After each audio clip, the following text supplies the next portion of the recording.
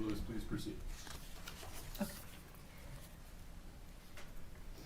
All right, so when Detectives O'Driscoll and Detective Maynard came on March 4th to interview you, the first, well, I don't know if it's the first thing, but right at the beginning of that interview, they asked you if you've been speaking to anyone about what's going on in terms of your cooperation. Do you recall that? No, I don't.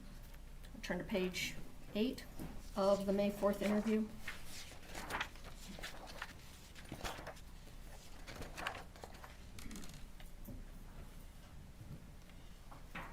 I think it's towards the bottom of 8 and to the top of 9.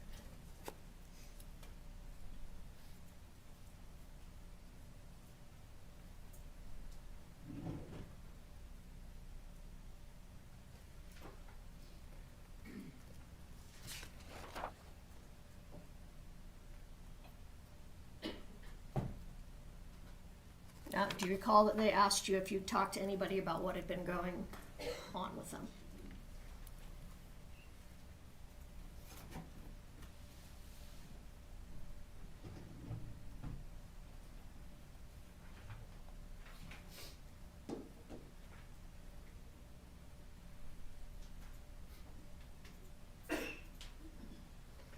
I don't see this on that page unless I'm on the wrong page. Let me see if I can help you out. See if we're in the right spot. Yeah. You're not on the right spot. Here we go. School Oh, here. you told me that. May 4th. Yeah. We're on May 4th now. Alright, let's see.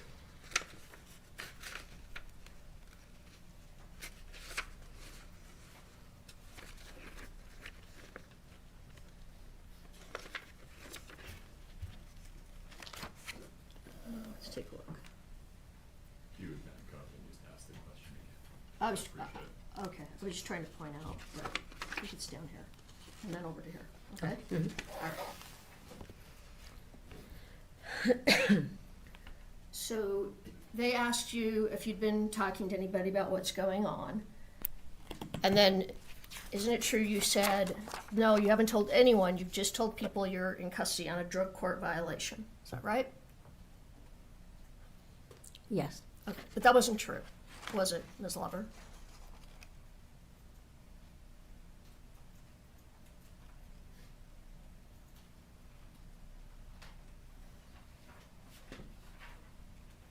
Ms. Lover? Yes. That wasn't a true statement to them, that you had only told people you were on a drug court violation, correct? Correct. Because you had been telling people in detail that you were cooperating with law enforcement. No, I didn't tell anybody. I don't recall. You told Nick Bond-Savage, correct? I don't recall. Well, you said yesterday that you had talked to Nick Bond-Savage. You don't recall what you said yesterday? I had talked to Nick a little bit here and there, but not that I was cooperating, I don't believe. All right. So you don't recall, yesterday you told us you had talked to Nick about cooperating. Do you recall this? Do you recall a conversation with Nick on the phone, a recorded conversation on the phone with Nick, telling him all about how you were going to go meet with federal, with the feds? Your Honor, objection foundation, just, when is this call? What call? While you were in I need you to provide a little more Okay. detail.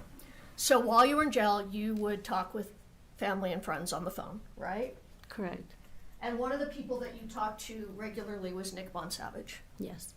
And you had a meeting set up to go and speak with a couple of people and agents from the U.S. Attorney's Office. You recall that? I think so, yes. Okay. And that, and you called Nick Bond-Savage, and you told him all about that you were going to go meet with the U.S. Attorney's Office. Yes. Here and there, yes. And that you were really nervous about meeting with the feds, right? Correct. So you had told Nick all about what was going on. You talked in detail about what you were talking to Detectives Maynard and Detective O'Driscoll about. I don't recall how much detail talking to Nick with. All right. But when you told them, I've only said that I'm in jail on a drug court violation, you were not telling them the truth, because you had told people you were there cooperating and that you were there on new charges. Specifically, Nick Monsavage. Correct. All right. Your Honor, objection, I think that misstates both the evidence and the reality. I need foundation in order to rule on the objection for who them is in your question. I'm not sure what the objection is. The foundation, yeah. As to... When you say you told them, who is them in your question? Could you be specific about that? You told Detectives O'Driscoll and Detectives Maynard that you had not talked to anyone about this case other than to tell them you are in drug court violation, and that was not a true statement, correct? Correct. Okay. Is that... Okay, thank you.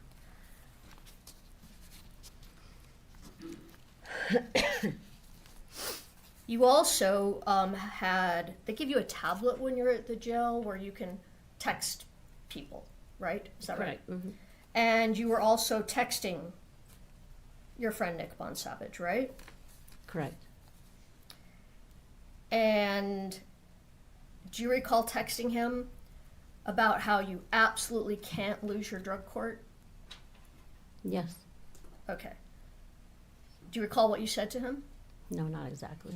Okay. I'm going to show you.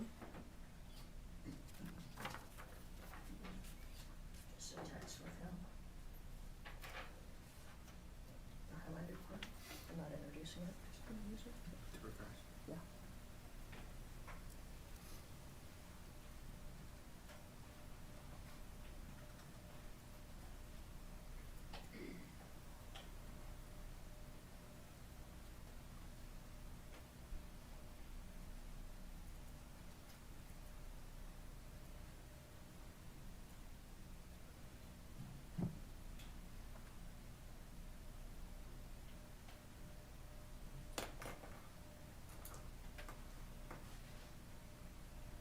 It's really just this right here. You can ask her about that.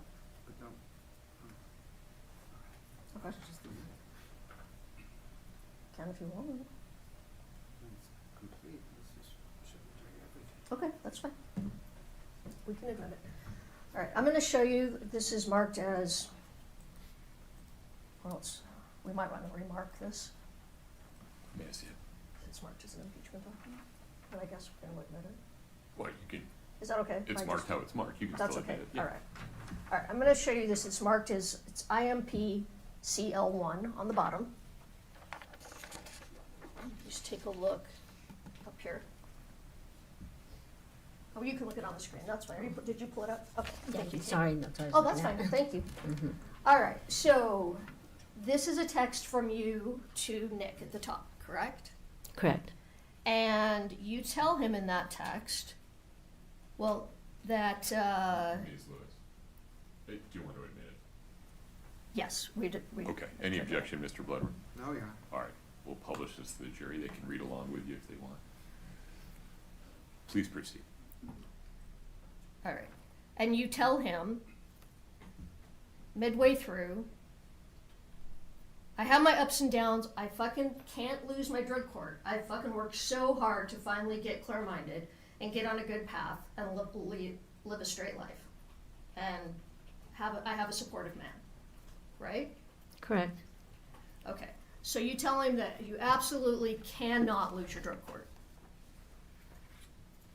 Correct. Okay. I've said that multiple times. So, and then you talk to him about that you're going to meet with federal agents, and not in this text. We're going back. You recall that you talked to him about, I have to meet with federal agents, and you were nervous about that. I don't recall. Well, I think you just said that was Well, correct I mean, a few I remember minutes telling him ago. I'd met with a couple people, but All right. But you remember that you were very nervous about meeting with the federal agents. yes. All right. So on May 10th, which that's the thin notebook, which we're going to be referring to now, the one that you've got sitting on the... Never Fields. So May 10th of 2023, there are 3 people that come to the jail in Wasatch County to meet with you, to interview you, correct?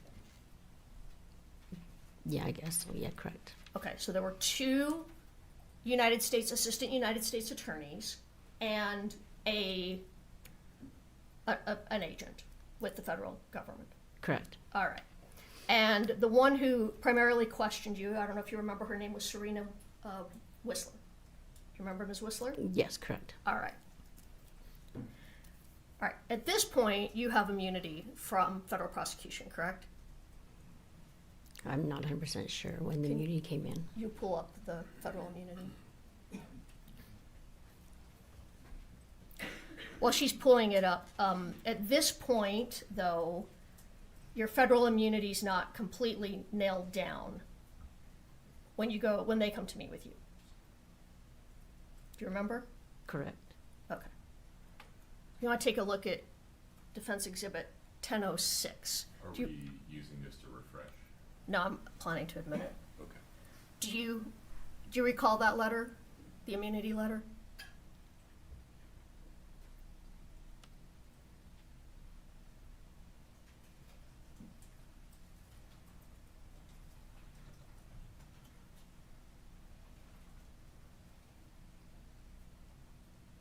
I don't recall seeing these letters. They might have went to my attorney. All right, you've never seen the letters giving you immunity in these cases? No, I have not. All right, we can just take that down then. She doesn't recognize it. But you know you have immunity. Yes. All right. So in this interview, it's you, Ms. Whistler, Mr. Holden, another assistant United States attorney, and Officer Tyler Parker. I don't recall their names, but yes, I know they were Okay, the 2 men agents, and yes. a woman. Okay. And Detective O'Driscoll and Detective Maynard aren't there to help you anymore, correct? Correct. And you have to give your statement by yourself. Correct. Nobody's there to lay it out for you, correct? Correct. All right.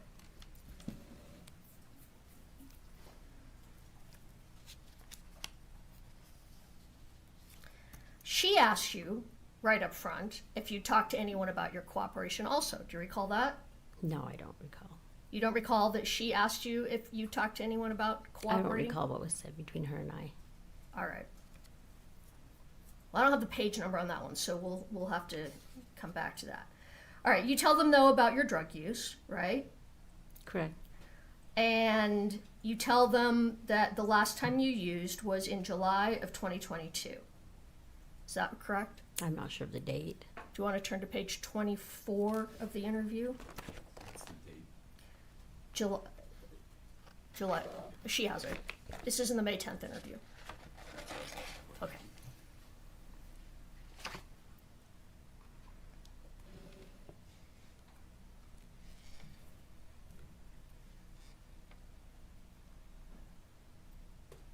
Oh, correct. It's right here. Okay, so you told them July of 2022 is the last time you used.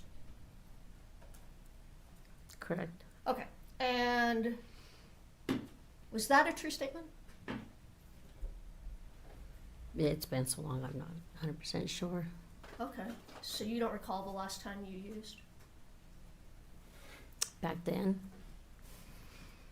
I'm not 100% sure. You have the dates. All right. Can you tell us sitting here today when the last time you used was? 4 years ago. I'm clean up for a little over 4 years. So that would put us at, we're in, I can't even think what day it is, February of 26. Mm-hmm. And so the last time you used, you're saying is February of 22? So hold on, I gotta count back too. I mean, that's not correct. I'm not sure of the dates. All right. Well, you told them it was July of 22. Like I said, it was a long time ago. I'm not sure on the dates. Okay. Or what was said. All right. So let me ask you, I know, what phase of drug court was it that you were using other people's urine to have drug testing done? I never used anybody else's urine. You never used anyone else's urine. No, I've never used anybody else's urine. You realize you're under oath. Yes. Okay.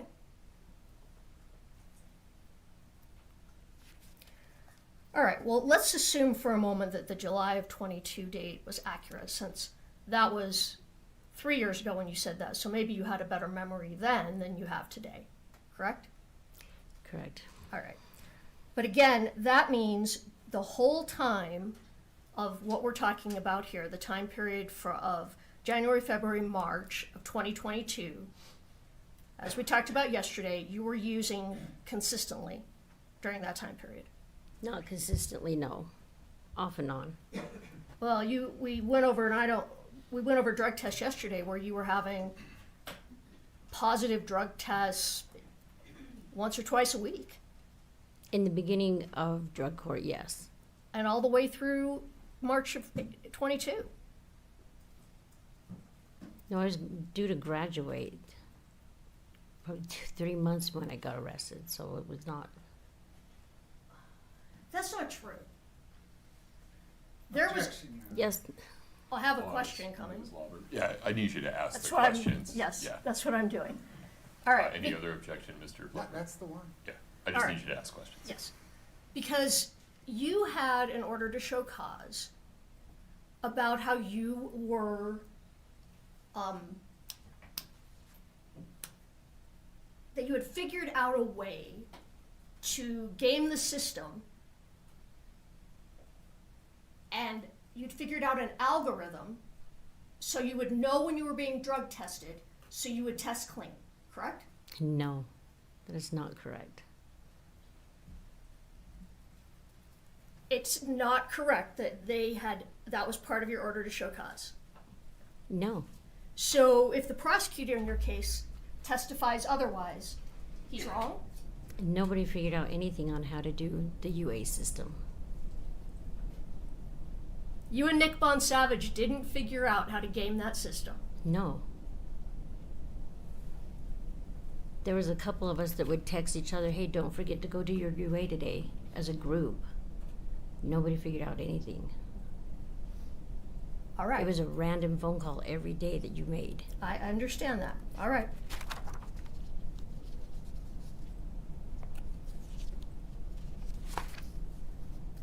So during that time period, you were selling drugs to support your drug habit also, correct? In 2022? No. So when you were picking up pills from Robert Crozier, you were pulling some of them out to keep for yourself to either sell or use, correct? No, not correct. So is it true that you had a phone call with Nick Savage, again from the jail? This was right before, and I backed up a little bit from your May 10th interview, where you talked about with Nick, this was the last time we were able to get these pills, remember? I don't recall that phone call, no. Your Honor, I need to play a call for impeachment purposes. I don't know if you want, is there headphones so just Ms. Lauber can listen to it to help her refresh her recollection of the phone call, or how do you want to handle that? Things. Are you refreshing her recollection or impeaching her with an exhibit that you seek to admit? I am, well, probably both. I'm starting by impeaching her recollection and then, Refreshing her recollection? thank you so much, refreshing her recollection, and then, yes, I may want to introduce it as impeachment. That's fine. You just need to make sure that Mr. Bloodworth listens to it before we play it for the witness. Okay, I think we're going to need a moment then. Okay. Folks, this may just take some arranging of devices. If you'd give us a moment, please rise for the jury.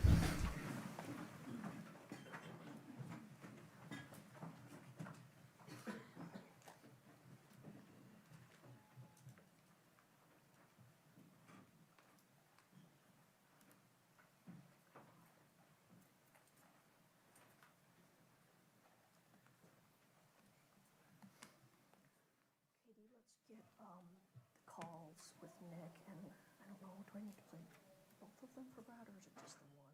Have a seat. Thank you. Where Ms. Lauber, do you need a restroom break? Where she talks about, Yeah. that's the Yes. last time we were able All to right, get so- pills we tried to give. please, do not talk to anybody during the We only restroom have break. two, All right, just affirmatively avoid people? know. Yes? Yeah, Okay, you can take a restroom break, that's fine. it's just, yeah. I just want to make sure they're on the same topic.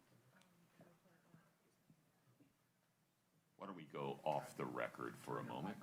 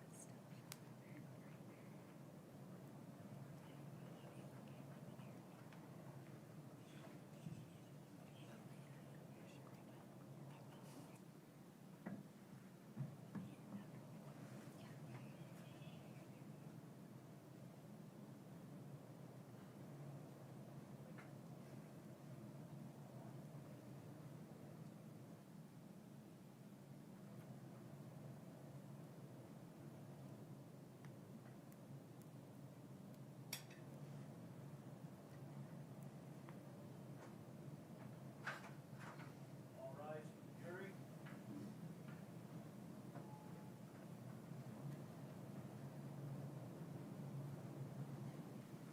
Have a seat, folks, thank you.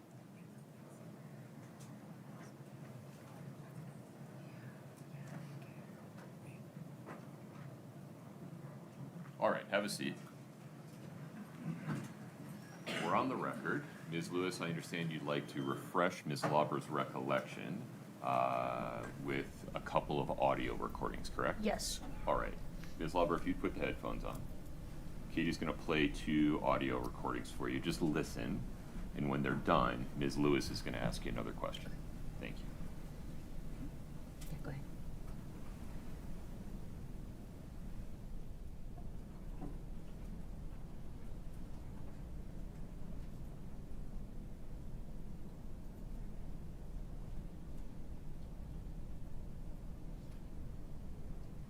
That's the first one? Oh, yeah, that was it. Okay, and then we're gonna do the second one. Okay.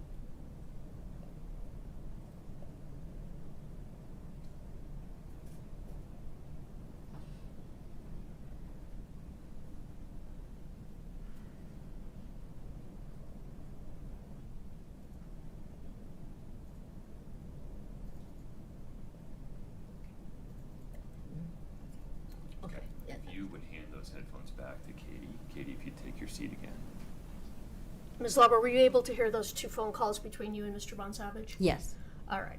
So you were having a conversation where Mr. Bonsavage was saying to you, hey, remember, Carmen, we couldn't get any more of those pills after we've got those in March of 2022, right? Correct. And he said, remember, we tried to get more. We asked Kouri if she could get more. And she said she didn't want any more, so we couldn't get any more, remember? Correct. Why was it that you wanted more pills? I don't think I was the one asking for them. Nick did. Nick wanted to know because Nick benefited from it when he got made the $300.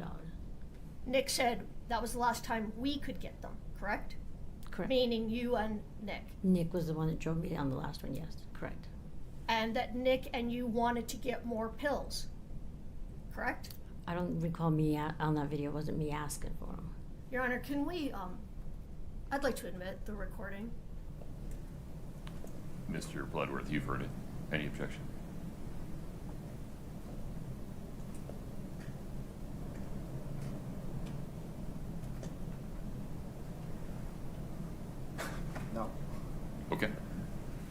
pause for one moment. Katie, let me make sure you're connected. Let me know when you have them queued up. This should work.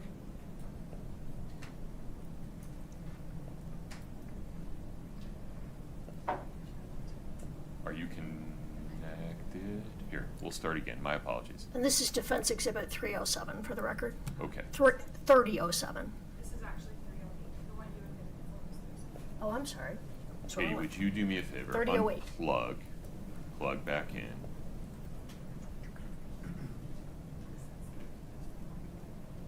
Okay. Let me know when you've plugged back in. I have like You're not showing anything on your desktop. it's just the north. But forgive me, I'm not sure the audio player is connected. Can you drag it into? Well, because remember I kept asking, like, hey, text Kouri, do we need any more? And that, so me and you was the last time were able to get any because she didn't want any anymore. Because remember her guy was out of town or whatever? I don't know. Can we play the next part? I mean, I know that, like, I kept asking, like, hey, does her guy want more? Does her guy want more? So, and you were like, and she'd always say no. So, like, I know you and me, it was the last time, unless you cheated on me and went with somebody else, which I don't never think you cheat would on have. you. You're Yeah. All right. So Nick said he's the one that texted, but then he said that's the last time you and me could get any of those pills, correct? That was the last time Nick and I had gone to the Maverick.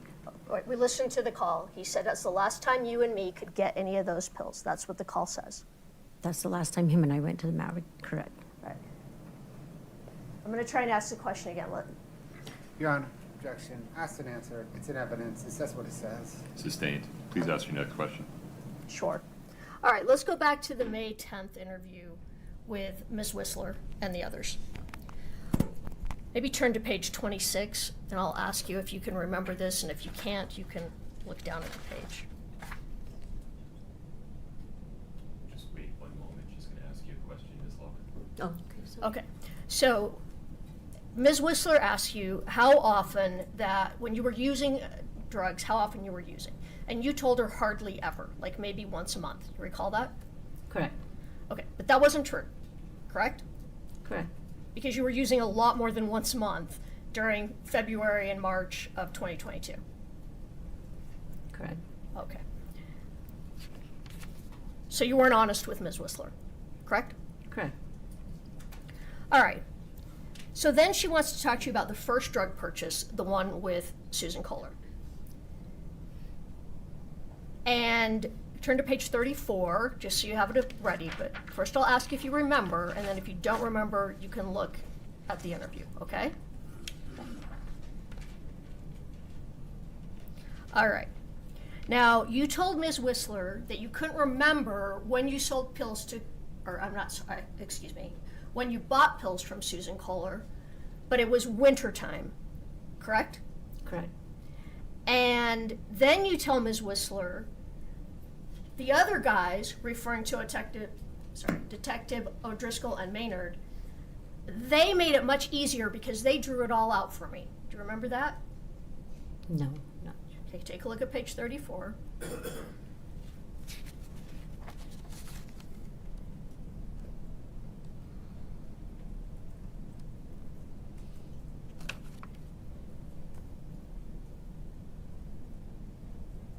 Correct. Okay, so you said they made it a lot easier, but Ms. Whistler's making you tell the story yourself, correct?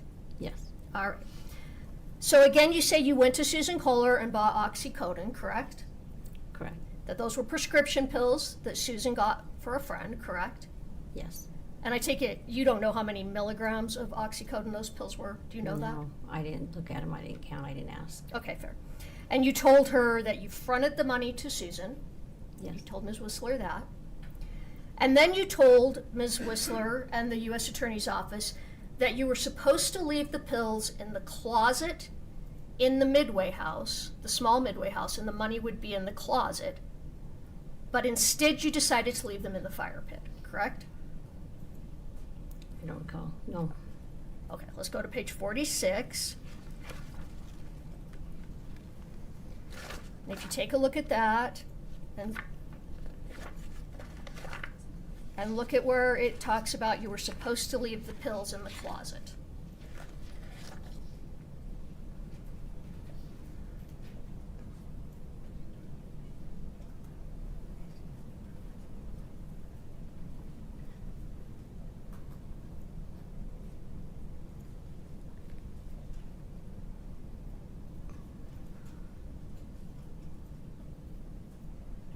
What was your question? Is that in fact what you said, that you were supposed to leave the pills in the closet and the money would be in the closet, correct? It doesn't say anything about the pills or what one it was. Can you take a look? Are you on page 46 of the May 10th interview? Yes, I'm on page 46. And that's not refreshing your recollection?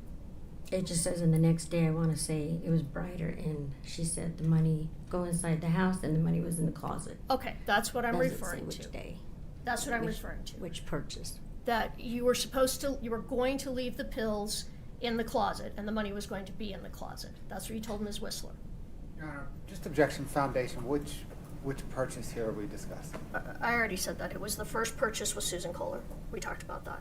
I think that clarification, we need to be much more careful about whether you are impeaching or refreshing. Okay, And I understand. I'm confused. I think the witness's responses will be tough to determine on a written record All right. what she's doing.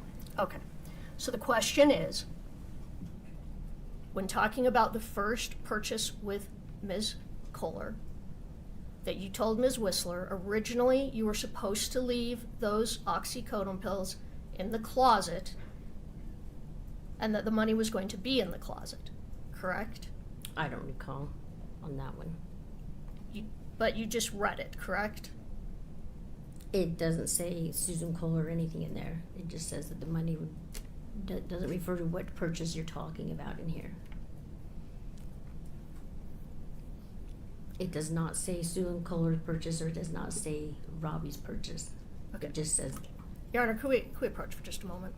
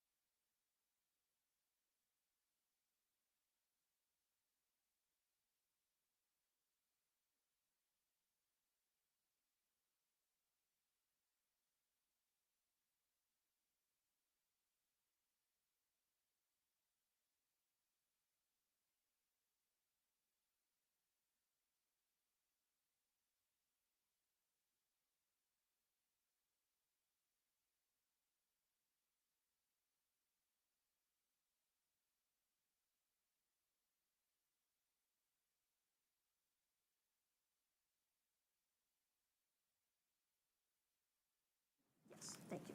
mm-hmm.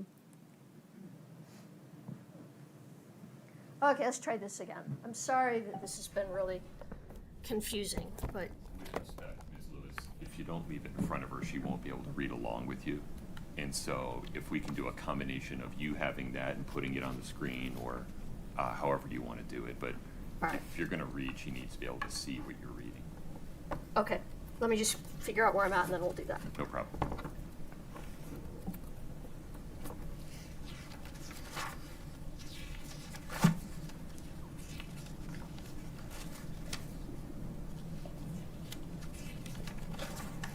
All right, let me ask you this. The first thing you talk about with U.S. Attorney's Office is the first purchase with Susan Kohler. I'm not 100% sure.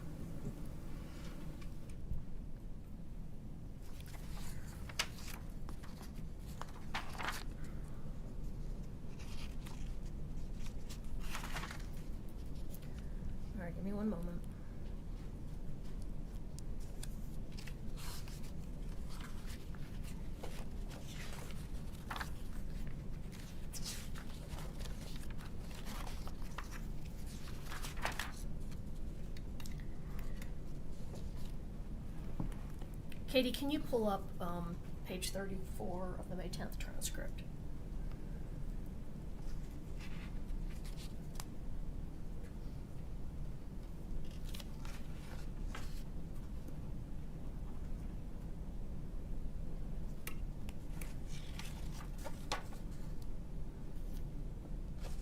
All right, if you could look at line 18.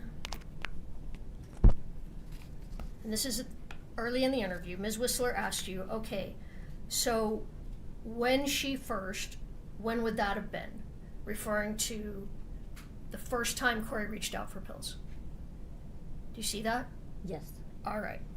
And Yes. that's when you said the other guys made it so much easier because they drew it out for me. I need you to read it exactly. The other guys had it so much easier, drawn out for me.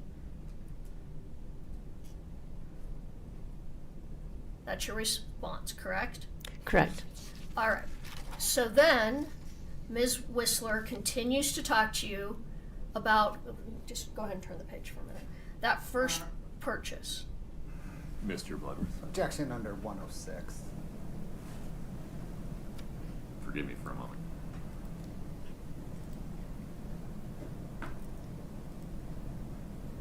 Okay. Give me a series of line numbers or page and line numbers that you're concerned about. Your Honor, on page 34, the response spanned lines 20 through 23. I think that entire section needs to be read. Would you please read the That's rest of fine. the response? Okay, yes, that's fine.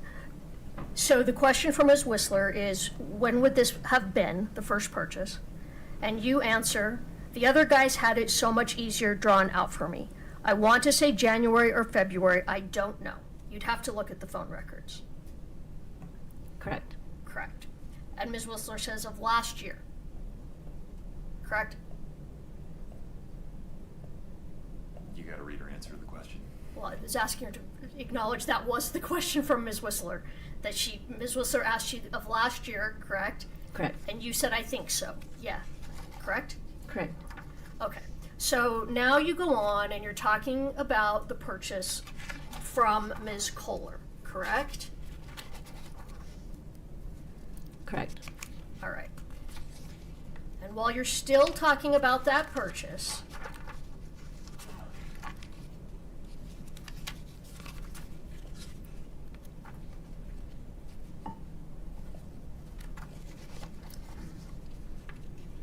that was the purchase that was $600, correct? Correct. So let's pull up page 43 of the transcript. And Ms. Whistler says that on line 10, so at your best recollection, it was $600, correct? Correct. So we're still talking about the first purchase. Correct. All right, thank you. And then as we move forward, as we're still talking about it, on page 46,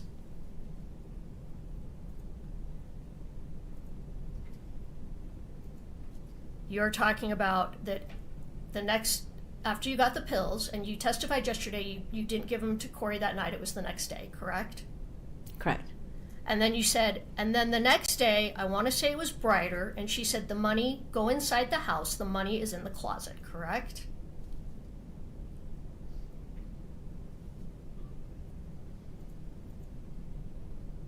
Correct. All right. And then Ms. Whistler asks you, 2 lines down, 3 lines down, you took the pills you had gotten from Susan to that address, correct? Correct. All right. And so as you're talking about that, You have to read or answer. The question is not evidence of anything. well, now I forgot what the question was. Let's- So you're at line Oh, I'm sorry. 19. You took the pills you gotten from Susan to that address and you said yes, correct? Correct. All right. And she asked if you'd been to the house before and you said no, correct? Correct. All right. So then, as we move to page 47, line 14, Ms. Whistler says, okay, when you got there, did you go inside, correct? Correct. And she's talking about the small Midway house, correct? Correct. And you said, no, it was late at night and I put them in the fire pit, correct? Correct. And Ms. Whistler says outside, and you say yeah, correct? Correct.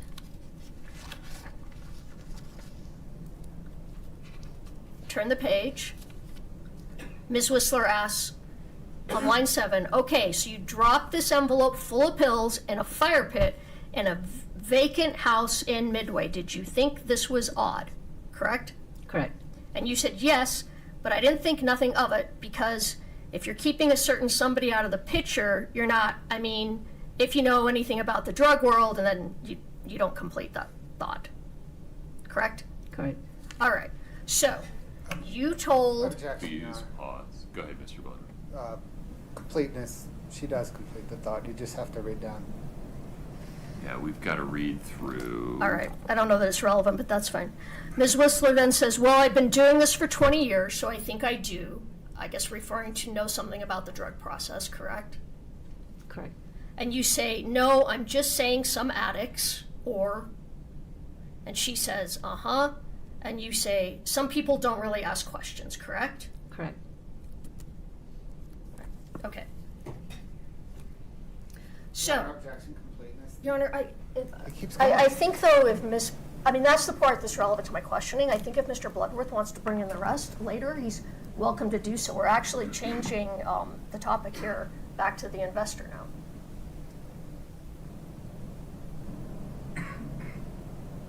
Why don't you just read through the sentence, the period on line 23? I understand your position, but I think her thought goes through before changing of a topic, the period on line 23. All right. So when you say some people don't really ask questions, Ms. Whistler says okay, and you say, or they don't want to get caught in the middle of anything, period.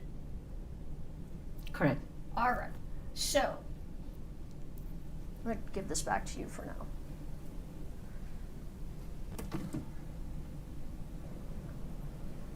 So back to my original question is, you told Ms. Whistler that the first pills you got from Susan Kohler you left in the fire pit at the Midway house, correct? Correct.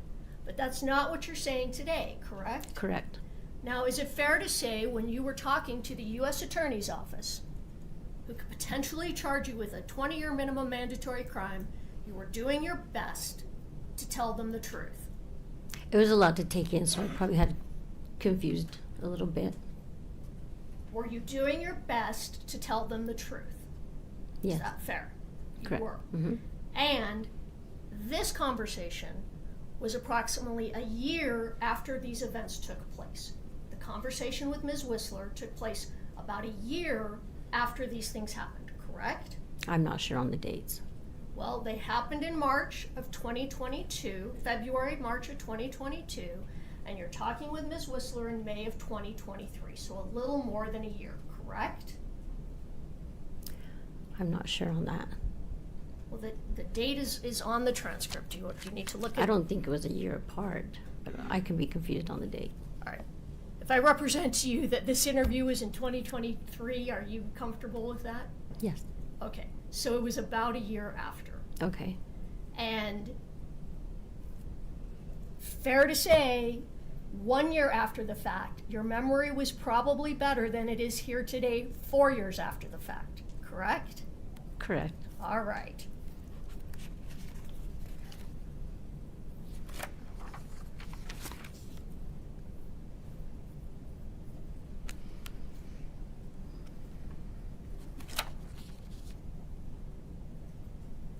Okay.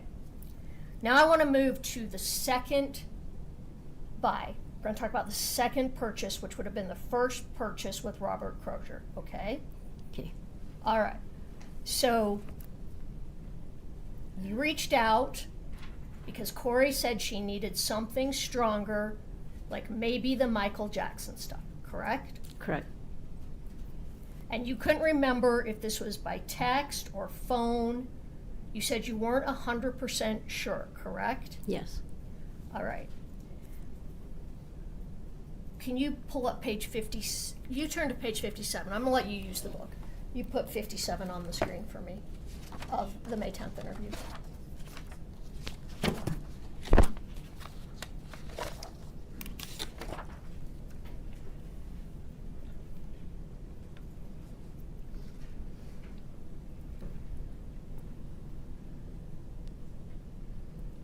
Okay, I want you to look at line, you're on page 53, Carmen? I'm on 57. Oh, I'm sorry, maybe I gave you the You wrong told me page. 57.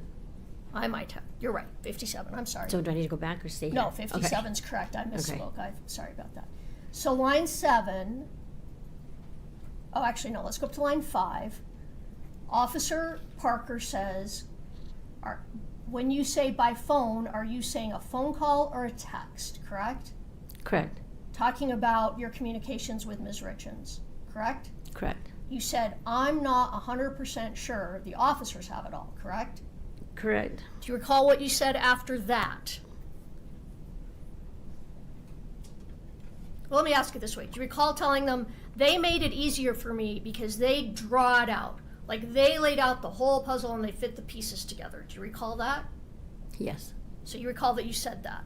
Correct. And do you recall what Ms. Whistler said to you? No.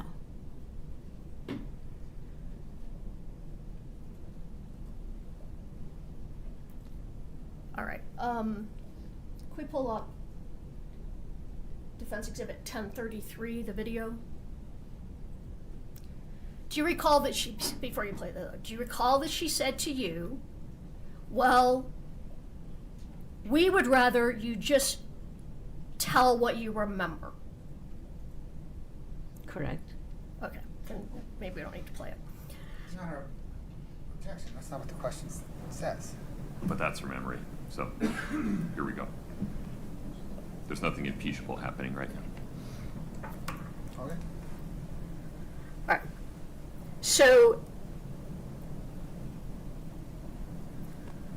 again, Ms. Richins on the second time asked for the Michael Jackson drug, correct?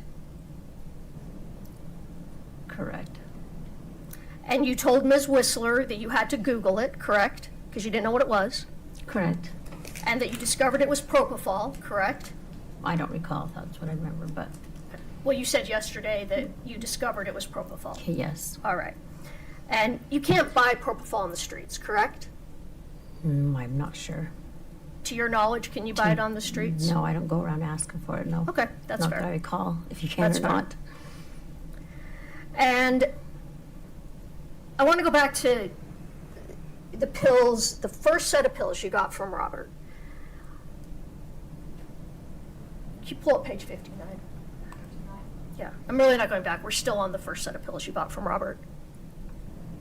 Page 59. If you would just wait for the question. Oh, okay. I was just trying to get to the page. Yeah, Okay. it'll be less confusing if we do it in Okay. this order. Ms. Whistler asked you during this interview if you'd ever taken opioids. Do you recall that? No, I don't recall.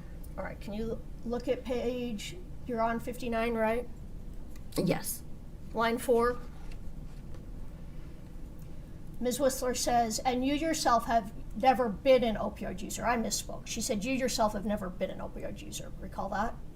Correct. And you said, well, I was for my neck. Correct. Okay. And she says, okay, but I mean, and then you say, I had neck surgery. Correct? Correct. And she said, I mean illicit opioids. And you said yes and no. Correct. So you're saying, yes, I had taken illicit opioids also. Yes. Correct? All right. She says, tell me what you mean by yes or no, correct? Correct. And you say, I mean, I would take Roxy's or Oxys for my neck and stuff, okay? Okay. And then Ms. Whistler says, were they, okay, but were they prescribed to you by a doctor, correct?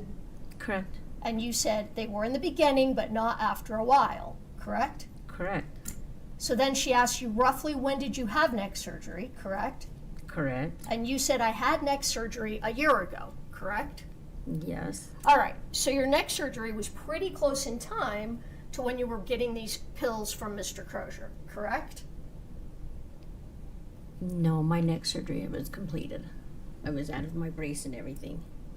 So when you were getting the pills from Mr. Crozier, your neck surgery was over, correct? Yes. That's fine. I mean, I didn't Yeah. know that. Thank you for telling me that. All right, so my question is, when you were getting oxycodone from Mr. Crozier, were you holding back any pills for yourself?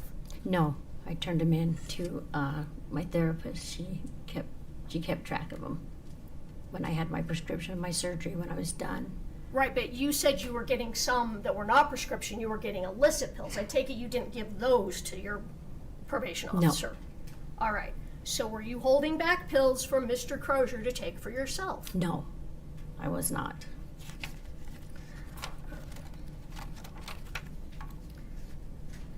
All right, so then you talk more about that Kouri had asked for the Michael Jackson drug, and that's when you told her, well, it's not a pharmacy, I don't know what you want, I can't just go get you a stronger dose of pills, correct? Correct. All right, but the first pills you gave her were prescription oxycodone, correct? From Susan Kohler? Yes, Correct. from Susan Kohler. And then you asked Mr. Crozier for Roxy 30s, correct? I don't recall if that's exactly what I asked for. Well, we talked about that I yesterday. said blues. Blues, or I asked for pain pills or an opiate pain pill. All right, yesterday you testified you asked for Roxy 30s or blues. Remember that? Yes, from yesterday? Objection, Your Honor. I'm not sure that's accurate. I'm not either. Foundation. I can go back and find it, I guess, but that is accurate. All right, let me find it. I think the difference is whether, to be a little bit specific here, she testified to that yesterday or acknowledged having said it in a prior interview. That's fair. Yesterday, you acknowledged that you had told Mr. Crozier that you wanted Roxy 30s or blues. We found that page number yesterday, and you acknowledged that, yes, that is what you had said at the time. Is that fair to say? Yes. Okay. So my point is, Roxy 30s, 30 milligram oxycodone, are a stronger variety of oxycodone than what you would typically get in a prescription, right? Yes. Okay, so you could get her something stronger and still get her oxycodone, correct? I'm not understanding the question. All right. There are different milligrams of oxycodone, right? Correct. Prescription. Yes, prescription oxycodone, and then, which are weaker, and then Roxy 30s are a stronger variety because they're 30 milligrams, correct? Correct. All right. So you could, in fact, get the same drug, oxycodone, and get a stronger version of it, right? If you knew somebody with the prescription. Okay, all right.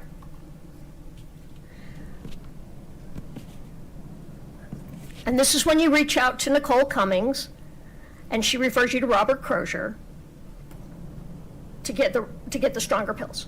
Correct. All right. But you never did ask Crozier, and we talked about this yesterday, you never asked him for fentanyl, correct? Correct. And you told Ms. Whistler, Kouri never asked you for fentanyl, correct? She never asked you for fentanyl. I'm not 100% sure. All right, can we pull up Defense Exhibit 1035?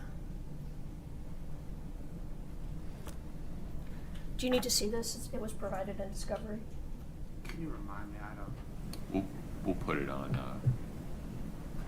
I want to introduce this. so we'll preview it Okay. for council once it's up.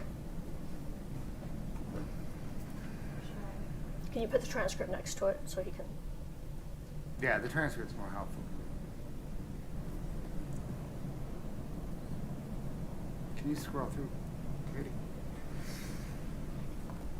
And why is it that Nope, not yet. Just let him read the transcript of what is in the video. If you take the video down for a moment, Katie, let Mr. Bloodworth review the transcript.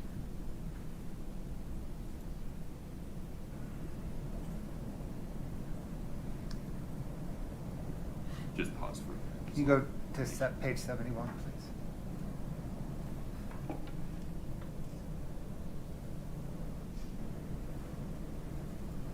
Right, through line 25. Yeah, that's not. we only have that one page? So just 71? Whatever page you had up.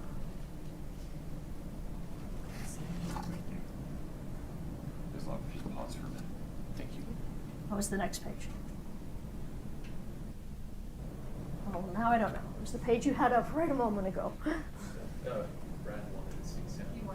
Oh, I'm sorry. I read 70. Okay. Does the clip start at page 70? It is, right, it's just, yeah, it's just a little bit Oh, on okay. page 7. What line does the, on What page and line does the clip go through? Line 70, line 25.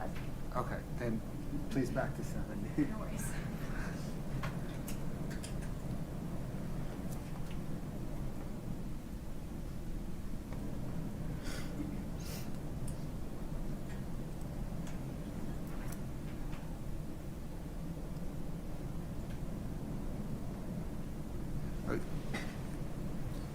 Okay, the state objects under completeness. If you look at 71, page 71 of the transcript, it continues. Well, go ahead. Let me see page 71.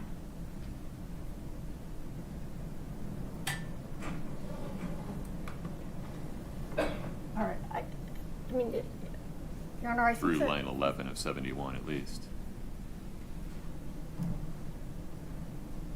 I mean, I think he can introduce that. She's testified to that If on you, redirect. you gotta play the whole thought, Well, how about if I play it and then I read the rest, because the clip doesn't include that. but you just read the complete part and then ask her if you read it correctly. All right. Can't play an incomplete clip. You pull it back a page to 70. All right, so Ms. Whistler, and we're on page 70, line, let's see, let's back up. Page 70? 7-0, Ms. Hubbard. Okay, I was like, I just want to make sure that's right on. Let's go back then to line 11. Ms., do you see that? Yes, I do.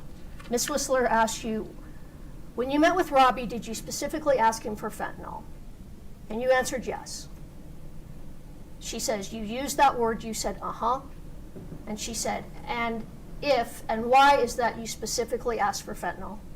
And you said, because that's what was asked for. I mean, that was the Michael Jackson drug, right? Or that was the Michael Jackson thing. So let's stop there for a minute.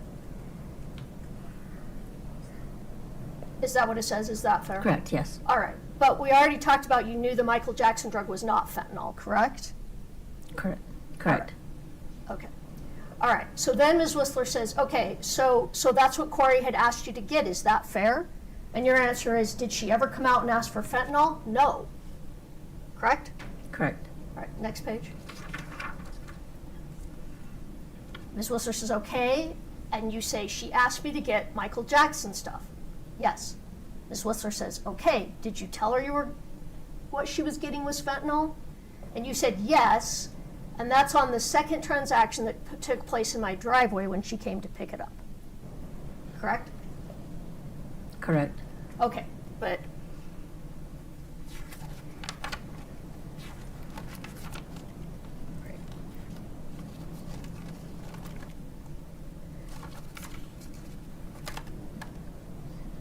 all right, we're going to come back to that because I don't want to confuse you by jumping around in sequence. So we'll talk more about what you said about that in a few minutes, okay? All right. Now, you told the U.S. Attorney's Office, when you interviewed with them, that you purchased drugs 1 time from Susan Kohler and 2 times from Robert Crozier, correct? Correct. You didn't tell them you purchased 3 times, you told them you purchased 2 times from Mr. Crozier, correct? Correct. All right. You told them that the first time from Mr. Crozier you got light green pills, correct? Correct. And the second time you got light blue pills, correct? Correct.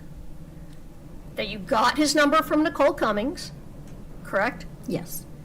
Told him you needed Roxy 30s or blues, correct? Correct. Met him at the Maverick, correct? Correct. Picked up the money to pay him, correct? Correct.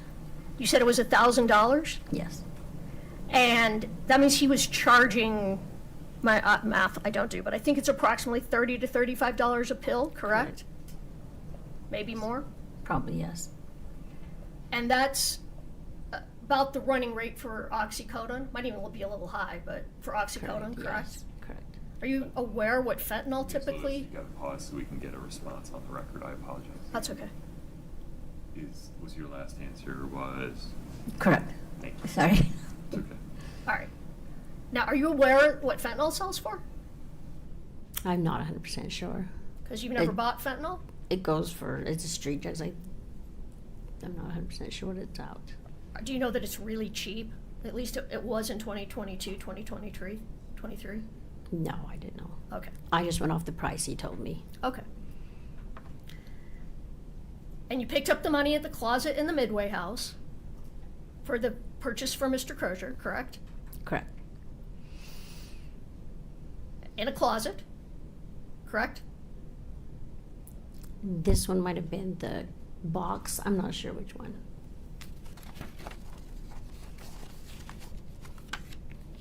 Wasn't the box in the closet? Yes, Okay, so in a closet in the Midway house. correct. And you got approximately $1,000. Correct. And that same day you brought the pills, you bought the pills from Mr. Crozier. Correct? I'm not sure if it was the same day. Like I said, I'd reach out to him and he'd get back to me. Okay. Do you recall if you picked the money up the same day you bought the pills? I'm not 100% sure. So you might have picked the money up first and then taken it a day or two later. Maybe, yes, Okay. correct. Tell me again, so that time you go in the house, which it's a little unclear, you've said different things, if it was the first time or the second time. What was in the house? There was nothing that was being remodeled. There was one that she was flipping. Wasn't it already remodeled? I'm not 100% sure. She said it was a house she had done. that Are was you flipping. aware? I'm sorry, I didn't mean to talk over you. This ahead. is in February we're talking, Okay, correct? correct. Yesterday you said the first purchase from Robert Crozier was February 11th, correct? Correct. Which you also said was the first purchase from Susan Kohler, correct? I don't recall if that was the same time. Okay. You don't recall that that's what you said yesterday? I knew Susan's was in the beginning, yes. Okay. Not sure exact date. Are you aware that Ms. Richins didn't own the home in February of 2022? I knew it was a house she was flipping. Are you aware that she'd already sold it at the end of January of 2022? No. All right. So you meet Mr. Crozier at the Maverick, correct? Correct. Give him the money and he gets you the pills, correct? Correct. Well, he leaves. He has to go somewhere close by to get the pills, right? Yes. And then he brings them back to you, correct? Yes. And now you're saying, now you didn't say this before, but now you're saying Nancy Peterson was with you on that trip? Nancy Peterson drove me. Objection, no, she did say that before. Overruled. Let's keep moving. Well, you didn't say that to Ms. Whistler, correct? You didn't say anything about Nancy Peterson being with you, correct? I don't recall. All right. But, okay. You said she drove you? Ms. Peterson drove you? Yes. Can we pull up, it's already been admitted, States Exhibit, I think it's 3-7D, 3-7D3? Can we publish that, please?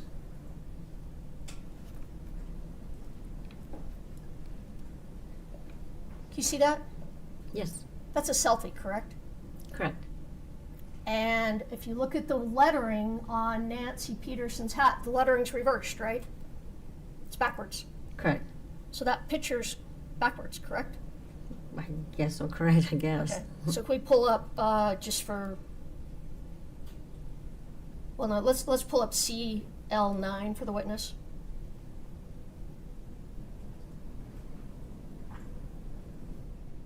Can you make it so it's not split like that? That's how that picture really looks, correct? Because now it's not backwards. Correct. So you were driving, correct? On the way back, I drove back. Yes. Well, on the way there, the first picture was. On the way down, Nancy drove. On the way back, I drove because she wanted to get high. Okay, well, you testified yesterday that this photo was of Nancy driving and you in the passenger seat. Recall that? Correct. But you're in the driver's seat and she's in the passenger seat, correct? I guess so. Correct. Okay, can we publish IMP-CL9 to the jury? We'd move to admit it and publish it. Mr. Bloodworth. Yeah, 3,000. 3,000.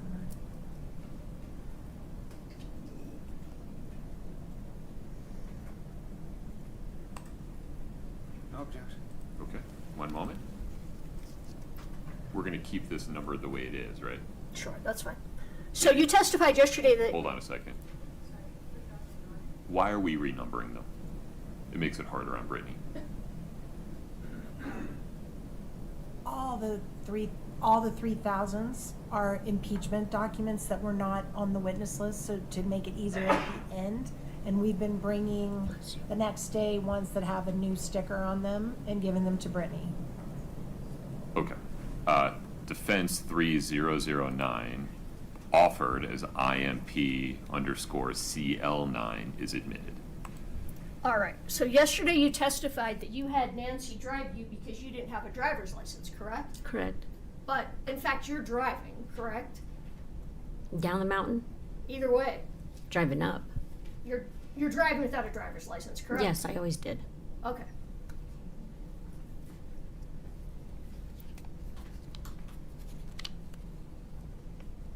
All right, so this purchase is the light green pills we talked about, correct? Correct. And then you tell them that the next time you bought from Robert was after the death of Eric Richins, correct? I'm not 100% sure. Well, at this time you said you did one purchase from Susan and two from Robbie, correct? Correct. So 2 purchases in February, 1 from Susan, 1 from Robbie, and a third purchase on March 9th, correct? I'm not sure of the date, but yes, there was. You testified there was a purchase March 9th, correct? Correct. All right. No. Your Honor, Foundation, I'm sorry, I need you to be more specific about when you say you testified. Yesterday you testified that you did a purchase on March 9th, correct? Yes. But back when you were talking to the U.S. Attorney's Office, I mean, you also said you did a purchase on March 9th, correct? I don't recall, but All right, so you don't recall at that time when the third purchase took place? I'm not 100% sure. That was a lot to take in back then. Yeah, I understand. But now you're sure. Yes. How did you become sure? If you didn't know then, why do you know now for sure? My bank account. I'm the one that told those guys there was a check to check my bank account and tell them the exact dates of everything. Okay, well, in all fairness, you talked about that during these interviews. You decided and discovered there was a purchase March 9th, correct? Correct. All right.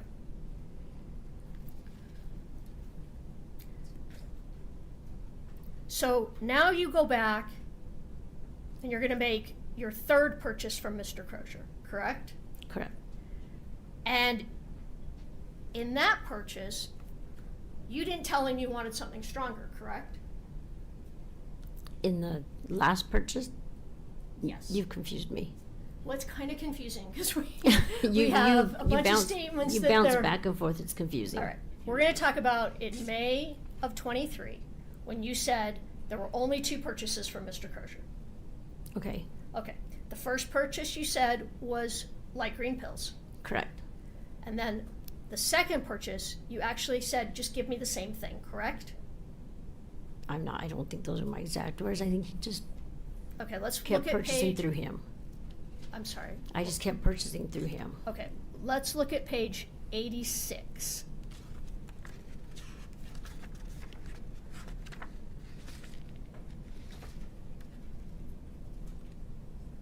You give it.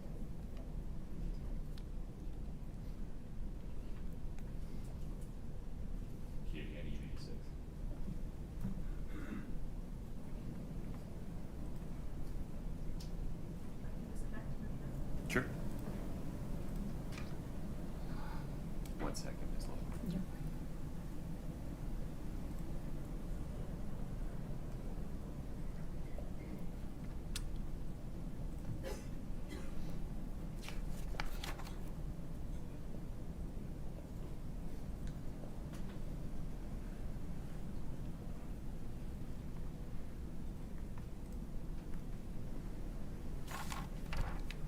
Okay.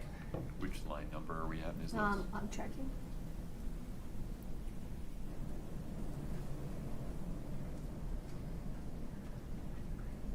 Just where it makes the most sense. Okay, line 8. Ms. Whistler says, did you contact Robbie a second time? and you say yes. Correct? Correct. She says same phone number that you used to contact, and you say, uh-huh. Objection, Your Honor. I think we're refreshing at this point, not impeaching. Fair, sustained. If you would just give her a page number and line range to read, and then ask your next question. All right. Can you just read that page, please? Start from what number? Right where we were just talking about, line 8 through the end of the page. You want to read 8 all the way down?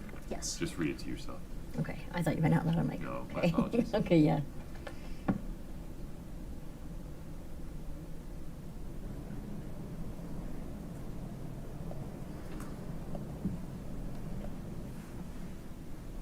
And then will you give me the next page up on the screen, please?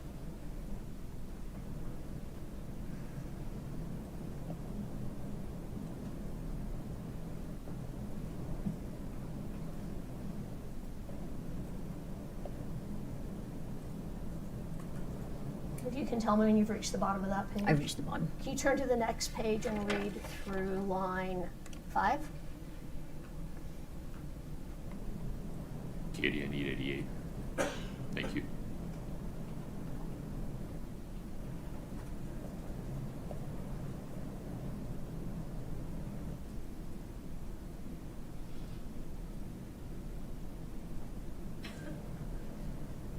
Did you read through line 5 of that next page? Yes. Oh, All right. Hold on. Okay. Okay. Can you see this? Yeah, I can, Your Honor. There's going to be a completeness problem if we get to impeaching. Yeah, well, can we just, okay. That's fair. Ask your next question, Ms. Lewis. I don't have the right page up here. Can you? That's okay. It Okay. just has. I apologize for interrupting. Please ask your next question. All right. So the second time you went back to Mr. Crozier for pills, you did not ask him for something stronger, correct? Through Robbie? Yes. I'm confused on what purchase we're on. Okay, we just read it. Let's go back and read it again. You're confusing. Page 86. Okay.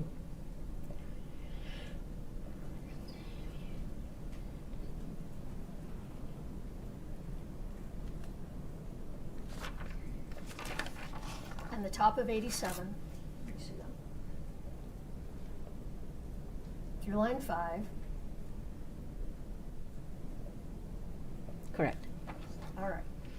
So, do you now recall that you told Ms. Whistler that you just asked him for more of the same the second time? Correct. And she asked you, you didn't ask for anything stronger, or do you have any better? Nothing like that? And you said, no, I just asked for the same. Correct. All right. So the first time he got you light green pills, and the second time, you just said, give me more of the same, correct? Correct. All right. And again, you picked up the money at the Midway House in the cup in the closet, correct? For that Correct. second purchase with Mr. Crozier. Correct. You went back to the Maverick, correct? Yes. With Mr. Bon Savage, correct? Bon Savage wasn't that one. That's what you told Ms. Whistler, though, in 2022, correct? I'm sorry, I misspoke, 2023. Pause for 1 second, I Ms. think Hubbard. that question's fine. I think the lack of foundation is confusing the witness as to whether she's testifying about what she said yesterday or what she said in the course of this interview. Or what she recalls happening. I just need you to be a little Okay. bit more specific. All right, we're still talking about the interview on May 10th with Ms. Whistler, where you told her you only purchased twice from Mr. Crozier. First time light green pills, second time you asked for more of the same, correct? Correct. And that you picked the money up in the Midway House, correct? Correct. And at that time, you said there were only 2 purchases with Mr. Crozier, and it was the second purchase that Mr. Bon Savage went with you to pick up the pills, correct? Bon Savage was the last purchase. Right, but in Ms. 20, Hubbard. Pause for a moment. Ms. Lewis's question is, do you recall saying that you went with Mr. Bonsavage to, forgive me, what's the name of the woman from the Fed? Ms. Whistler. Yes, Ms. Whistler. To Ms. Whistler during that interview? I don't recall saying I was with Bon Savage. All right.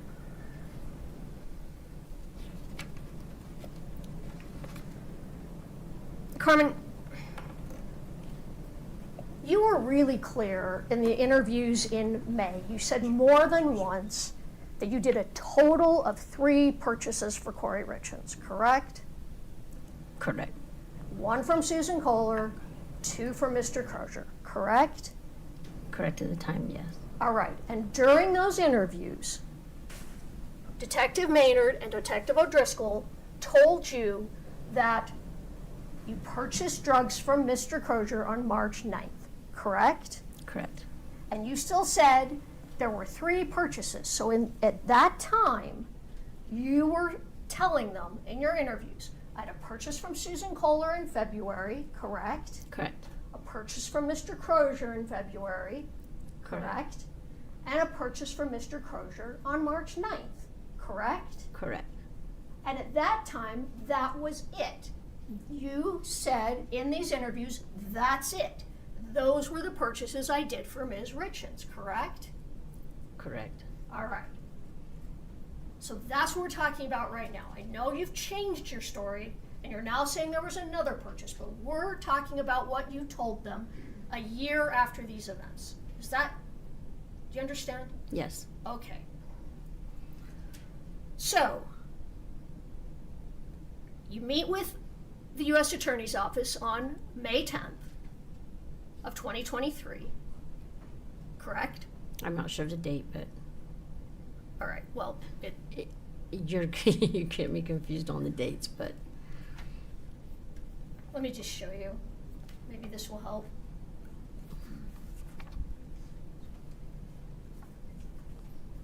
I'm in hand the witness, which smart as impeachment CL8, but I'm using it to refresh. Understood. Can I All see right. a copy on the screen? Oh, I'm Oh. sorry. These are just the, they're the dates of all the interviews with, it's just the first page of each transcript. May 3rd, 4th. Oh, it doesn't have May 10th. Oh, it does. It's at the end. Oh, it's out of order.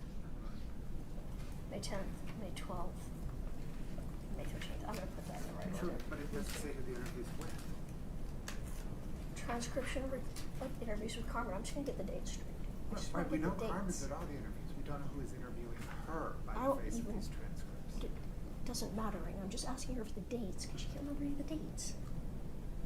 All right, let me see what she Counsel, says. would you pause for a Let me minute? just see what she says, and then I'll clarify. 2 notes for the jury. 1, I need a restroom break, so we're going to take one. And 2, I recognize that the temperature is trending toward meat locker at the moment. That is my fault. I asked them to cool it off. I didn't think we were going to overshoot by this much. I'm working on it, I promise. Please rise for the jury. I wondered why my toes were getting cold.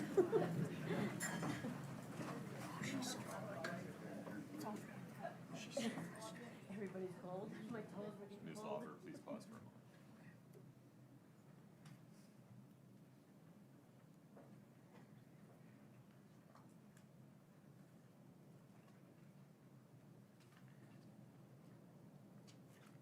Okay, we're gonna take a restroom break. Everybody can have a seat for a minute. We'll be in break until 10:20. Ms. Lauber, I have a thought here. Ms. Lauber, same rules. You cannot speak to anybody. If you need to use the restroom, that's fine. Otherwise, you gotta keep to yourself. You're allowed to stand next to Mr. Moffett, but you can't talk to him about your testimony, okay? Can you do that? Yes. All right. Mr. Bloodworth, Ms. Lewis, maybe we can talk in my office for a moment. Would that be all right? Sure. In void, Your Honor, can I ask for a little more than 10 minutes? I have something I need to attend to. Oh, no problem. How before much time do you 9:05. need? Can we come back at 10? Well, I don't, how long am I going to be in your chambers? You know, we can do that second if you want to attend to something first. Can we do that, please? Yes, sir. Nobody can start without me, so we'll just take the time it takes. Yes, sir. Thank you. Okay, when you're ready to have a brief conversation, please grab Ms. Lewis and come around. Yes, sir, thank you. Thank you. All right, court's in recess. Thank you.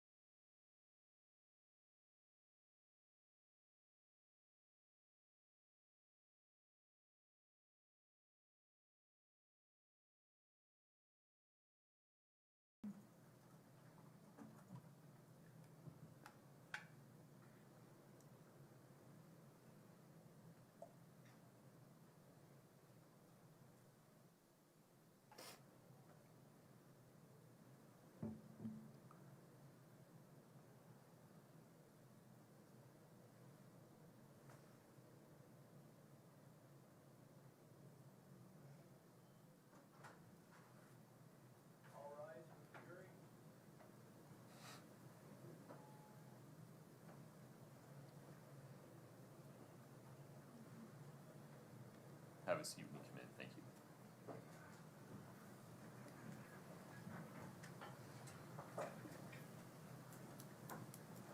All right, folks, have a seat. Thank you. Ms. Lauber, you're still under oath. Ms. Lewis, please proceed.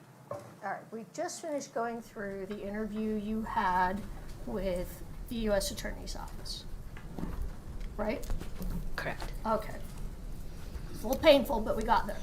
Yes. A little confusing. All right, yes, I know, I'm sorry, but let's just summarize that interview and then we'll move on. So in that interview, you told them that you bought pills from Susan Kohler one time, that you bought pills from Robert Crozier 2 times, and that you bought the same pills from Robert Crozier on each occasion, correct? Correct. All right.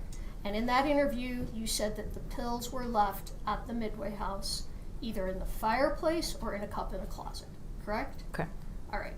And you don't know who picked up the pills from the Midway house, correct? No, I do not. So you don't know if Kouri picked them up, correct? No, I do not. Or if Eric Richins picked them up? No, I do not know. I do not know who picked him up. Okay. All right, fair. So 2 days after the interview with the U.S. Attorney's Office, so we're now going to May 12th of 2023, you called Detective Maynard and asked him to come see you. Do you recall that? I don't recall calling him. I think they were just there. Well, it might have been a text. You either called him or texted him on your tablet. Do you recall that? That I you don't needed recall. to see him. All right. That's fine, but let's get the May 12th interview out, which is in the binder number 2.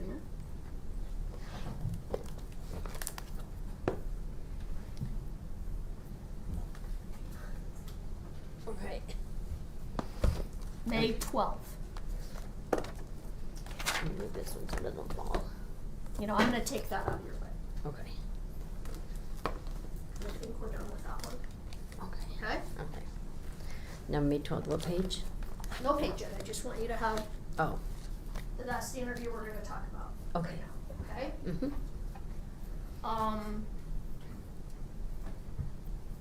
You can look at the beginning. I'm not positive if it says at the beginning that you asked Detective Maynard to come see you, but maybe you can check that and see if it does say that.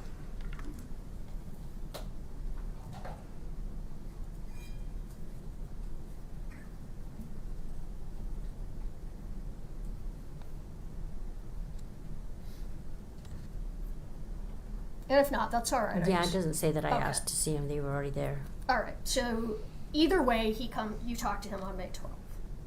I have a Driscoll and a Maynard in both this. You think they're both there on May 12th? It says that they are. Are you on the- you're- I'm on page 2 or 1. Of the May 12th, 2023. Ms. Lauber, would you look at that blue tab and tell me what the date is on the blue tab? Interview 5/3 of 23. It's the wrong one. Would you go to the tab that has 5/12? 5, oh, way back here. Okay. Okay. Now that might make sense now. Okay, thank you. Just wait for Ms. Lewis's question. Okay. All right, well, go ahead and look at the beginning again, and like I said, see if it indicates if you asked him to come see you.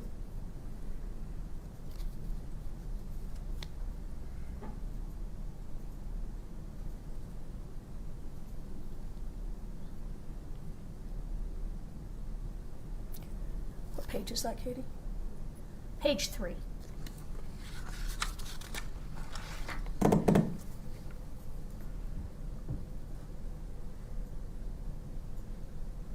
Line 18.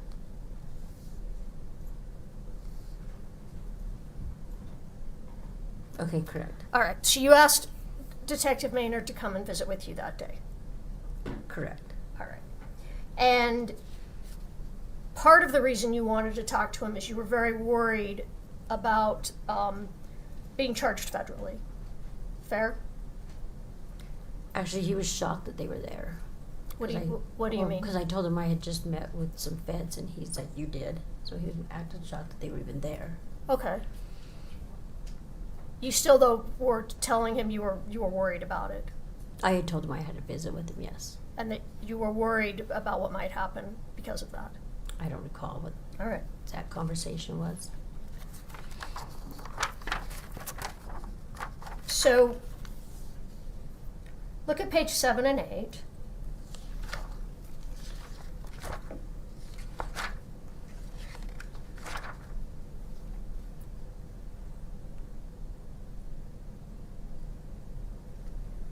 Seven and 8. The bottom of 7. Okay. Oh, I can't see the top, Katie.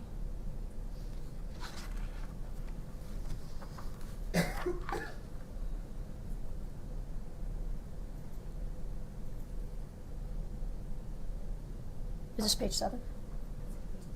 Okay. This one says 8.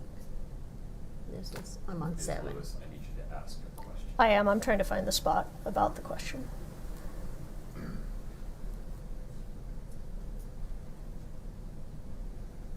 All right. So on page 8, you're talking with Detective Maynard again about getting it laid out for you. Correct?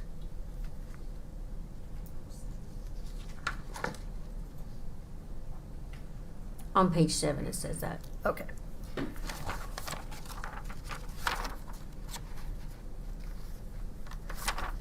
And that's because up to this point, they'd been explaining to you what had happened, correct? They were explaining more to me what happened. They've had the data from my cell and everything, correct? All right, yeah, that's true. They did have your, not all of it though, because you'd lost some cell phones, correct? No, I've had that cell phone forever. Well, you told them you'd had a lot of cell phones, and some of the ones that you were using back in 2022 were broken, but they did have some cell phones, They did have right? to, yes. Okay. So initially, they were the ones that told you that Kouri asked for fentanyl, correct? I don't recall. That's what they said to me. Yesterday when you were testifying, we talked about this. They told me Eric had passed away from fentanyl, All an right. overdose. And we talked about that it was the detectives that possibly put the word fentanyl in your head. Do you recall that? Correct, yes. Because they are the ones that told you about the fentanyl, correct? Correct. All right. And in this interview, you're telling them you're worried because of all these possible charges that you might get, correct? Correct. And Detective Maynard says that the goal is to convict Kouri for aggravated murder. These parallel drug investigations, those aren't a priority. Do you recall that? I don't recall. Can you look at page 12 of that same interview?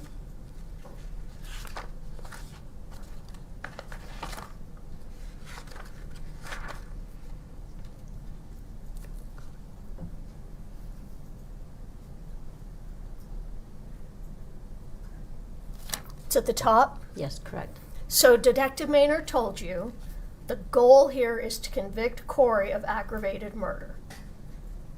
Objection, Your Honor, that's not what it says. Yes, it is on the top of page 12. The word here is Are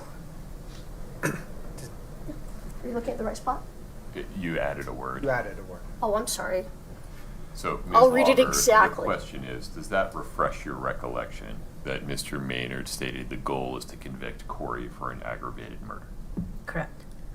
You're right. Is that a I yes or added no? Yeah, sorry. I added the word here. So what was it Detective Maynard said to you? Why don't you go ahead and tell us? I said the goal is to convict Kouri for an aggravated murder. And then he said the rest of that the next sentence? Read the rest of what he said. No. These parallel drug Yes. investigations?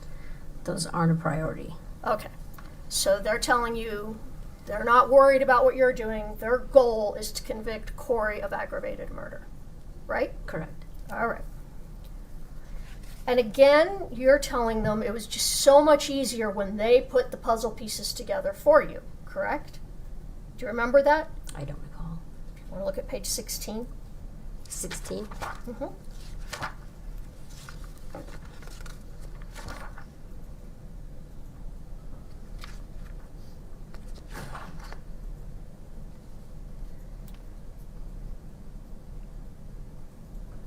She at the top? Yes. Okay. Line 3? Correct. Yes. Does that? So now do you remember you talked about them putting the puzzle pieces together? Correct. All right. And didn't you also tell them that you were talking to your daughter, Kelsey, and that your daughter asked what was happening, and you didn't even know. You didn't know what had happened, is what you told her. I don't Correct? recall. It's on that. On a jail call or? Yes. Okay. Well, no. Let me rephrase that. That you were telling Detective Maynard that you had been talking to your daughter, and you were like telling her, "I don't even know what happened." Correct? I don't recall. All right. Let's look at page 16.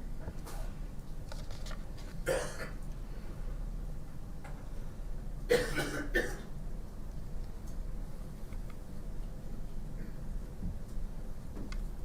you see that now?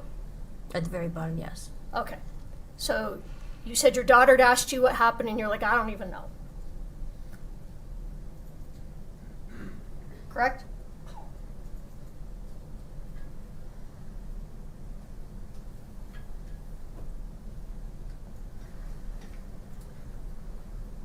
Your Honor, Foundation, I think at this point, counsel's using this portion of the transcript to refresh a witness's recollection. I think the next question should be, does this refresh your recollection? She's still reading, so I wasn't quite sure. But are you done Yeah, reading that? The objection is sustained, and Okay. also, we're having pronoun and article trouble here. I'm really not sure what this is about. If you can be just specific and All right. provide context in your questions. So this is while you're still talking about, laying the pieces together and all of that. And You have to ask her if that's her memory. do you remember that, well, we just talked about it. You remember that you had spoken with Detective Maynard about, putting the puzzle pieces together. That made it easier when they laid it out. We just talked about that a minute ago, right? Correct.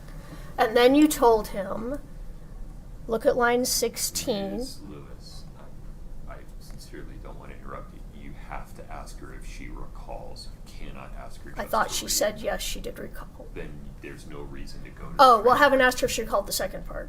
Then that's why Okay. you can't just read from it. So, yeah. So do you, I think I asked this, but let me ask it again. Do you recall telling your daughter, or not telling your daughter, do you recall telling Detective Maynard, yes, I talked to my daughter, she asked me what was going on, and I said, I don't even know, or something to that effect? I don't recall that. Okay, so if you look at line 16 through line 23, Read that to yourself, Ms. Walber, and then wait for the next question. Okay.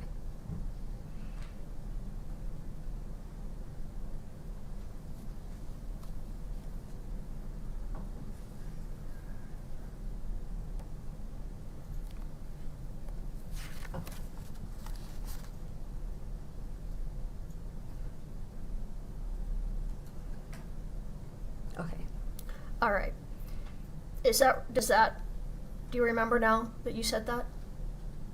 Correct, but I'm confused on what she's actually asking me. What I'm asking you? What we're talking about in this conversation. It doesn't say exactly what we're talking about. Okay, so you just don't recall exactly what that was about. That's Not the fine. If you don't conversation. remember, that's fine. Yeah, I don't recall what we were talking about. I just said Okay, I don't know what happened. you just said, It just says it doesn't specifically say exactly what we're talking about. okay, that's fine. Well, we'll move on from that then. All right. Why don't you turn to page 20, and then I'm going to ask you a question, and then if you don't remember, you can see what it says there on the page. Okay. So Detective Maynard, at the end of this interview, tells you just something to the effect, don't worry, we're going to get you through this so you can get on with your life. Do you remember that? Yes. Okay, great. Now, there's one more interview that you have with the detectives in this case, and that's the next day, May 13th of 2023, all right? And then, okay, so why don't you just have that in front of you? Do you recall that in that interview, during that interview, that's when they really laid out for you about the March 9th drug purchase? Do you I recall don't that? recall, huh? You don't recall that that's when you guys talked about the March 9th drug purchase? I don't recall. All right, well, why don't you take a look at the beginning of that interview, Which page? just at the beginning. Which date were we Which date? speaking? What May page? 13th, the next day. So just make sure you're at the right tab, Carmen, if you haven't already. Yeah. 513. Okay. Okay, now I'm there. And forgive me, I interrupted you, Ms. Lewis. The page number that you want to use to refresh your recollection. I was just asking her to look at the beginning of the interview to see if she recalls that they were now on this day talking about primarily the March 9th purchase. Is there a Is there a- page range? Page I need to be on? Can I look at the beginning, Katie? I think it's right at the beginning.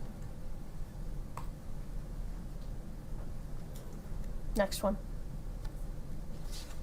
Because you're just chatting at first. Next one.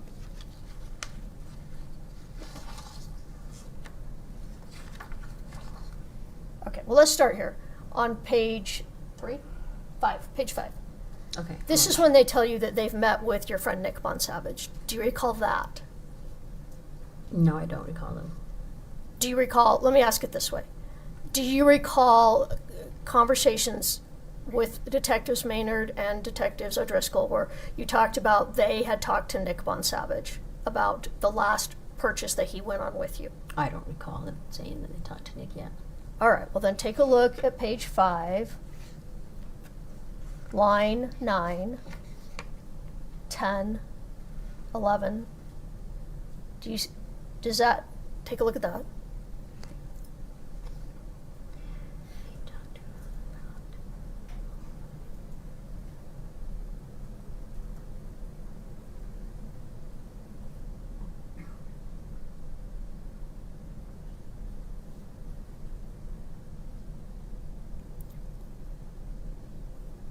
Have you looked at that?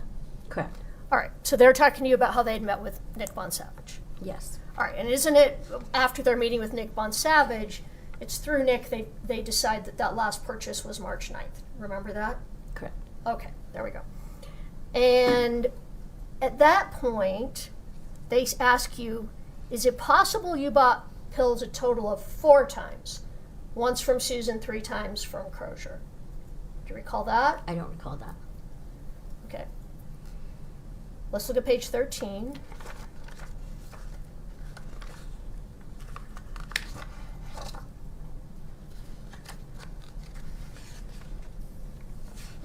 Okay, new page.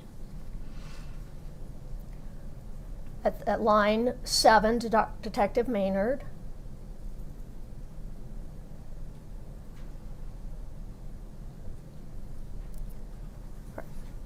He asked you if there's a 4th trip, correct? Correct. And you said absolutely not. There were only 3, correct? Correct. All right. And then you've told them again in that interview, I just know totally there were only 3 total purchases. Do you recall that? I don't recall. All right. Let's look at page 29.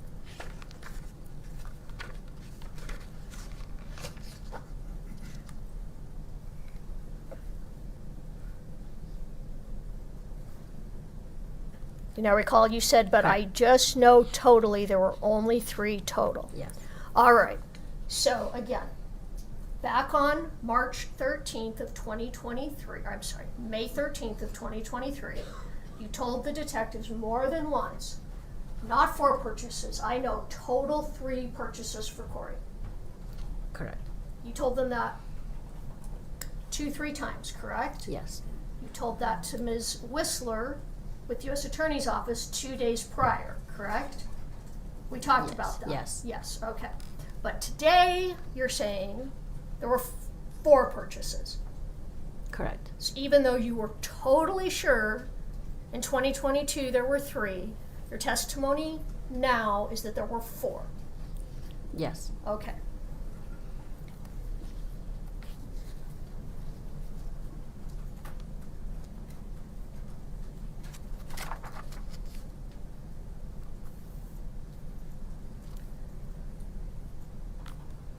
All right. At the end of that interview, I think it's page 30. And let me ask you if you remember before we read that. They tell you that they're going to bring you a timeline of everything that happened. Do you remember that? I don't recall. Okay, do you want to take a look at page 30? It's line 16, well, line 11 through 18, oh, 19.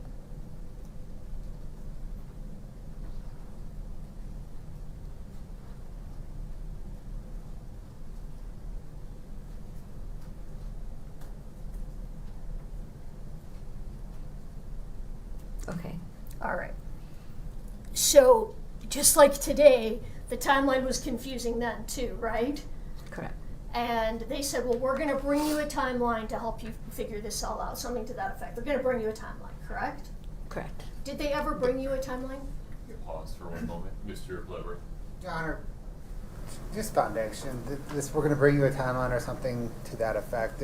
We can use the precise words. We have the precise words. Overruled on this one. Keep Okay. going, Ms. Lewis. So they said they're going to bring you a timeline. Did they ever bring you a timeline? I don't recall. So you don't know if you ever got a timeline from the detectives? I don't recall if they ever brought All it right. or not. So it's after this, I'm not sure if what day, and I don't know if you remember, but sometime after this interview, they released you from custody. Correct? I had to be on ankle monitor. It had to be approved through Judge Maybe to be on ankle monitor. I could not leave the jail without that being on my ankle. Okay, so they put an ankle monitor on you and they released you from custody, correct? Correct. And you went back to see Judge Maybe, correct? No, I was not allowed in drug court at the time Why weren't you allowed in drug court? because I was suspended for a minute. It was on pause. Because you were a cooperating witness? Because what? Because you were a cooperating witness for the state? That's Yes. why you weren't allowed back in drug court? Yes.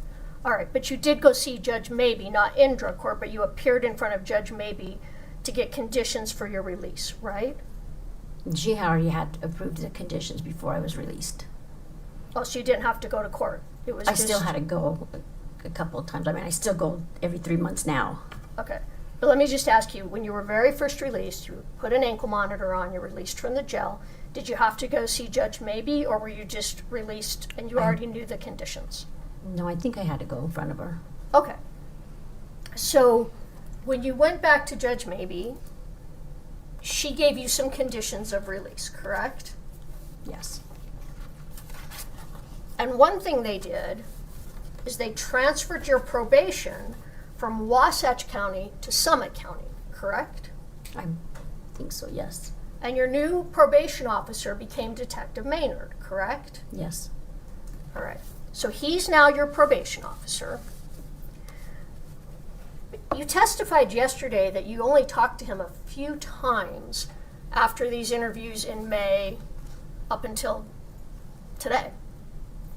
I text him every morning still. I still have to check in with him. Oh, all right. You didn't tell me that. So you text him every morning to check in with Detective Maynard, Correct. to tell him what? I just have to send him a text saying good morning and he responds back, Lobber, that's it. Okay. Does he drug test you? He was in the beginning. How long did he continue to drug test you? I don't recall. Do you recall the last time you were drug tested? No, I don't recall. Has it been more than a year? I'm sure. Has it been more than 2 years? I'm not 100% sure. Could it be more than 2 years? Yes. So you haven't had a drug test in over 2 years, correct? Correct. Even though you are on probation with Summit County Drug Court, correct? I'm not on drug court. I'm sorry, I said Summit County. You're on probation with Wasatch County Drug Court. No, I'm paused. It's in pause. Okay. It's paused. Go ahead. It's paused, so therefore I don't have to interact. I don't interact with anything to do with drug court right now. All right. So you don't actually physically go to drug court because it's on pause until this case is over, right? Correct. I go in front of judge maybe every 3 months. Okay. And every time you go in front of Judge Maybe, well, tell me, what happens when you go in front of Judge Maybe? They just put it out another 3 months. Do they ask you when the trial in this case is going to be? They never have asked me. All right. But they're putting it off until the trial's over, right? Correct. Because what happens is going to depend on if you testify at this trial, correct? Correct. And if you testify truthfully at this trial, then you are not going to go to prison, correct? Correct. And it's the people here at this table that decide if you've testified truthfully, correct? Objection. Sustained. Well, who makes the decision if your testimony was truthful? I have no clue.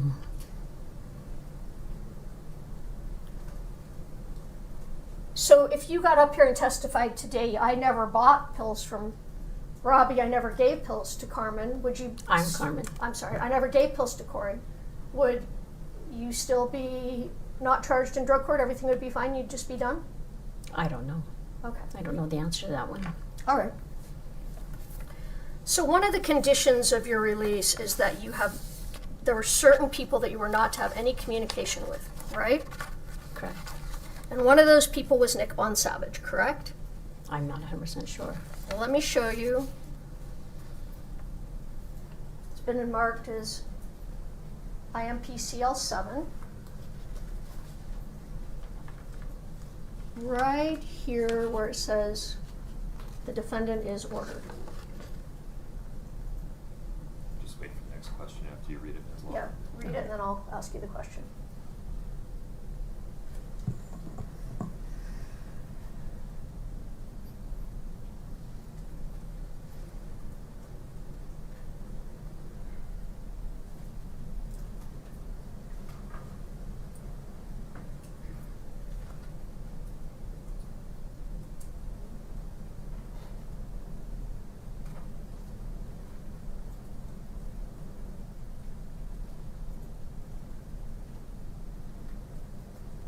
That is correct.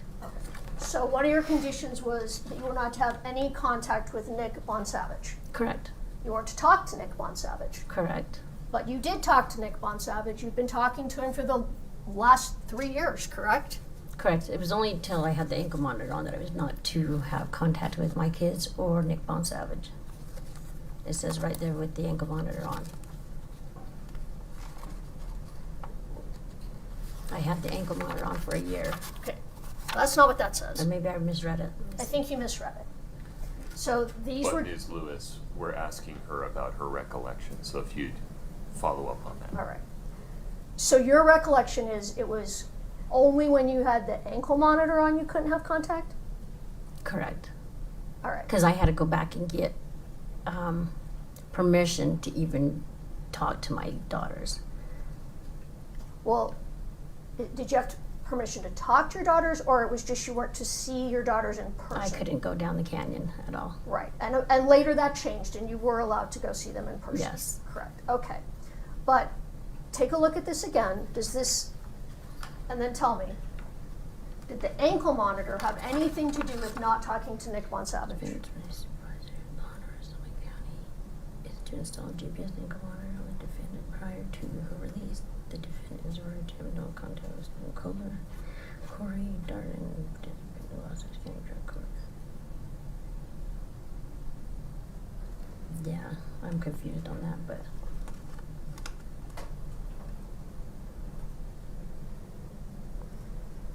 So it doesn't say in there that the ankle monitor is connected to not having conversations with Nick Bonsavage, fair? I think that's where I was confused, where it combines in the top Okay. to the second sentence. So you weren't to have conversations or contact with Nick Bonsavage, Correct. but you have had conversations with him throughout the last 3 years. He's your best friend, right? Correct. And you talk to him, I don't know that you talk to him a lot anymore, but you talk to him all the time at first. Yes. All right, so you didn't pay any attention to that condition. No, I don't think I recall talking to Nick until he graduated drug court.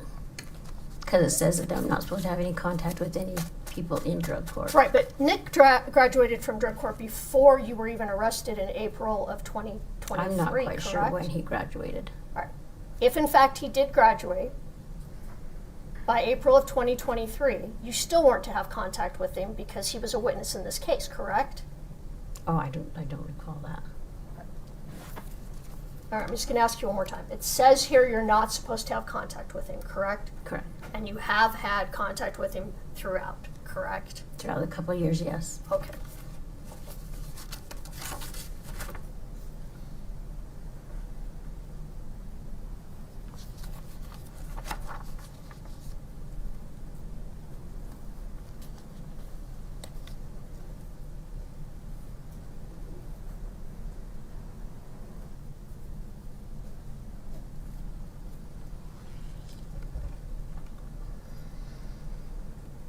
Oh, let me ask you, yesterday it came up that Kouri Richins wrote you a couple of letters saying you'd completed community service that you hadn't really completed, right? Yes. You asked Kouri to write those letters for you, correct? I asked Kouri if she could, yes. All right, so you asked her, even though I haven't done community service, will you write letters saying I did? Correct. All right, so that's how you got those letters. Yes. All right.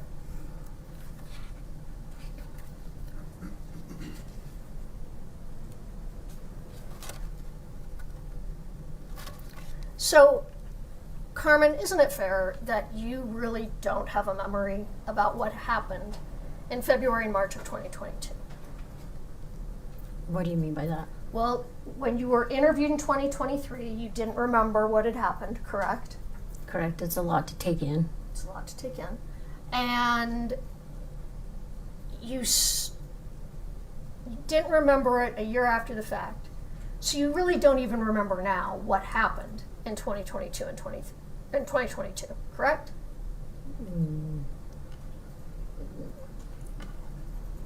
Rephrase your question, that kind of confuses. You didn't remember in 2023 what happened in 2022, and you don't now remember what happened in 2022, right? Yes and no. It's been laid out for you by someone else, correct? Due to data and cell phone data and everything, yes.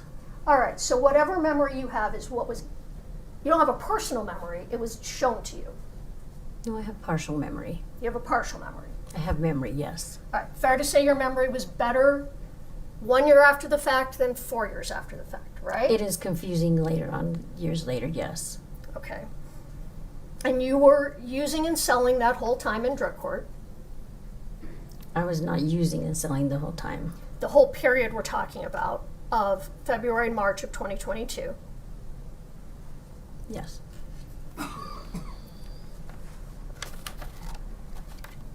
Kouri never once asked you for fentanyl, correct? No, not correct. I mean, yes. That Wait, is- you've confused me. Can you answer the question again? Kouri never asked you for fentanyl, true? I had told her that that's what Robbie had, and she said, okay, go ahead and get it. Let me ask the question again. Kouri never asked you for fentanyl, true? Yes, All right.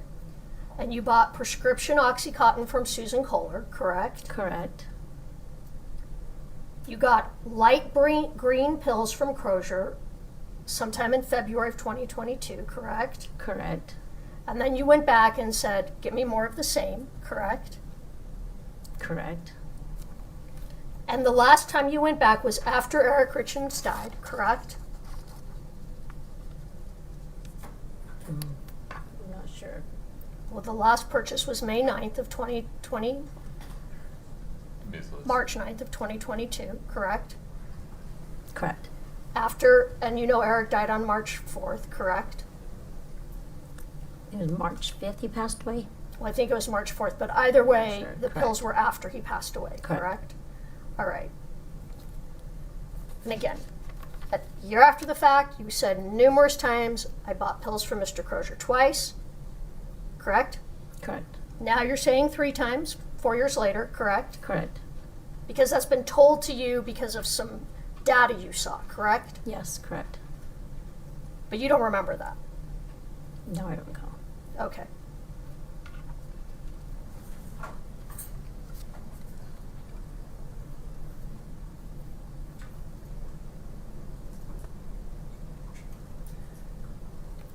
So, after you said you were willing to cooperate, and they said you were getting a big jail get out of free card, you got your big jail get out of free card so far, right? Correct, Because you have not been in jail for the past 3 years, correct, and you haven't had to go to drug court anymore, correct? correct, And all you do is wait to see how your testimony goes to find out what happens, correct? correct, You're not being drug tested, correct? correct, Even though you're on probation, correct? correct, And your probation consists of in the morning you say hi to Detective Maynard and he says lobber. we just text back and forth. If I'm leaving town, I tell him I'm leaving town. If I'm here, you know. Okay, so you tell him if you're leaving town. Are I you still keep tabs. He still keeps tabs on me no matter where I'm at. He has my work schedule. He has everything. He does have your work schedule. Yes, And you've been allowed to move to Las Vegas, correct? yes, So because of your cooperation, you got out of going to drug court, correct? correct, You got your probation transferred to Summit County with Detective Maynard, correct? correct, You got to stop your drug testing, correct? correct, You got to move to Vegas, correct? correct. But I'm not living in Vegas. I'm living here. You're here right now. Judge maybe approved me to move to Vegas, but I'm still here in Utah. You haven't moved to Vegas yet? No, Okay.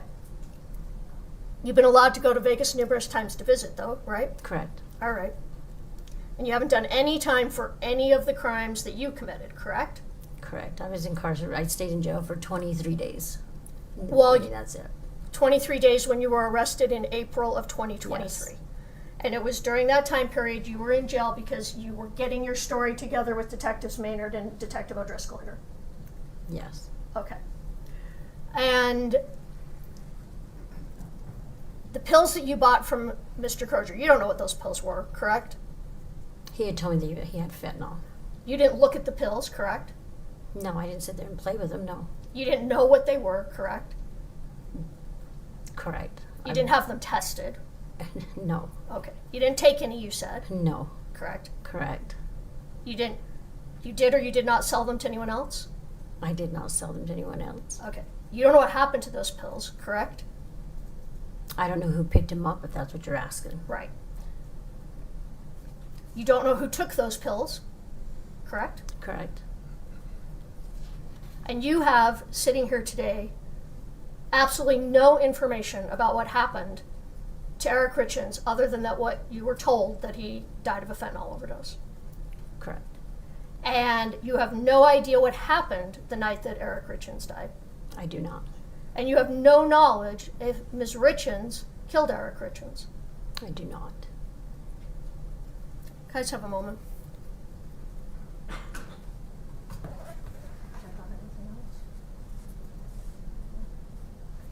I have nothing further at this time. Mr. Bloodworth. Thank you.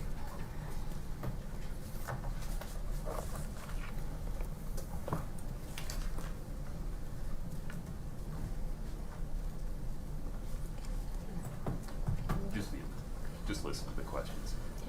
Thank you.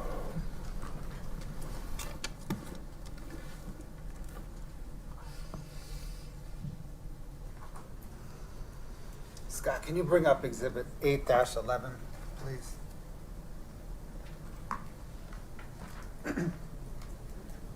For the witness. For the witness and counsel, Your Honor. Okay. One moment. There you are. Your Honor, the state moves 8-11 into evidence. I don't have any objection. 8-11 is admitted and published. Ms. Lauber, can you see 8-11? Yes, I can.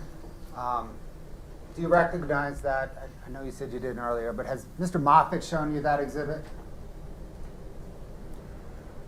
I don't recall seeing them yet, but I know they were given to me. They were given to him.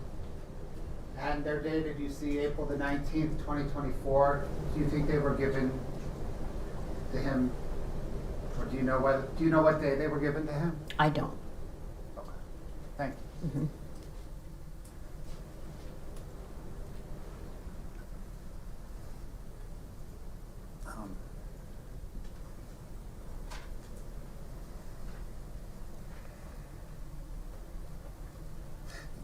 Actually, Scott, can you put that back up? I think some of the jurors were still reading that. My apologies.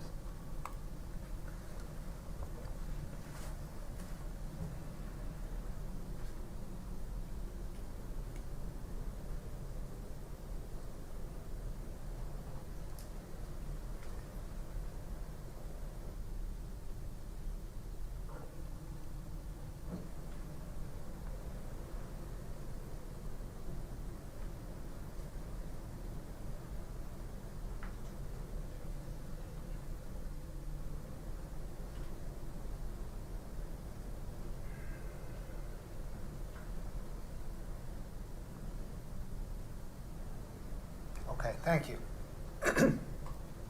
Ms. Lauber, do you recall testifying yesterday that you met with prosecutors a few times over the past few weeks to prepare for testifying in court? Yes. Was your lawyer present with you every single minute of every single meeting? Yes. Do you recall yesterday mentioning that you had anxiety? Yes. Have you seen a medical doctor for that anxiety? Not recently, no. Not Have for you ever seen one? I did in the beginning of drug court, yes.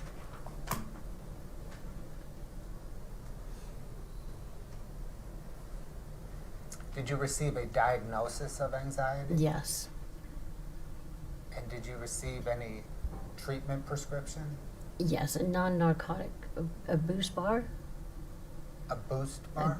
I can't remember exactly what it's called. Can you describe it? It's just a little white oval pill. Looks like a little bar. I have them in my purse out in the car. All good.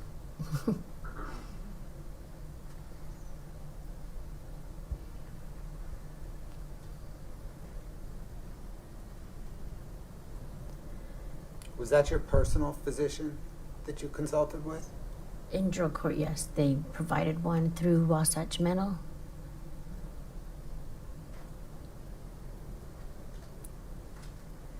Anybody who needed meds through drug court, they provided her because they were non-narcotic kinds. Understood.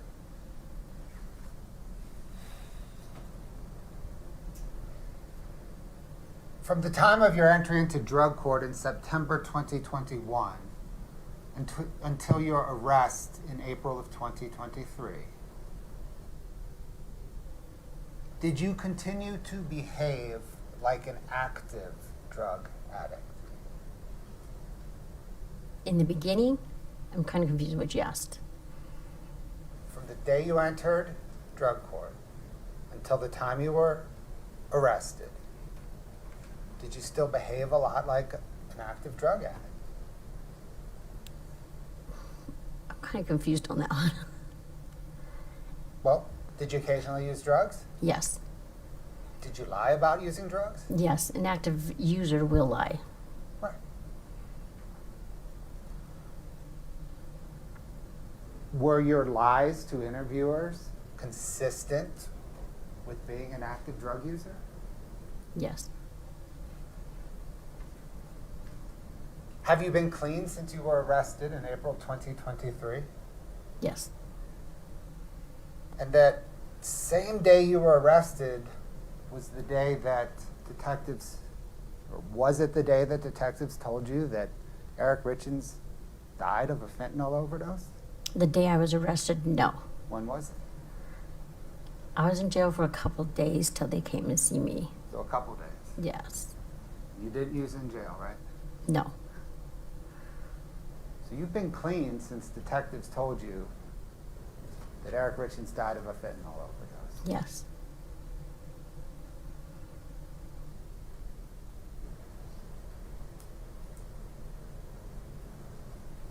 Has your memory become clearer since you've been clean? yes, Has your memory become clearer as you've had more clearer as it relates to everything we're talking about here? yes, Has it become clearer as you've had more time to process your involvement in Eric Richins' death? yes, Has your memory become clearer as you've reviewed phone records, photographed Facebook messages, and other materials with your attorneys? yes, Are there times, though, you still get confused about dates? yes, And are there times you still confuse details between various drug buys? yes, In the 6 or 7 interviews with detectives O'Driscoll and Maynard, did those detectives repeatedly stress to you their need to corroborate any information that you provided? yes, And did you repeatedly stress to them how much you loved Eric and how much he did not deserve what happened to him? correct.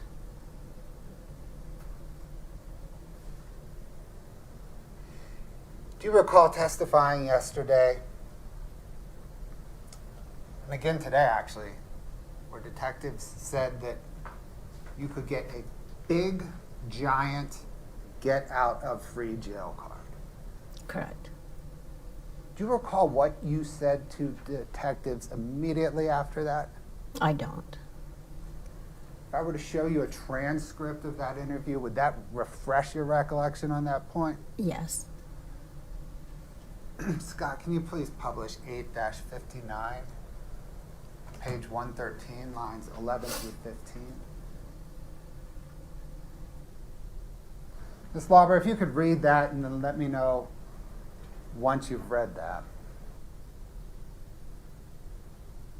Okay, I'm done. I'm done. Does that refresh your recollection? Yes. After detective said, do you realize you could get a big get out of jail free card? What did you tell them? I told them that even if that was the case, I felt like I still needed to step up and take accountability if this is really what happened to Eric. Thank you. When considering the 6 or 7 interviews with detectives O'Driscoll and Maynard, in their full and fair context, do you think that did you think at the time, do you think now that detectives O'Driscoll and Maynard were trying to plant information into your memory? Your Honor, objection, speculation. Overruled. No, I do not. Do you think that they were trying to help you recall information from your memory? Yes. You've reviewed all of those transcripts, and just to be sure, is it April 27th? Do you have the binders up there? I do have them, but Is it April 27th?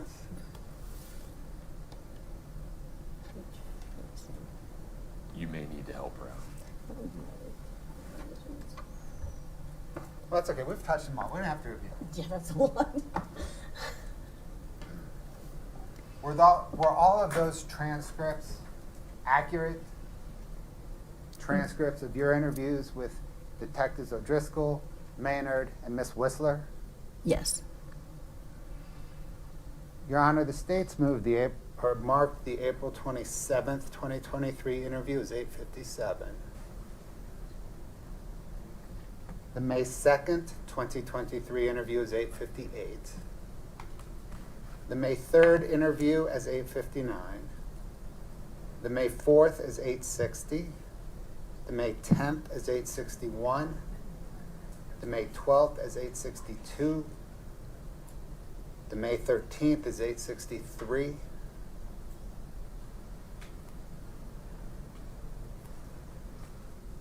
The state moves 8:57 through 8:63 into evidence.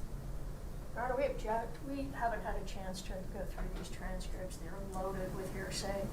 So unless there's time to go through and redact and determine what's hearsay and what's not hearsay, we're going to object.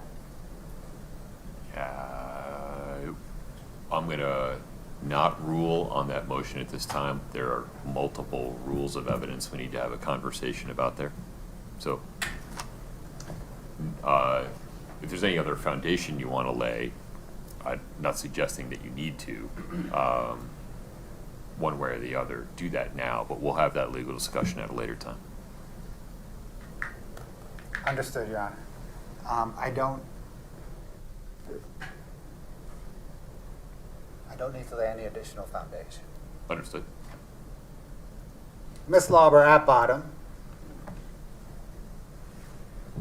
Let me back up half a step. Your Honor, can we have that legal discussion during the lunch break? Yes. Because it May impact what you do. may impact additional redirect. Understood. Ms. Lauber, at bottom, did you purchase drugs at Kouri Richins' request 4 times? Correct. Did you deliver drugs either hand to hand or by placing them somewhere at Kouri Richins' request to Kouri Richins 4 times? Correct. Did you testify yesterday and today truthfully to the best of your recollection? Yes. What do you think happens to you if you did not testify truthfully? Everything I have on would be revoked. And what happens then? I go to prison. For how long? A long time.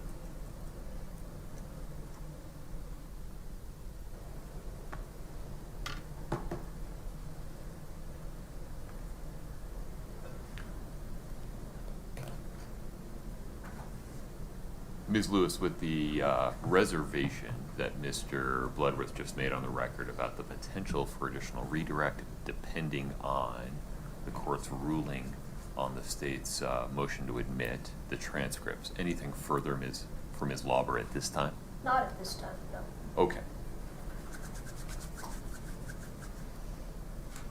Let's just have that discussion immediately, if you don't mind, Mr. Bloodworth. Fine. Folks, let's let you stretch your legs. We're not going to recess for lunch just yet. There may be a few more questions for Ms. Lauber. Thank you.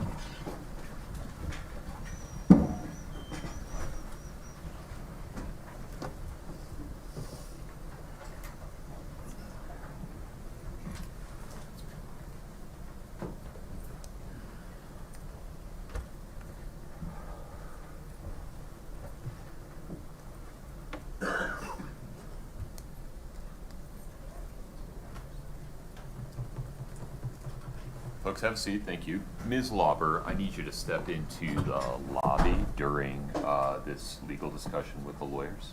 Please don't talk to anybody about your testimony, okay? Stay in the lobby, though. We may have a few extra questions for you in a few minutes. Okay. Thank you. Yes. Sorry, thank you.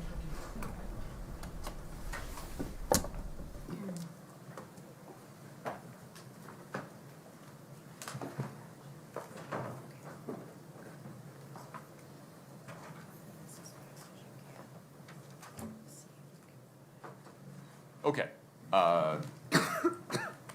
Current state of affairs. The state has moved to admit 857 through 863, which is a series of transcripts of interviews between, of Ms. Lauber by other government officials.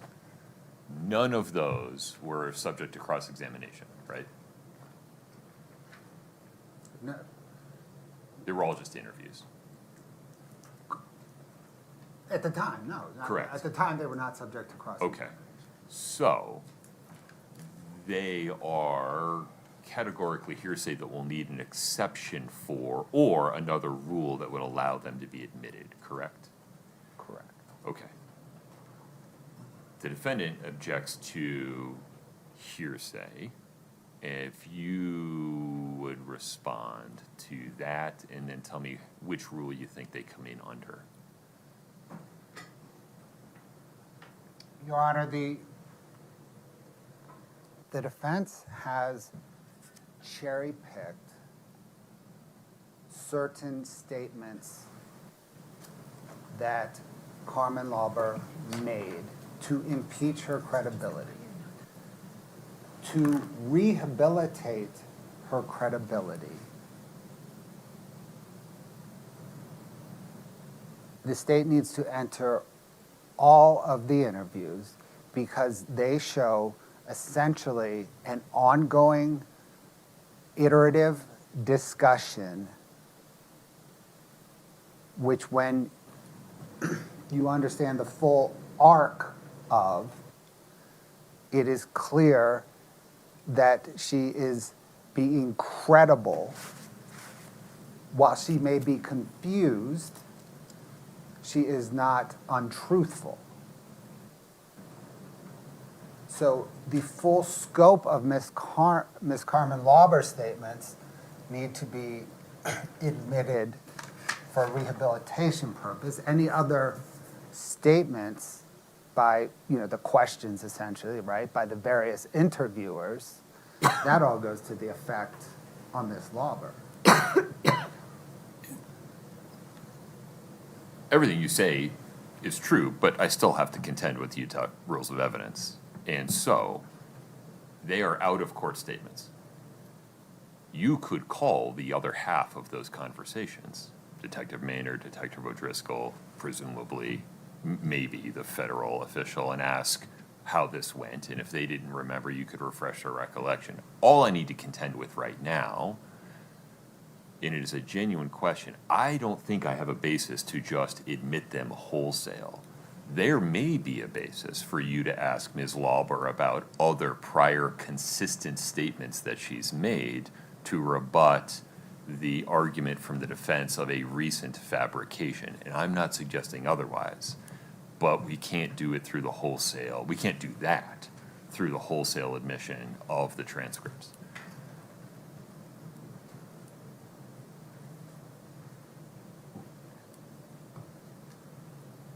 Your Honor, I think I can't, I guess I disagree with that. I guess, how can I overcome the hearsay problem that is being raised? They are out-of-court statements being made for the, being admitted for the truth of the matter, right? No, Because they're if being what she's, they're being admitted to rehabilitate. well, but if what she says in the prior things isn't true, it doesn't rehabilitate her. So the truth is what matters, correct? No, in rebutting recent fabrication, what matters is what matters is the full arc of the discussion to show that this was not a recent fabrication. That if you understand Carmen Lauber's statements, not cherry-picked, but over the scope of a series of interviews over 2 weeks or whatever it is, you can understand that she is credible and not recently fabricated. I need you to tell me how this comes in over a hearsay objection or through some other rule regarding prior statements of a witness. If they're out-of-court statements. 80.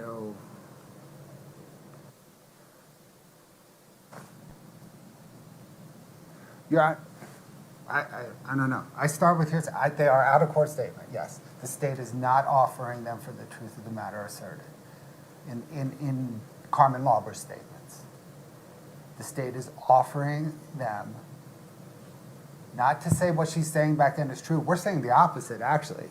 We're saying that a lot of what she said back then, we're not offering for the truth. We're not offering Carmen Lauber's statements to show that she had 3 drug deals.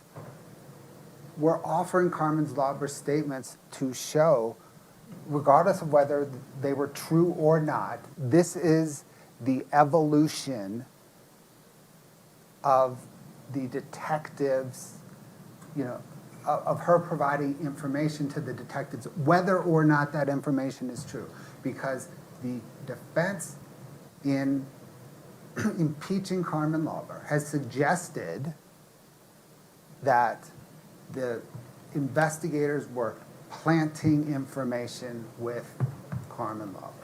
And you can call those people to testify subject to cross-examination to say that's not how it went at all. And the evolution of them was X, Y, and Z. And I think putting in the transcripts does the same thing, and there's no hearsay problem. The statements that are not hearsay, 801 D1A. Yeah, that's why I asked about the cross-examination problem, right? She's been cross-examined, right? The she's prior been- statement has to have been cross-examined, right? Under D01, No, the declarant testified, sorry. no, subject to cross without a prior. 801 D1A, right? She testified about the prior interview statements. Where's the inconsistency? She has been cross-examined about the prior statements, and the statement is inconsistent with the declarant's testimony. But that's the foundation you haven't laid.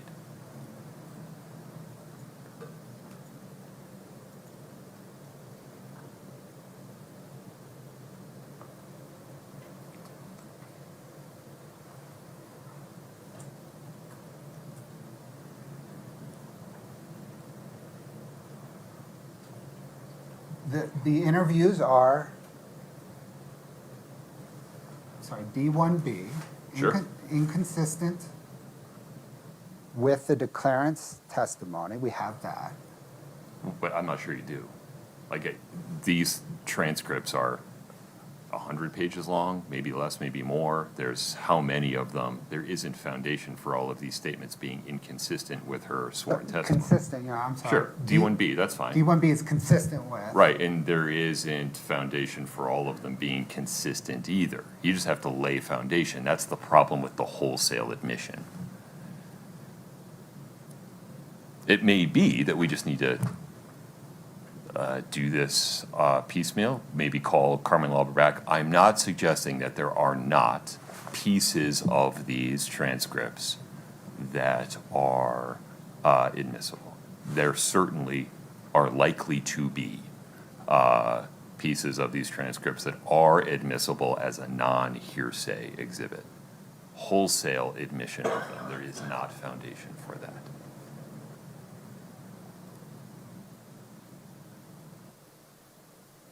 Yeah.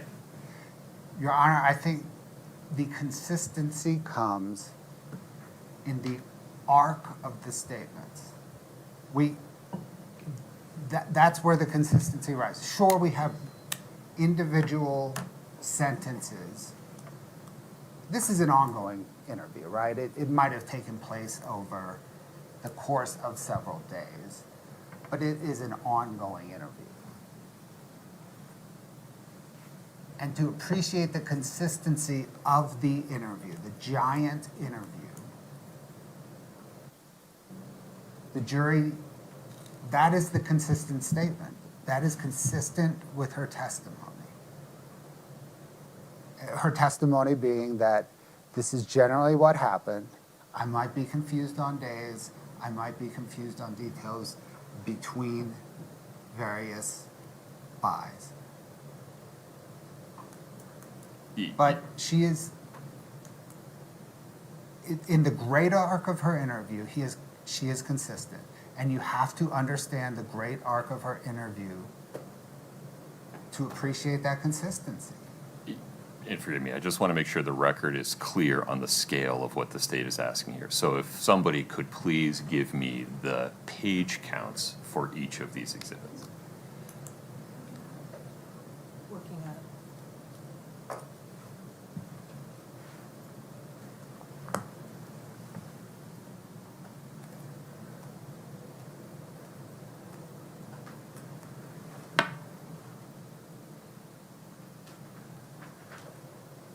And I appreciate that, I guess it is somewhat voluminous. And the jury, it might go back to the jury room and they're like, too much. We're not even touching it. That's not my concern.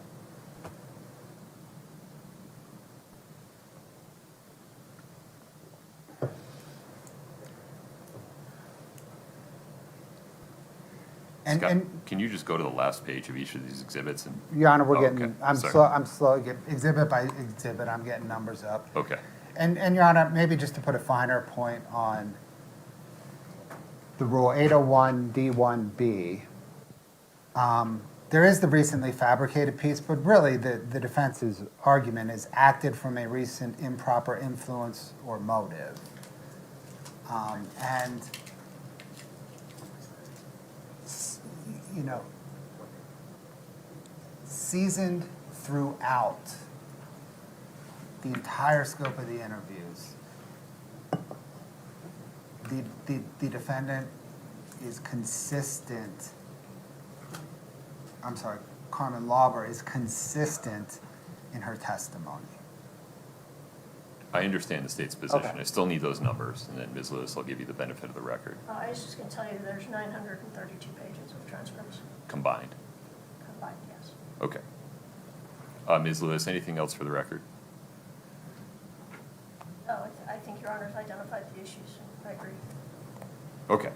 So the issue currently before the court is the state's motion to admit proposed exhibits 857 through 863, which constitute 932 pages of certified transcript of interviews by law enforcement and other government officials of Carmen Lauber in 2023, correct, Mr. Bloodworth? Yes, sir. Okay. The state has offered those as exhibits. Defendant objects that they constitute hearsay, not subject to any exception. In response, the state points to the definition of hearsay under 801 and argues that these 932 pages are categorically not hearsay under 801 D1B, which states that a declarant witness's prior statement is not hearsay when the declarant testifies and is subject to cross-examination about a prior statement. That occurred here on the record through Ms. Lewis's cross-examination of Ms. Lauber regarding these prior interviews, and the statement seeking to be admitted, the out-of-court statement under D1B, is consistent with the declarant's testimony and is offered to rebut an express or implied charge that the declarant recently fabricated it or acted from a recent improper influence or motive in so testifying. The state makes a persuasive argument that admission of Ms. Lauber's consistent statements from the interview transcripts would be appropriate to rebut the implications by the defense that she has recently fabricated or acted from a recent improper influence or motive in testifying on the record in this trial. But the state simply hasn't laid foundation for a conclusion that all 932 pages constitute statements that are consistent with the declarant's testimony here. For two reasons. One, I don't have a basis to rule that all of those 932 pages are consistent, and it's entirely possible that many of those 932 pages are unrelated, not consistent or inconsistent, and therefore would be need to be analyzed under a 403 balancing test regarding probative value and things like unfair prejudice, misleading the jury, or wasting time. So, based upon the foundation laid so far, the court simply doesn't have a basis to rule that all 932 pages being offered are not hearsay. In so ruling, the court acknowledges that there is likely portions of each of these interviews that is consistent and would be admissible under 801 D1B. I just don't have that designation in front of me at the moment. Ms. Lewis, anything further? Okay. May not be the last time we have this conversation, Mr. Bloodworth. Yes, Okay, doubt it will. understood. All right, with that ruling, anything else for Ms. Lauber? Your Honor, not today. Can I propose, though, that we keep her under subpoena? We will address the interview transcripts and then revisit this. Understood. I'll tell her that on the record. Okay. May we invite Ms. Lauber back in, please? Your Honor, can the court advise her that because she's being held, she still can't talk about her testimony? Yeah, I Thank think you, that's Your fine. Honor.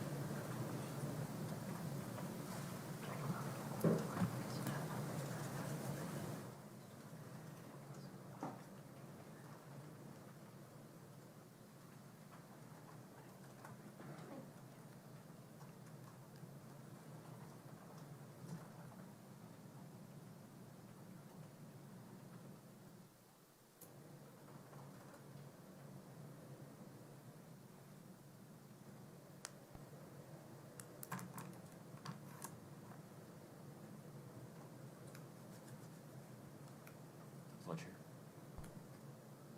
Okay. Okay.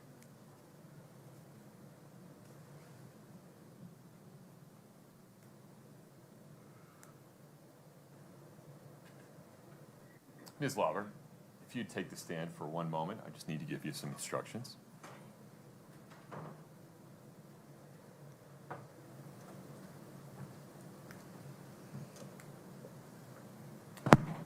Thank you for your patience. The lawyers don't have any additional questions for you today. We may need to call you back at some point in the next 4 weeks. You'll get notice. You're still subject to subpoena, which means if you get notice that you need to come back, you have to do it. Okay. All right? Second, you cannot speak to anyone about your testimony between now and either being called back in or the trial being over. You have to affirmatively avoid talking to anybody about your testimony. Okay. So if anybody asks you about it or asks you about this case, you have to say, the judge told me I can't talk about it. Do you understand? Yes. Can you follow that instruction? Yes. All right. Mr. Bloodworth, anything further with Ms. Lauber today? No, Ms. Nestor?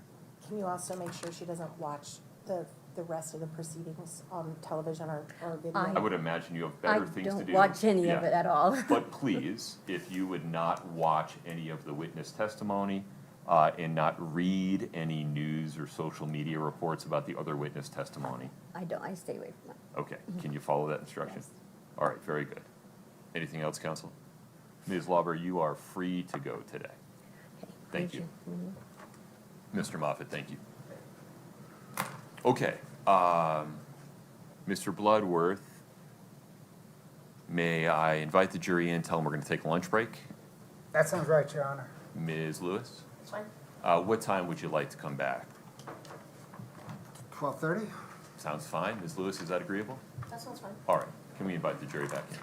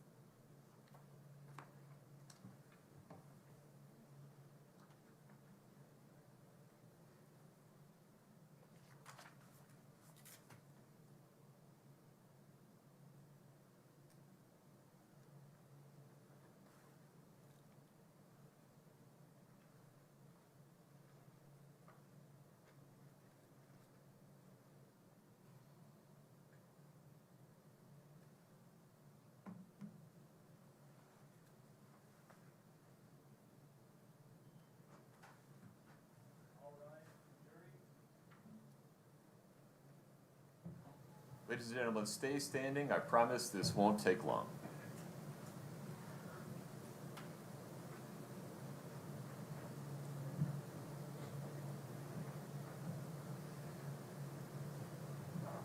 Thank you for your patience.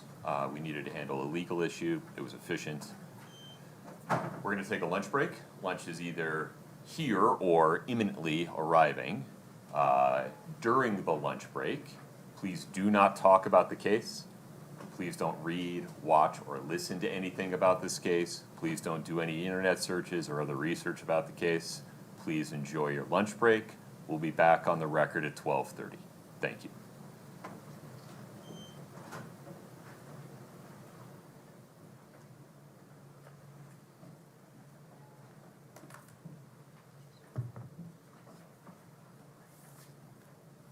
Mr. Bloodworth, anything before we recess? No, yeah. Ms. Lewis? No, Your Honor. Okay, court's in recess until 12:30. Please travel safe.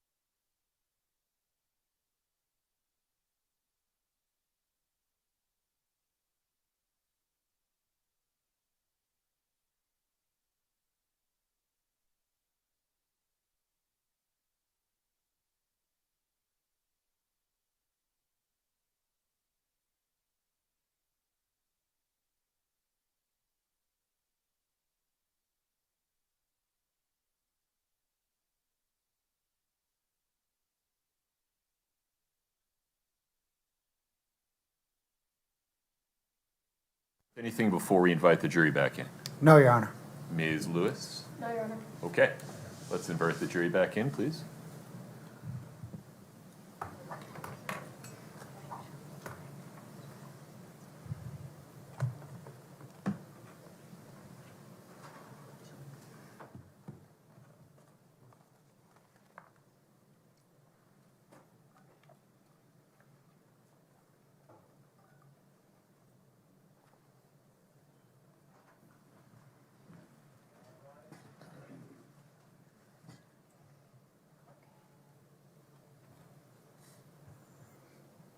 Folks, you can feel free to have a seat. Thank you.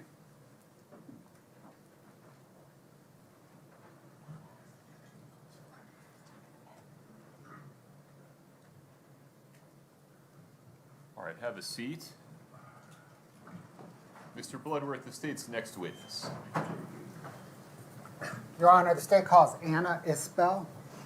Ms. Isbell, if you'd step in front of Brittany, we'll get you sworn in.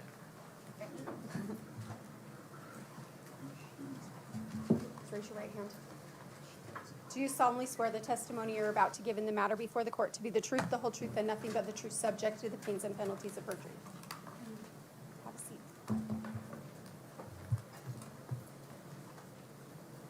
Thank you. Please proceed. Thank you, Your Honor. Good afternoon, ma'am. What is your name? Anna Isbell?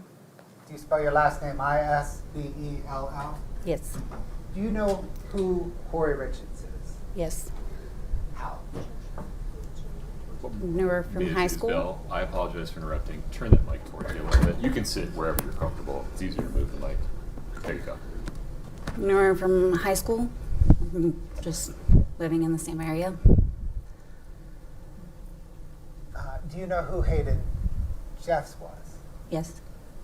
Who was he in relation to you? My significant other for 13 years. And he passed, didn't he? And it was a motorcycle accident? Okay, I can see you're nodding. Yes, sorry. Try not to say yes, because it'll start making me cry. But yes, he did. I appreciate that. I'm sorry.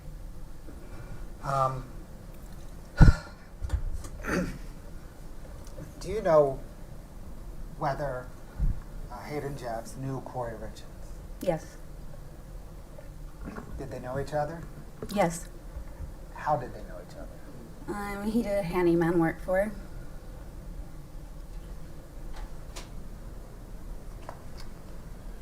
Were you with Hayden Jeffs on January the 22nd, 2022, when he received a call from Kouri Richins? Yes. Did you overhear that call on speakerphone? Yes. What on that phone call, if anything, did you hear Kouri Richins ask Hayden Jeffs? For something for a client. I don't remember what it started with, the T or a P. We didn't know what it was.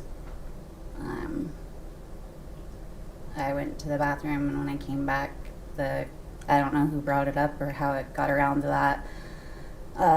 Hayden was just saying, "Fuck that client.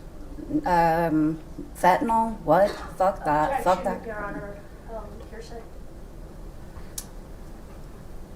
Hayden's statements, Mr. Bloodworth. No. Your Would Honor, you pause for 1 second, Mrs. Bell? My apologies. effect on Kouri Richins? Yeah. So, ladies and gentlemen, Mr. Jeff's side of this conversation, as related by Mrs. Bell, that's an out-of-court statement that you cannot consider for its truth. The only reason you can consider it is for context for whatever Ms. Richins may have said in response after hearing it. Please proceed. Thank you, sir. I interrupted you. Did you want to say anything else about that? Okay, after Mr. Jeff said that, how did Ms. Richins respond? Just said, "Okay, thank you." That's all. Was there a second call then? No. Did you hear any other of the discussions between Ms. Richins and Mr. Jeffs? No.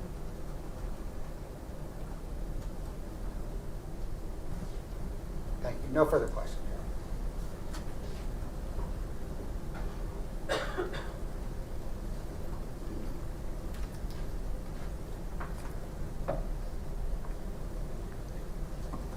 Good afternoon, Anna.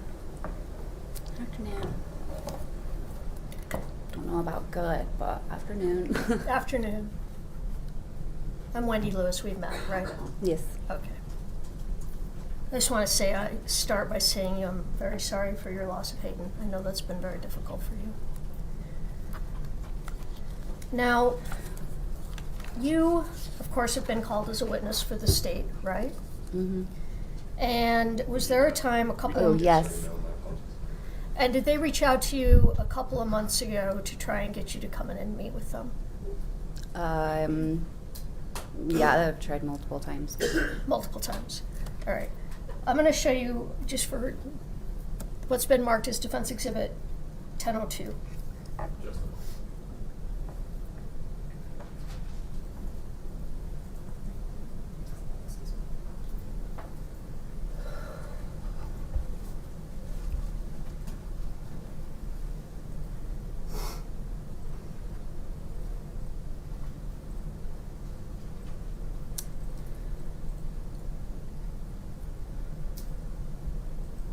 Should be able to see it there. Mm-hmm. Anna, do you recognize those text messages? Yes. Were those text messages from your phone? Yes. And they were between you and Detective O'Driscoll, is that right? Yes. So your texts are in blue, is that correct? Yes. And his are in black. Yes. Your Honor, I'd ask that we publish, that 1002 be admitted and published. Not an objection, then we approach. Of course.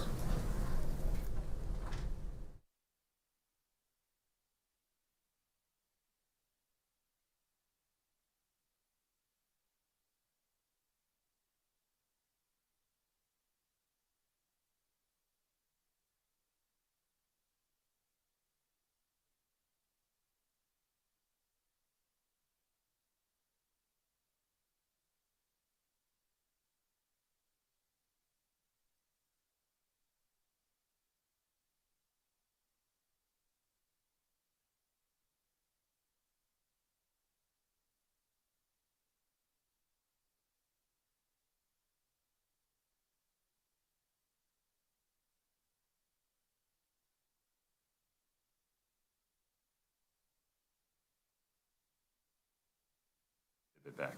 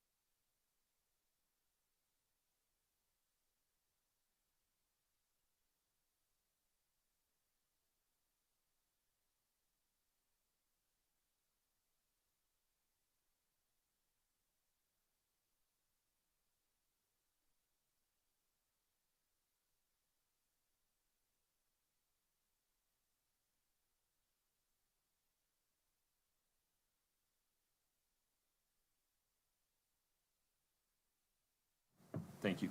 You got a glass of water? Okay. Katie, can you, or Your Honor, Oh, I can do it. whoever's, Yep. whoever's controlling the screens? No problem. So that's the text exchange that's been offered by the defense. And it's just that one page. Yes. Oh. There we go. Mr. Bloodworth, no rush. Take a moment, make sure that's what the state regards as, is it 2 pages, Katie? 4. Okay. Repeats because she sent it, you know, Sure, electronic. screenshots. Yeah.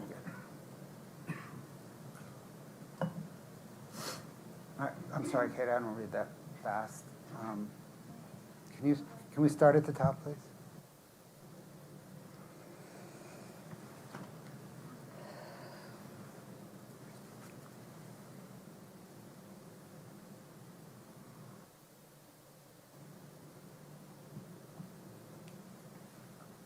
Next page, please. That's the first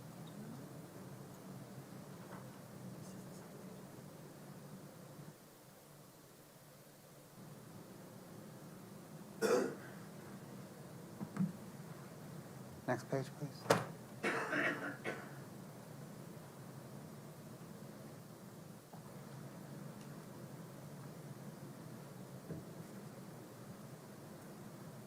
Next page, please.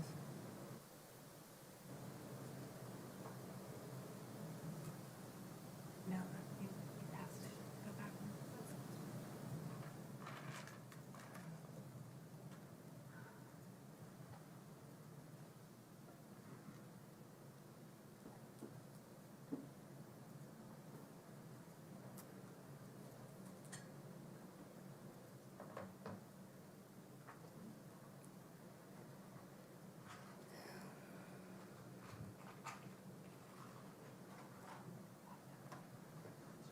Katie, can you go to the first page, please?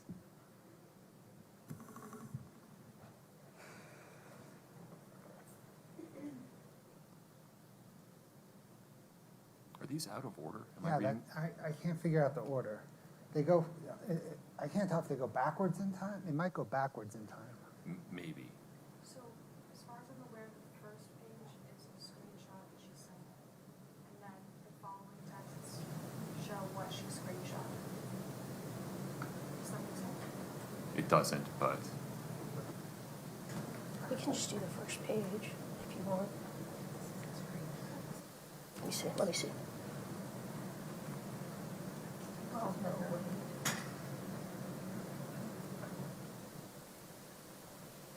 Oh, no, not this one. It's because it looks like 2 different texts. pause for a minute, thank you. I want to just do that. I can do that because it gets confusing. Because I do think it repeats. I had a hard time. So, she said, she said this. Well, but it looks like there's stuff above this. That this is a midstream discussion.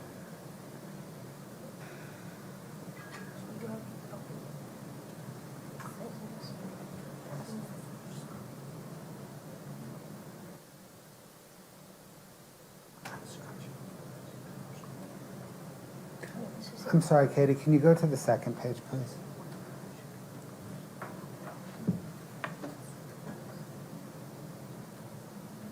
This might be first. Yeah. Oh, no, that's the same. Go back one more page, please. It's the same thing. Go back to the first page one moment, Katie. Wendy, I think the 4th page is the first. It just has a text message before. I think the 4th page goes 4, 1, 2, 3. Counsel, I'm not persuaded that the first page of this proposed exhibit is in a form that would exist on an iPhone. Pages 2, 3, and 4 seem more consistent with how iPhone text messages That's fine. exist in the world. That's fine. All right, let's go 2, 3, and 4. We see 2, 3, and 4. They are screenshots. And if doing some quick math here. It seems like the chronological order is something like 4, 2, 3. Does that sound right, Mr. Bertram? Yeah. And just the way that I'm looking at it, Your Honor, it appears that 4 should be 1, Right, then it should go to 2, right. and then 3 and 4. And 1 is just kind of another screenshot off of, We're gonna get rid of 1, yeah. So, Okay, that's fine. Katie, can you take a moment, carve it up and reorder it? And then we'll have you take a look at it, counsel. In the meantime, temperature a little better? Yes, very good, okay.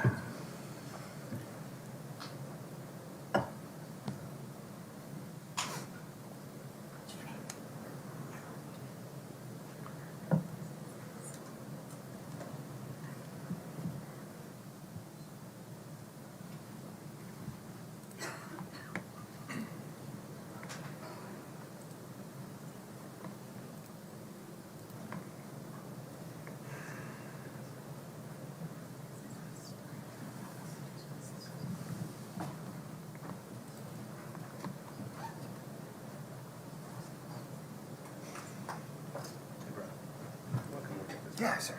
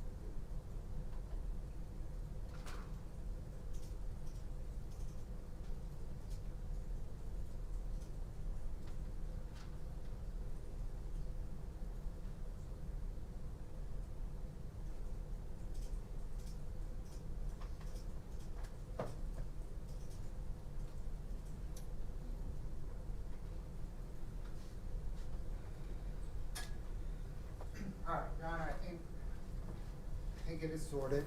No objection to the current version of the text messages. Katie, if you'd show it to me.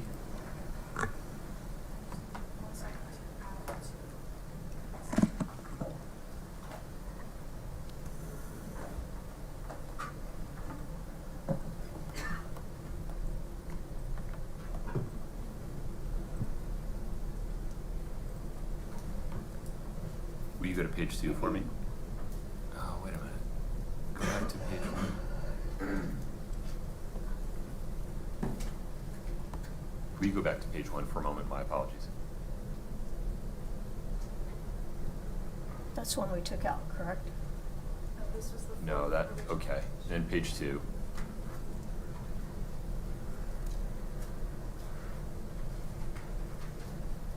Then page 3, please.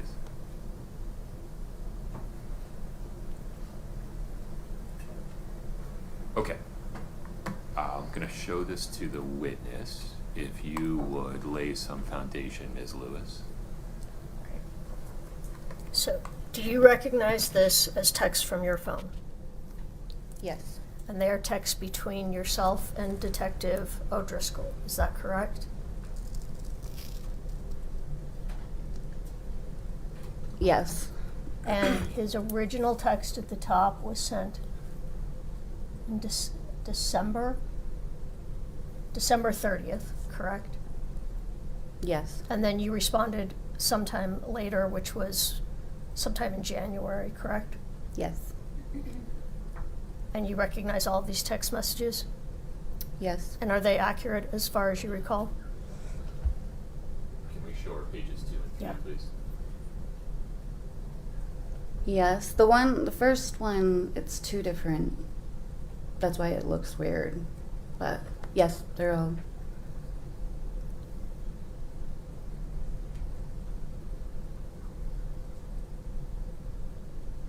Yes.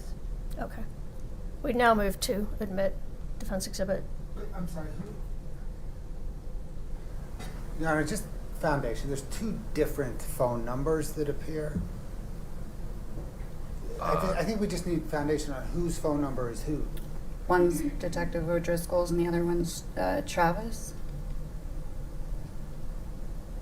I didn't understand that answer, Ms. Lewis. Could you lay some more foundation? Yeah, I please? wasn't sure. So the first page, the 1435-321-3618, that's Detective O'Driscoll. I don't know his phone number off the top of my head, but Do you recognize the text as being from him? I think that the first one is Travis. Because I believe the first one is Travis. I don't know his number off the top of my head. All right, let me see where there's a I second. didn't say by their other numbers. Can we move to the next page, Katie? Is that a different phone number? That's the same phone number, correct? It is not. Oh, I see. Okay. So that one would be Travis. That So- one would be O'Driscoll.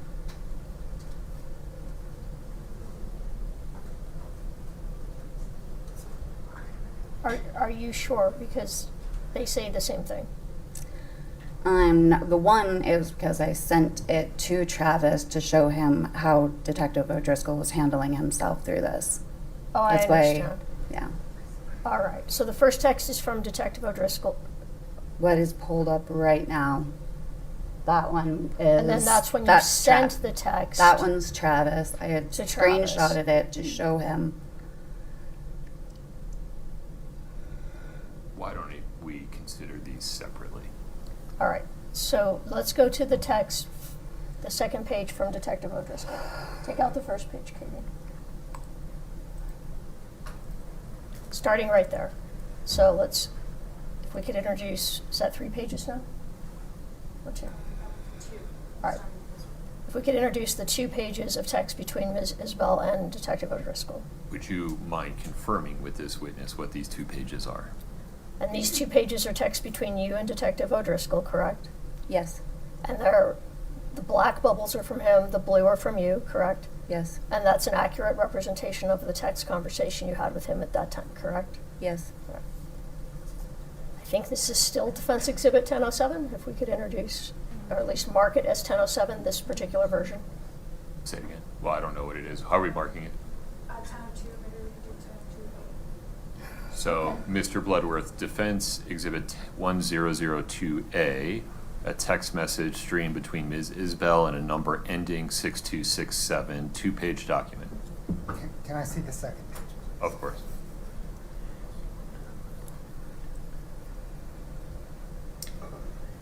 Your Honor,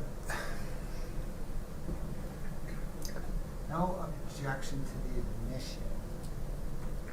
We're gonna need, though, before publishing to anybody, to redact the phone number except for the last 4 digits. No problem. Is that, I think that's the only place it appears, right? Is that the top? Can you do that so we can still see the, There you go. oh, that's on the previous page though, right? And then on both pages, please, Katie.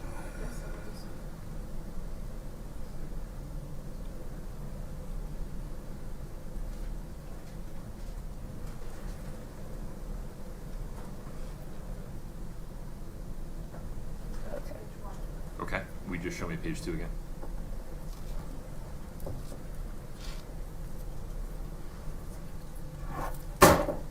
Okay. Numbers redacted. Any objection, Mr. Bloodworth? Oh, yeah.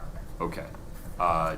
Defense 1002A, a 2-page text stream involving phone number ending 6267 is admitted.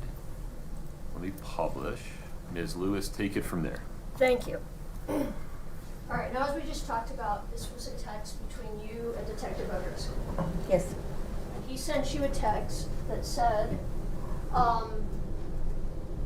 so you can make our life easier and answer our calls so we can prep you on what you're going to be asked. Next time I knock on your door, I'll have a warrant and a catch pole for your dog, correct? Yes. Now, he was talking about that they'd reached out and asked you to come in to be prepped for your testimony. Overall. Overall, okay. Pause, And Ms. Lewis, for a moment. Your Honor, she misread the text. I know it's up there and the jury can read it for themselves, but they're. If they can, I mean, it's small. Yeah, can we zoom in, Katie?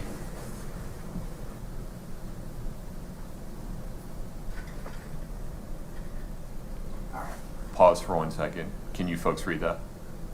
I might have misread because some of it's covered here. That's, yeah, I mean, the redaction might have been part of the problem, but. Can we maybe go to, I think because we blocked out the number, I can't see Okay. the first line.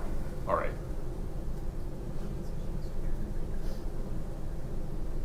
We'll just let the jury read it for a moment.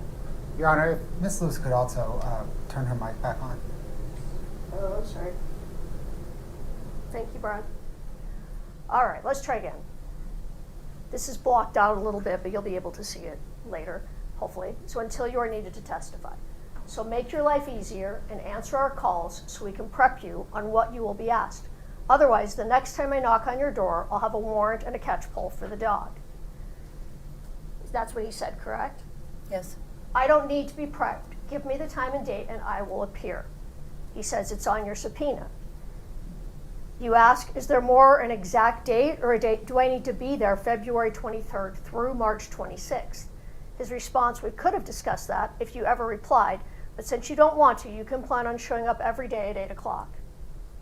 Next page. Your response, I don't need to be prepped. Give me the time and date and I will appear. Oh, so this is the same. It's repeated. It's on your subpoena, February 23rd. Plan on being there every day. And then you say, I would like it over text message so that I have exactly what you say in writing. And again, he says you're legally obligated to show up on the dates and times on the subpoena. So let's go back. First of all, what was your reaction when he when he sent you these text messages? Oh, I was livid. I was very upset. I thought it was rude, inconsiderate, but not how you should treat somebody that did nothing wrong. Okay. And you were asking if he would give you an exact date to show up to court instead of telling you to be here every day, correct? Yeah. And he said, well, no, Yeah. you'd be Should've here talked to every me. day, correct? Mm-hmm. And that's because you didn't want to come in and be prepped, correct? I didn't want to speak to them at all. All right, but you never refused to come in and testify because you were legally obligated to do so. Is that fair? I never refused. All right. Now, he said that next time I knock on your door, I'll be there with a warrant and a pole for the dog. Mm-hmm. So he threatened to arrest you if he had to come back to try and talk to you. Yes. And he said the next time. He'd been to your home before? Yeah. Did your dog attempt to attack O'Driscoll when he was at your home before? No. Is your dog a vicious dog? He's a big dog. He's very protective, especially after Hayden's passed. He's behind a fence that you aren't supposed to open unless Okay. somebody that knows him is there. Did he attempt to bite Detective O'Driscoll? Absolutely not. Did he touch Detective O'Driscoll? I don't think he's ever seen my dog. Maybe through the fence. Through the fence. So you didn't sick your dog on Detective O'Driscoll? Never. All right. Okay, thank you. Now let's go back. Sorry that took so long. You recently completed rehab, right, Anna?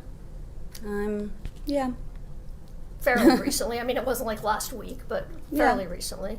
And your drug of choice was alcohol. Is that fair to say? Yes. You're doing well. No. Yeah.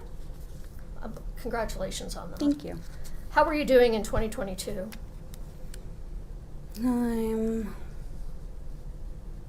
Sorry, what year was that even? I like base my years off like, was Hayden dead or not at that time? I'm 2022. Let me make it simple. Yeah, give me a point of date. During the time when this phone call happened, were you sober? What phone call? The phone call you're here to talk about between Hayden and Kouri. I had just got done with dinner, so I think like Hayden and I had went to Sushi Blue that night. I probably had like a drink there. Okay. So before we get to the phone call, just a couple of other questions. So you said Hayden did handyman work for Kouri. Yes. Did he work on a number of projects for her? Do you know? Didn't I know of? Yeah. All right. And was Kouri good to him while he was working for her? Yes. She would help him out at times? Yeah. What kind of things would she help him out with? Like just advice, helping with like she had helped him get insurance, like liability while he worked for her, so that she wouldn't be liable, like those kind of things. All right. She seemed very nice to him. So you said in January of 2022, Hayden got a phone call. He was on speaker, and you could hear part of the call. Mm-hmm. Because you did go into the bathroom for some of the call, correct? Yes. All right. So is what you heard Kouri say that she was asking him for the Michael Jackson drug? That was part of it. Because you didn't know what that was, correct? Yeah. And were you Googling on your phone trying to figure that out during the phone call? Going to, but I didn't because I was like trying to figure out what the first thing that she said because I thought it was a muscle relaxer. And then I was like, what the fuck is Michael Jackson stuff? So you thought she was asking for a muscle relaxant? That was what I was thinking she was talking about. Okay. And then you went into the bathroom, right? Mm-hmm. And did you ever at that call hear Kouri ask for the drug fentanyl? I did not. Okay. I have nothing further.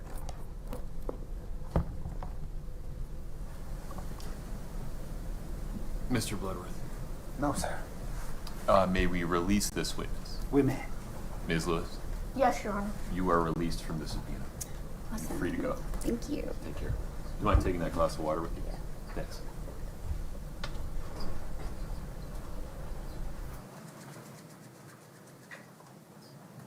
Mr. Bloodworth, the state's next witness. Your Honor, the state calls Robert Crozier.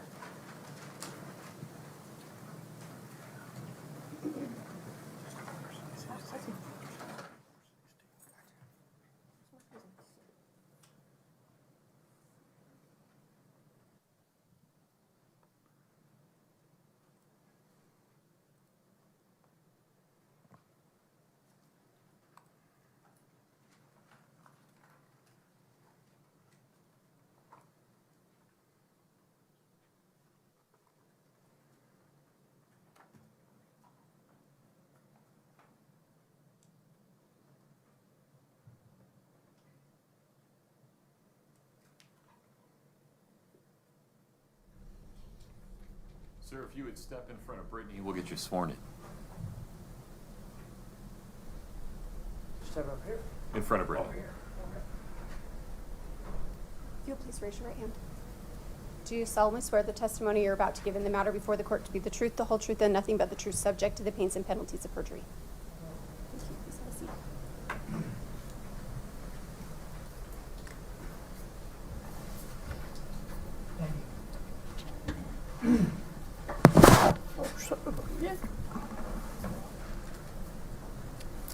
Good afternoon, sir.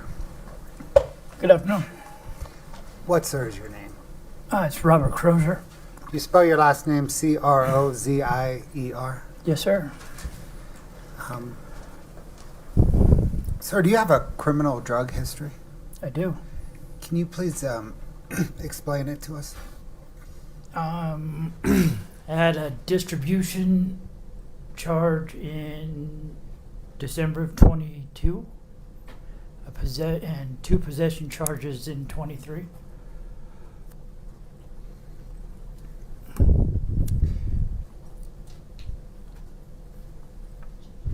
Were you dealing drugs in December of 2022? Yes. When did you begin dealing drugs? I'm not sure, sometime around 2020, maybe. And were you dealing drugs throughout early 2022? Yeah, I was. Mr. Crawford, I apologize for interrupting you. Would you and Ms. Lewis approach for one moment? Just a minute, sir. My All right. apologies.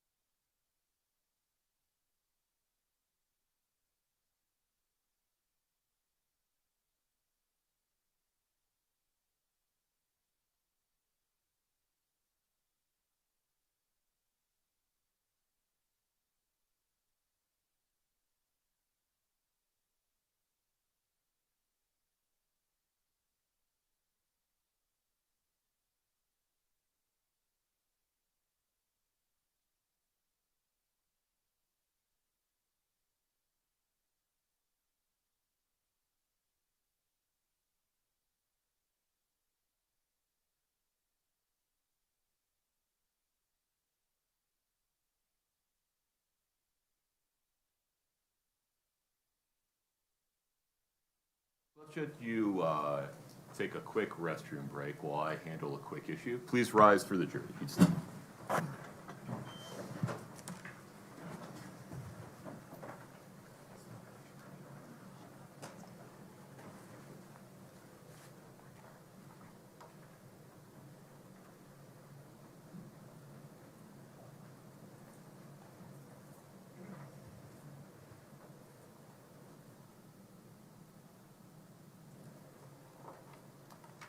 Have a seat, Mr. Crozier. Thank you. All right. We're going to be in recess until 1:25. Who I have present? Watts, be careful for a minute. Court's in recess. If you want to stretch your legs, now's the time.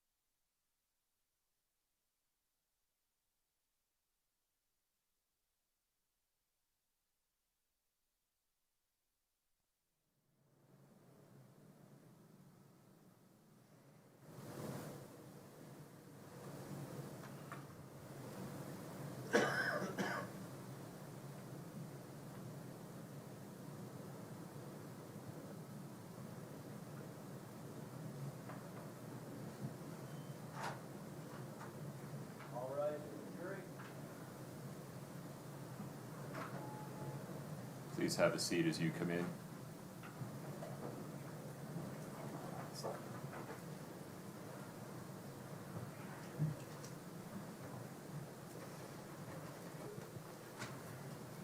All right, please have a seat.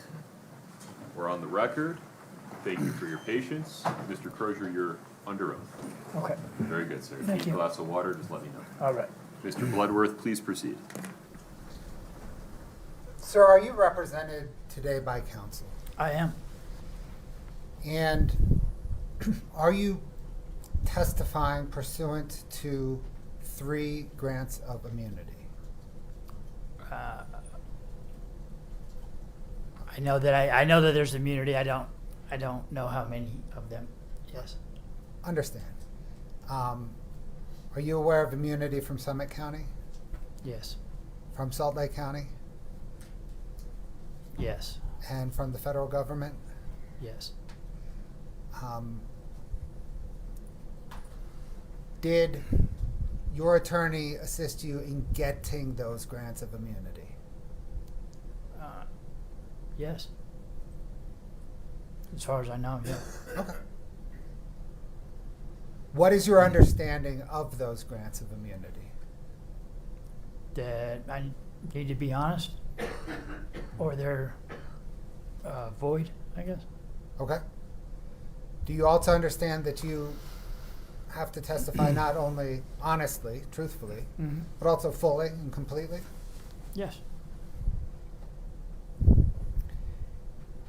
And did your lawyer advise you regarding your obligations under the grants of immunity?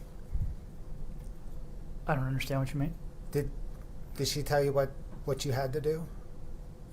You told me I had to come to court and be honest, and Did she tell you what would happen if you weren't honest? that the immunity would be void, or so that I could potentially be charged with a crime.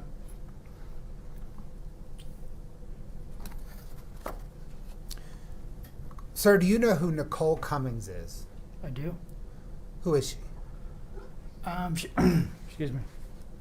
She is a girl that I lived with for a couple of months at the end of 2021. Did there come a time in early 2022 when she contacted you about a friend of hers? Yes. What did she say to you? She asked me if I would talk to her friend. I don't remember her name.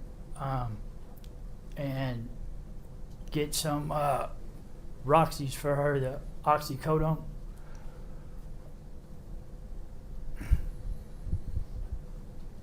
Did you contact Nicole Cummings' friend?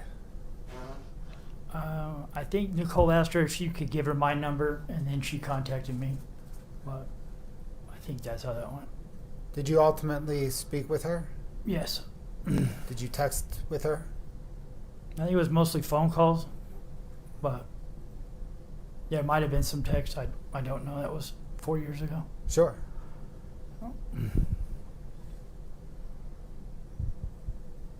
When you spoke or texted with her, what did she ask for? As far as I remember, she was asking for Roxy's for the oxycodone.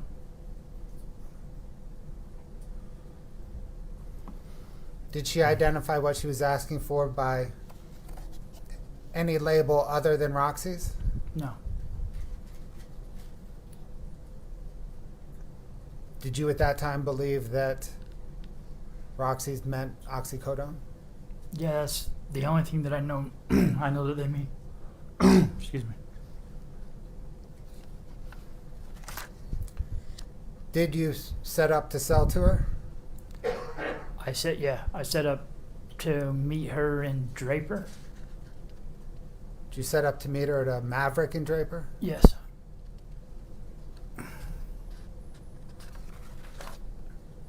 Did you ultimately meet her at that Maverick in Draper? Yes.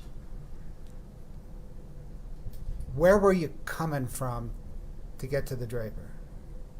At that, I think Roy, maybe, or Layton.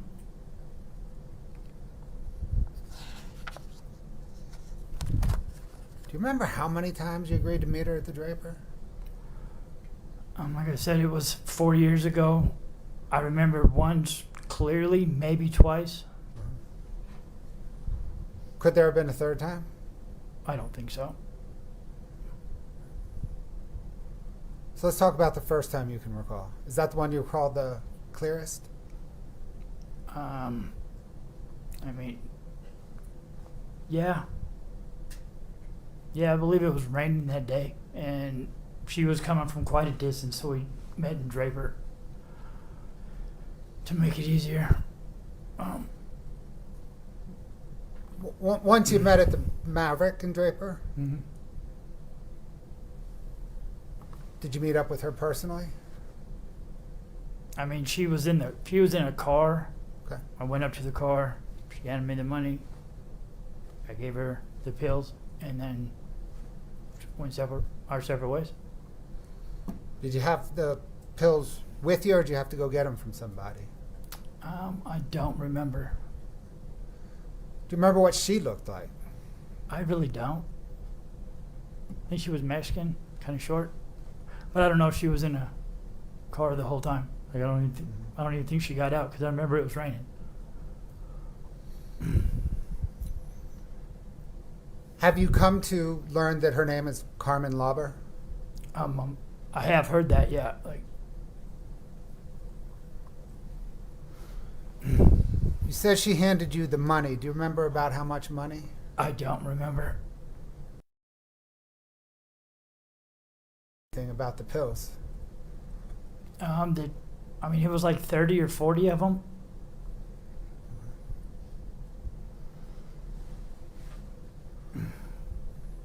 Do you remember anything else about that first buy with this lady?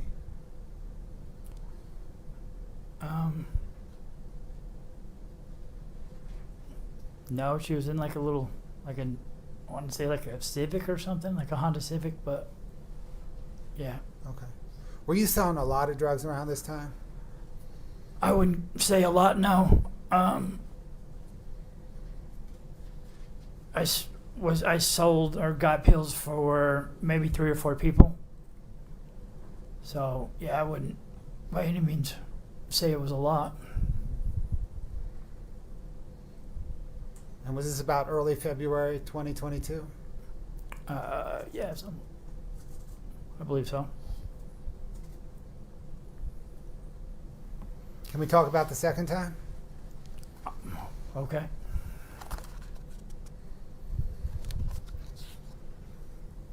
How did the second time come about? I really don't remember. Like, I'm not even real clear if I had met her a second time. To be honest with you, like, I know that I met her the one time.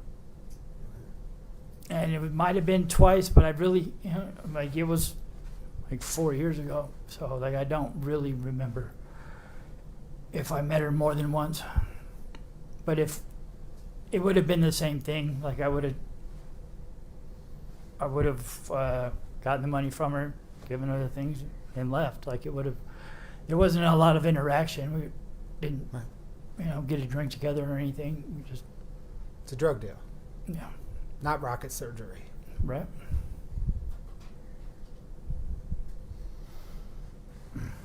Had you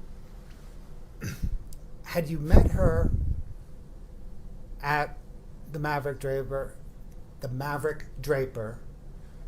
for anything else other than a drug deal? No.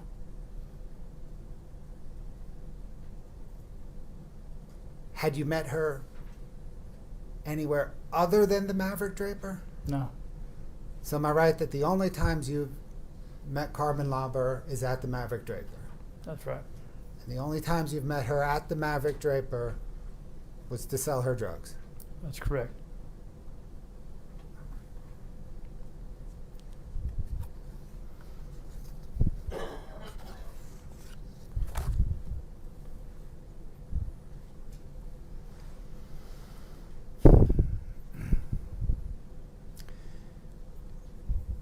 Do you recall interviewing with Summit County detectives on May the 4th, 2023?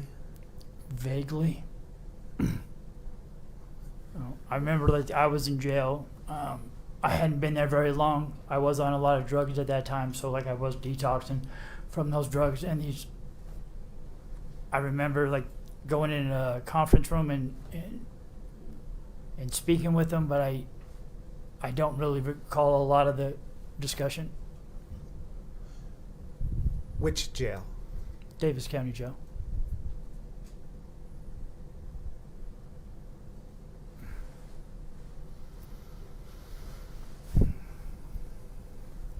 Do you recall whether they asked you if Carmen asked for blues specifically or fentanyl specifically?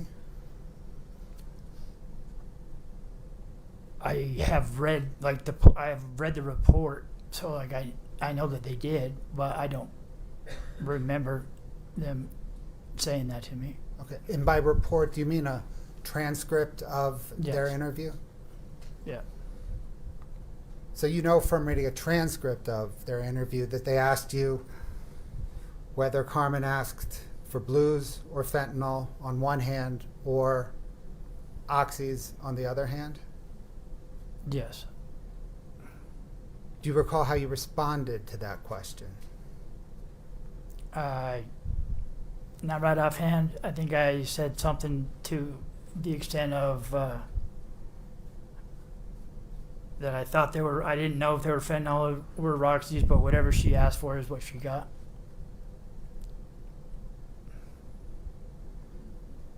Do you recall your answer to that specific question of theirs, whether she asked for blues specifically or fentanyl on one hand or oxys on the other hand? No. If I were to show you that transcript again, would you be able to recall? I mean, I'm not gonna remember it, but like I can. Would that help see you it. Like, refresh I it? I could see like what it says. I mean, yeah. So, but as far as remembering it, that was 3 years ago, or however many years ago, and I was in a rough state at the time that I had that conversation with them. Scott, can we bring up for the witness, please, 8-46, Tango? My apologies. We'll fix that, Scott.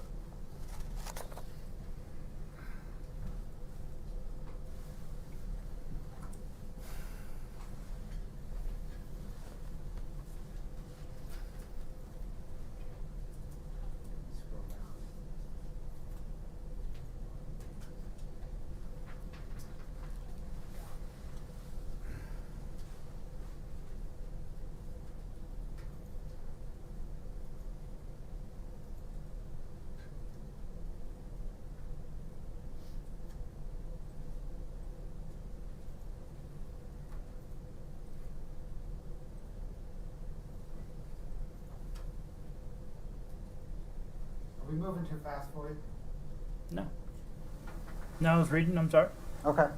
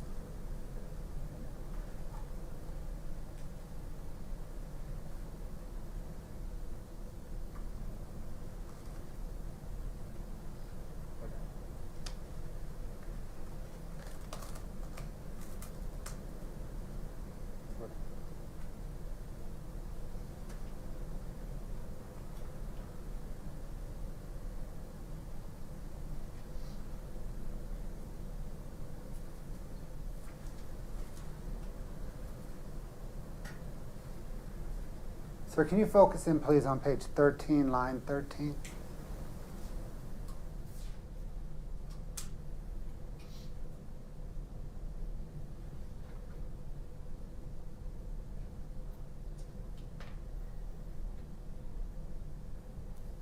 Okay.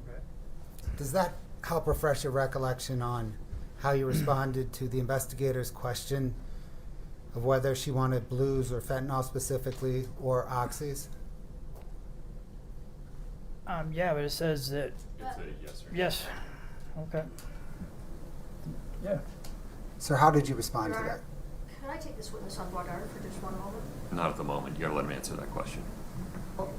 We approach. Yes.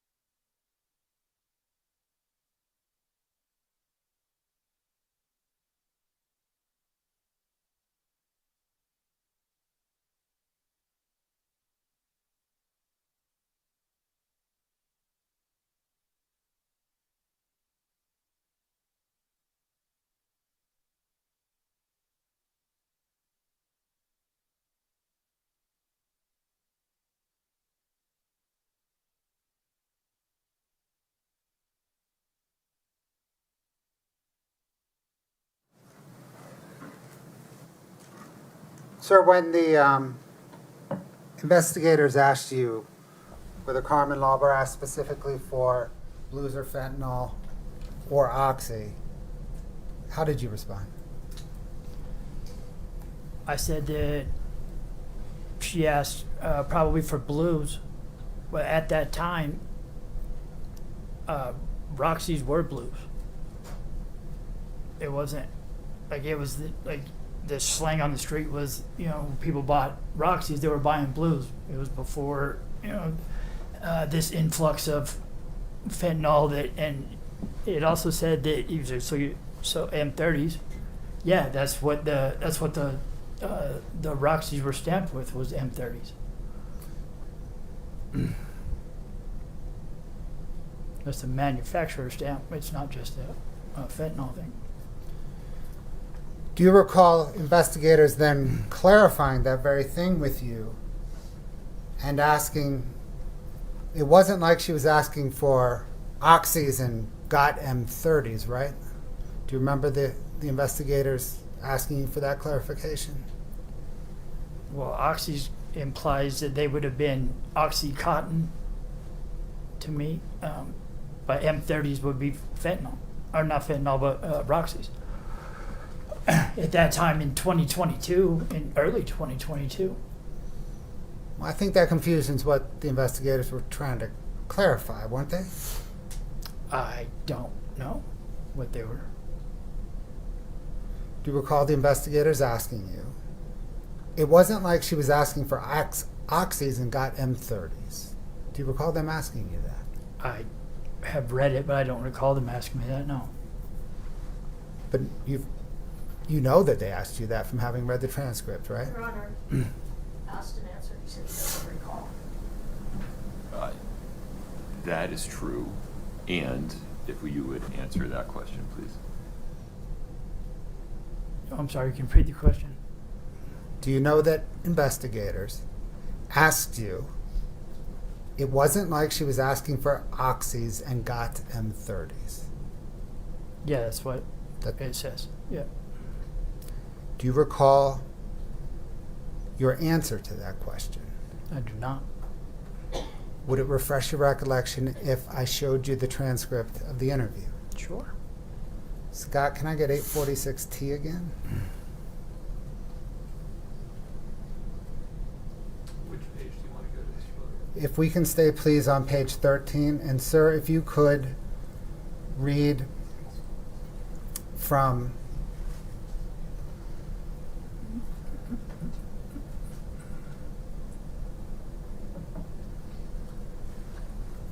It says I sold her what? No, Oh, I'm sorry. I'm sorry, can you please read to yourself? Yeah. Oh, okay. Can you please read to yourself Mm-hmm.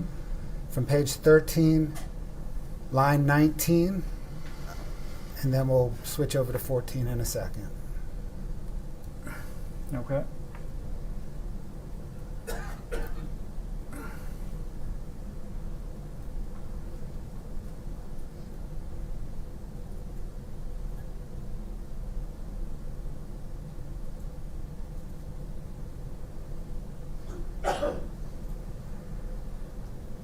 Okay, if you could take that down, please, Scott. Sir, does that help refresh your recollection? I mean, no, but I can see what it says, but I don't remember having this conversation. But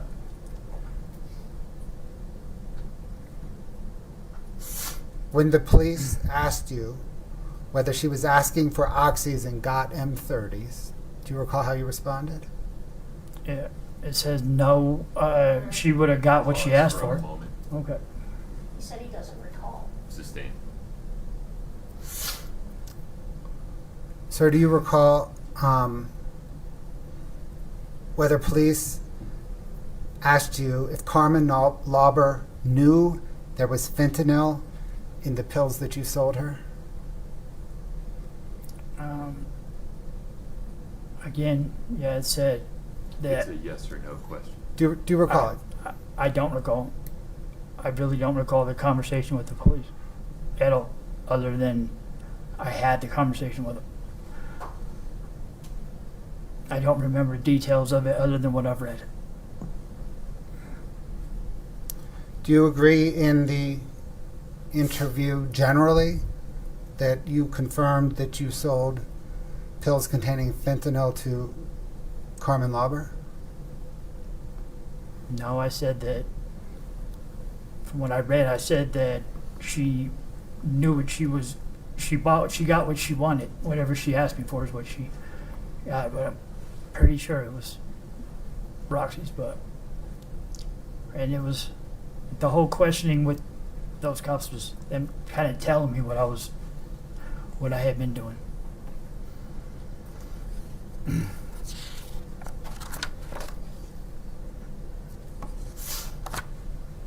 Sir, you've read a copy of that transcript. I have. Is it an accurate transcript of your interview with detectives that day? He said he doesn't remember anything about the interview. Well, I'm going to let him answer it. You're objecting to foundation. Your foundation's overruled. It's a yes or no question, sir. Or, I don't know. I want to be clear.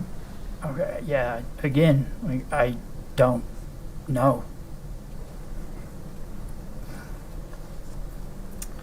Can we turn now to an affidavit Mm-hmm. that you signed in September of 2025? Do you know what I'm talking about? I do.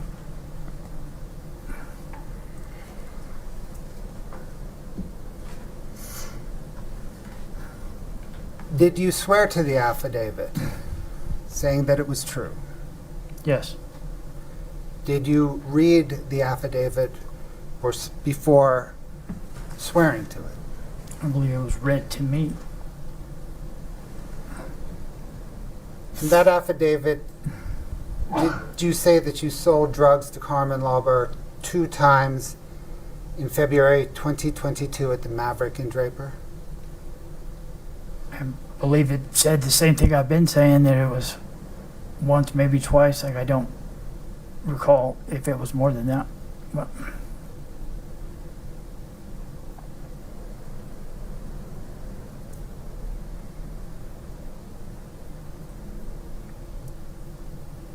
Did you say in that affidavit that one time you sold Roxy 30s and one time you sold Blues? yes, but again, blues are, at that time, blues are Roxy 30s. Like, they're That- synonymous. That was Yeah. your understanding of what Blues are, right? Yes. At that time. Yes, and if I sold somebody blues, then they were the Roxy 30s.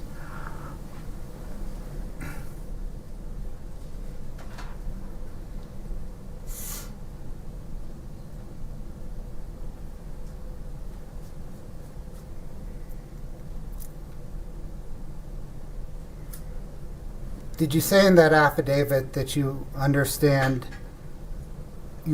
actually at that time in early 2022, well, that OxyContin was the same thing as Blues and Oxy and Roxy 30s? No. Did you say in the affidavit that you sold OxyContin? No. No, I think like there were notes being made in it and things crossed out, but yeah, I clearly said that's not OxyContin. I never sold OxyContin. I sold oxycodone, Roxy 30s. So, sir, you've never sold OxyContin? Never.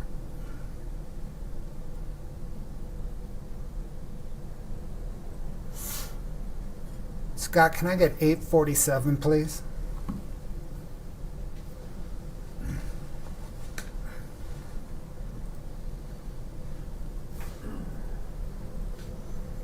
Sir, could you please review that? We'll scroll down through all the pages.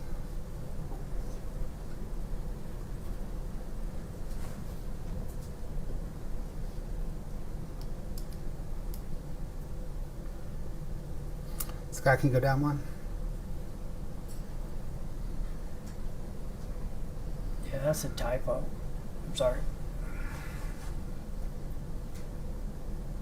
Go down again, please.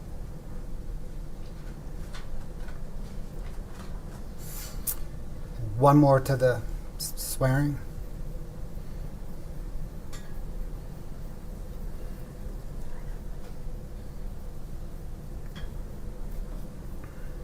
Can you go back to the top, please, Scott?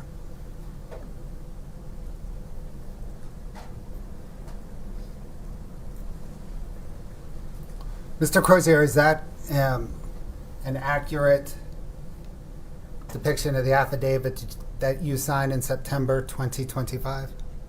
I mean, without all of the corrections, yes. Like, as I was sitting in jail and going over it with the defense attorney, she was crossing like Oxycontin out because I kept saying that's oxycodone. And then she was crossing other words out. Like there was a whole bunch of different words that were put in there that were typos or they weren't the right words. They certainly weren't my words. But is whether they were your words or not, is this the one you signed? Is that your signature at the bottom? it is, yeah. Your Honor, the state moves 8-47 into evidence. No objection. State's Exhibit 8-47 is admitted.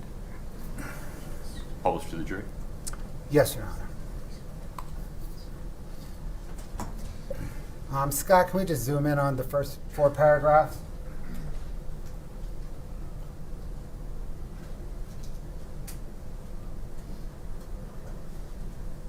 So is that first paragraph accurate? Yes, Is the second paragraph accurate? yes, Is the third paragraph accurate? yes.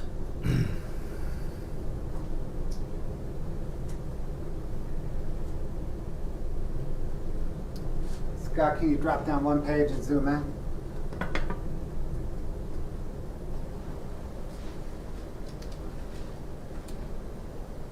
Is that fourth paragraph accurate? No, no. No, it's got a. Yeah, it's got the. It says oxycontin and not oxycodone.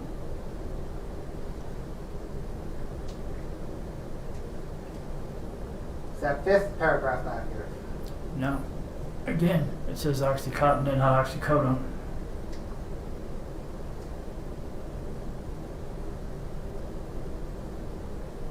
Is that sixth paragraph accurate? No. Again, it says oxycodone. Oxycontin and not oxycodone. Seventh paragraph accurate?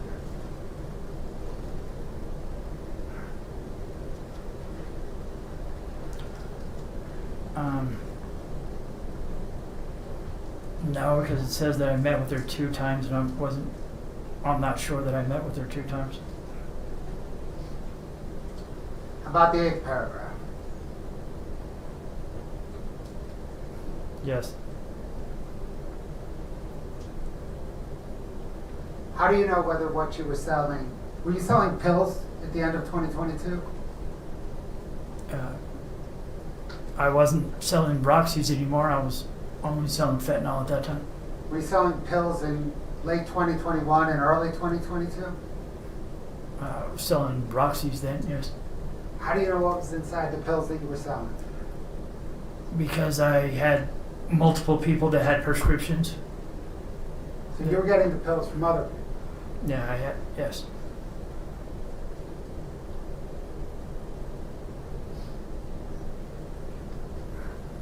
Who did you get the pills from that you sold to Carmen Lawler? I don't recall. Like I had multiple sources that I was getting them from. So you just had a guy? I had a few guys.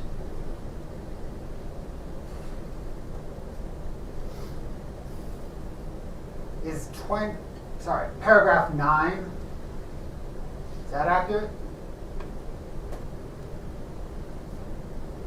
Yes. Is that accurate with the handwritten correction? Yeah, the possessing, yes. Are those your initials next to that possessing it's handwritten in? Yes. How about paragraph 10, is that accurate?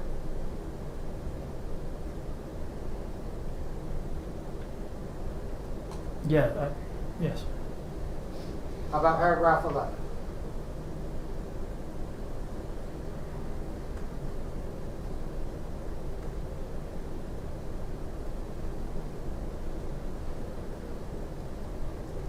Yes. Can we go down to, we can go all the way, just, okay.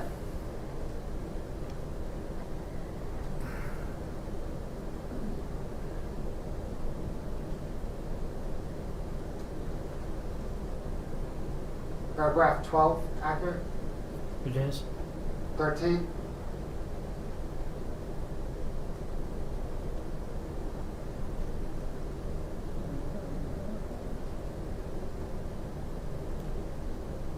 With the exception of the oxycontin again, instead of oxycodone.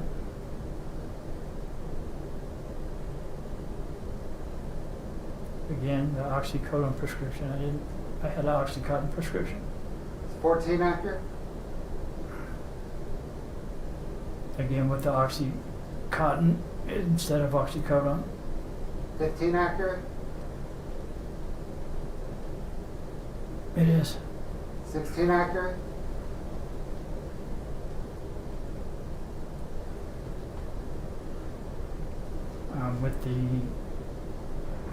With the oxycontin instead of oxycodone. Let's scroll down to that's your signature? It is. Can we go to the next page, Scott? Is that your signature? It is. Now in there you say that you read the foregoing. Did you read it? It was read to me, yes. Is the foregoing a power of attorney or is it something else? I'm sorry, I don't know what foregoing is. Well, what's above there? The first 3 pages. I'm sorry. What was your question? It says right there, that I read the foregoing power of attorney and understood the contents thereof. You're telling me that you didn't read it, right? Saying that it was read to me, and at every time it said Oxycontin, like we were saying, okay, that needs to be oxycodone. But those changes weren't made. Oh, I mean, yeah, apparently not. Thanks, Scott.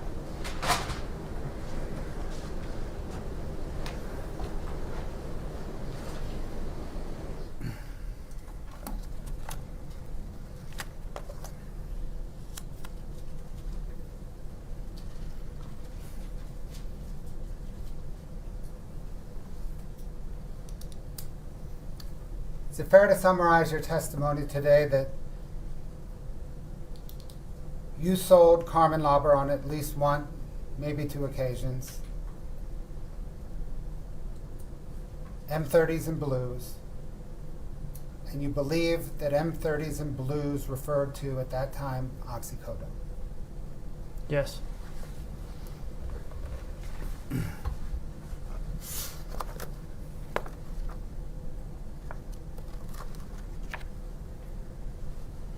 Thank you, sir. You're welcome. Ms. Lewis.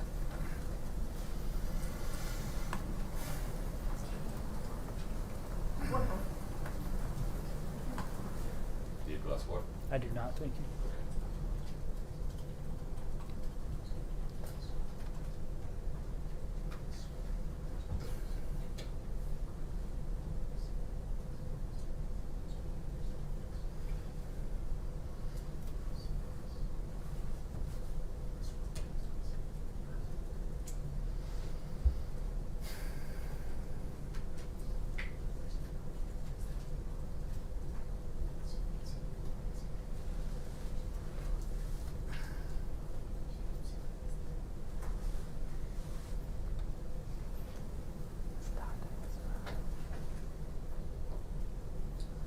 Good morning, Robert. Good morning. We've met Afternoon. before. Good afternoon. Yeah. I don't know. It's all a blur. We've met before, right? What's that? We've met before. We have? Yes. Okay. Just gonna ask you a couple of questions about that first interview. You said that with the detectives that you really didn't remember that interview. You did say, though, just a moment ago, well, they were just telling me what I'd been doing. Do you remember that? I do. All right. So during that interview, remember that they just told you what you'd been doing and you just kind of agreed. Is that a fair statement? Yeah, I didn't really want to get in trouble. I was already in jail. I had bail. I was trying to get out. I wasn't. And they kept telling me that I wasn't in trouble and nobody was going after me and things like that. But still, I mean, when they originally came and talked to me and were asking me about, I had no idea who any of the people they were besides Nicole. They showed me Okay. pictures and I was like, I don't know who that is. But yeah. All right. Let's fast forward to September of 2025. Okay. And you were interviewed by myself and by my investigator, Mr. Bertram. Correct? Yes. And were you sober when you and I and Mr. Bertram met? I was. And do you recall at that interview you told us you thought you had sold to Ms. Carbon 2 times? I think I said once, maybe twice. All right. Same thing I've been saying. You said once, maybe twice. Mm-hmm. And that the first time was Roxy 30s, which you've explained, right? I didn't answer, sir. I'm sorry, yes. And Roxy 30s, and we're going to get to this whole Oxycontin, Okay. Oxycodone thing in just a minute. Okay. But Roxy 30s, would that be 30 milligram oxycodone pills? Yes. All right. And you said you met her at the Maverick Mm-hmm. to sell them. And you, Ms. Lewis, if you would just add a question mark at the end of these as you go. oh, all right. And you met her at the Maverick to sell them, correct? Yes. And that, you remember it was early 2022, correct? Yeah, it was around this time. Okay. There was snow then. So Okay. So, can you remember what you were charging per pill for 30 milligram oxycodones? Like either $25 or $30 a piece. $25 or $30 per pill. Mhm. You weren't selling fentanyl at that time, but when you did sell fentanyl, what did that sell for? About the same. You sold fentanyl for about the same. Mhm. Are you aware that there was a time that fentanyl was sold for considerably less than oxycodone? Yes. Like, and would that have been earlier when fentanyl first started in the market, or that would that just depend on who was selling it? It just depends on who is selling it, Okay. where you got it from. You know, if you know a Hondo that'll give them to you for 80 cents, then yeah. But All right, that's fair.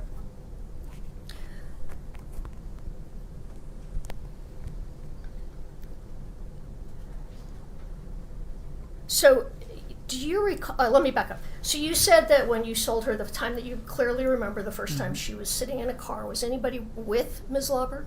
I don't remember. You don't remember I don't. there being anyone, or you just don't know? I just don't know. Like if there was some, or if she was by herself. I don't know. Okay. And then, do you recall saying that there was a time you sold to her when a man came with her? Yes. I do.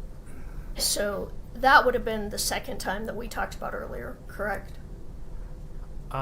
Not sure. It could have been the first time, but I probably, yeah. Okay. If there was twice, why not? Okay. All right. So,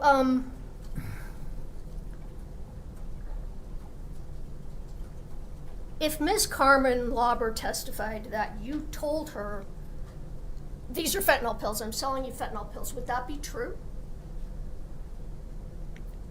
I mean, if I said it to her, then it would be true. But I don't know that I said that to her. Well, were you selling her fentanyl pills? I don't believe so. No. Okay. And let's go over that again, because I know this was you were using during that period. Mhm. But why was it that you remembered that in 2022, early 2022, you were selling oxycodone and not fentanyl? Because everybody was scared of fentanyl in early 2022 and in 21. You know, it was all over the news and people were dying and it was kind of hard to get, and people were scared of getting it. And like I testified, I had people that had prescriptions. I had my own prescription and we sold those. When you said you had prescription and you knew people that had prescriptions, Mhm. are you talking about oxycodone? Yes. Do you remember the milligrams of your prescription? Mine were 10s at that time. Tons. Did Yeah. you sell any of those to Carmen Lauber? No. Okay, so you sold somebody else's prescription. Yes. And the pills you sold were actually prescription pills from a pharmacy? Yes. And do you recall, you met her at the Maverick, and do you recall the person that you were buying from actually lived not super far away from that Maverick? Isn't that correct? No. You didn't have a supplier that was pretty close to that Maverick? No. So you don't recall that you met her there and then you left to get the pills and came back? I don't remember. I might have met somebody down the street, but I don't remember if I didn't go to anybody's house to get them. All right, that's fair. So somebody met you a ways from the Maverick to give you the pills? Mm-hmm. Yes? Yes. Okay. Sorry. And those were that person's prescription? Yes. Do you know what the milligrams were? Were they 30 milligrams? There were 30 milligrams. All right. So at that time in early 2022, you would not have been telling Carmen Lauber, here, these are fentanyl. No, I didn't have a fentanyl plug at that time. Like I didn't know anybody that sold fentanyl at that time. All right. And you said if you were asked for blues, that to you that meant what? Roxy's. Roxy's. Because before fentanyl became really well known, a lot of oxycodones were blue. Yeah, and they were the M30s, like from the manufacturers. And I think that's why whoever makes those now, the fentanyl ones, they made them to look just like the Roxy's because people were taking, a lot of people were addicted to Roxy 30s at that time, so they made them look exactly like that, and it was, that's why people were dying, you know, because they were thinking they were taking a Roxy and they were taking a fentanyl that looked exactly the same, but color might have been a little different. And those were either being made illicitly or brought in from Mexico, right? I'm not sure how they come in, but yeah, they were here. Yeah, they They were- weren't. Yeah, you couldn't get them from a pharmacy for sure. I'm sorry, you could. You could not get them from a pharmacy. No. Okay. So the pills that you sold in 2022 that were light blue, those came from a pharmacy. Yes. Do you recall that selling pills that were light green? If they were light green, they would have been 15s or 20s. Like they, with the Roxys, like the lower the doses, like I had a prescription for 10s and they were pink, and then I think the 15s might have been green, and then 20s were gray, I think, and then all of like it from every manufacturer, they were all blue. The Roxy 30s were every manufacturer, they were all blue. A light yeah, blue? Yeah, whether they said M30 on them or A22 something or whatever it was, the manufacturer stamp on them. Okay. Now, I want to talk about the affidavit, the one that's been admitted, and then there's a second one that has not yet been admitted. Now, when Mr. Bertram and I, you didn't type this affidavit, right? No, I did not. And Mr. Bertram and I brought these up to you, correct? Mm-hmm. And we Yes. read them to you, correct? Yes. And you made some corrections, I did. correct?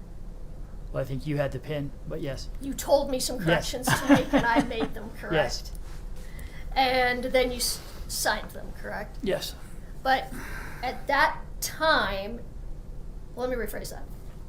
Then later, you were given an attorney, correct? Mhm. Yes. And Ms. Ludkins. Mhm. And, is that right? Yes. And Ms. Ludkins went over these with you again later, correct? The affidavits. I don't remember if she did or not. I mean, I went from meeting with you from jail and then going to treatment. I was in 7th Street treatment at the time. I know that we talked about them. You and Ms. Ludkins. Mhm. And- I don't know if we went over it line by line like we just did, but I know that we talked about it. Do you recall telling Ms. Ludkins, there's a mistake in these? It says OxyContin and it's supposed to be oxycodone? Yes. All right. And are you aware that Ms. Ludkins then let the prosecutors in this case know these are correct, except that they say OxyContin and they should say oxycodone? I don't know that she did that, but I'm sure she did. I don't. Okay. And so I'm the one that typed OxyContin, correct? Probably, yeah. Yes. Yeah. And now that I didn't understand them, but I understand now, what's the difference between OxyContin and oxycodone? OxyContin is way stronger. And it's time released now, I believe. Like, I think in the 90s it wasn't. And they were having a lot of problems around the country with those. And then they made them time released. The OxyContin 30s, I believe, are purple or they're red or maroon color or something like that. But Okay. yeah, they have like a gel around them. All right. So there's a mistake that we put OxyContin and then you later corrected it with your attorney and said, well, this is right, other than it should say oxycodone. Yes. All right. Because you were selling oxycodone, Yes. not OxyContin. Yes. All right, let me show you, do we have the mark on the new exhibit? Okay. Let's pull up what is Defense Exhibit 1025. You actually signed 2 affidavits in September of 2025, Yes. correct? And the state introduced one of those affidavits, correct? I don't know. They just showed me one. They showed So, you one. okay, yes. That's the only one they showed you. Yes. Will you take a look at this and tell me if this is the second one you signed?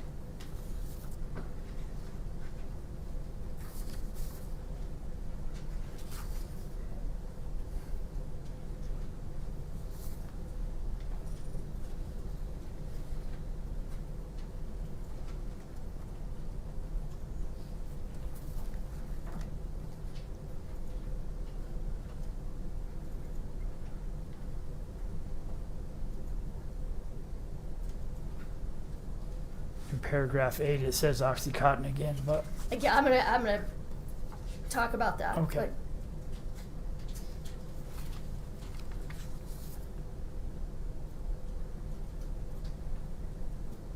yes. Okay, so other than where it says, there's 2 times it says OxyContin when it should have said oxycodone. Other than that, is this a true statement? Yes. All right. I'd like to admit Defense Exhibit 1025, which actually is both statements, the one that was already admitted plus this one together. We can separate them out, but it's the same. Objection, Your Honor, may we approach?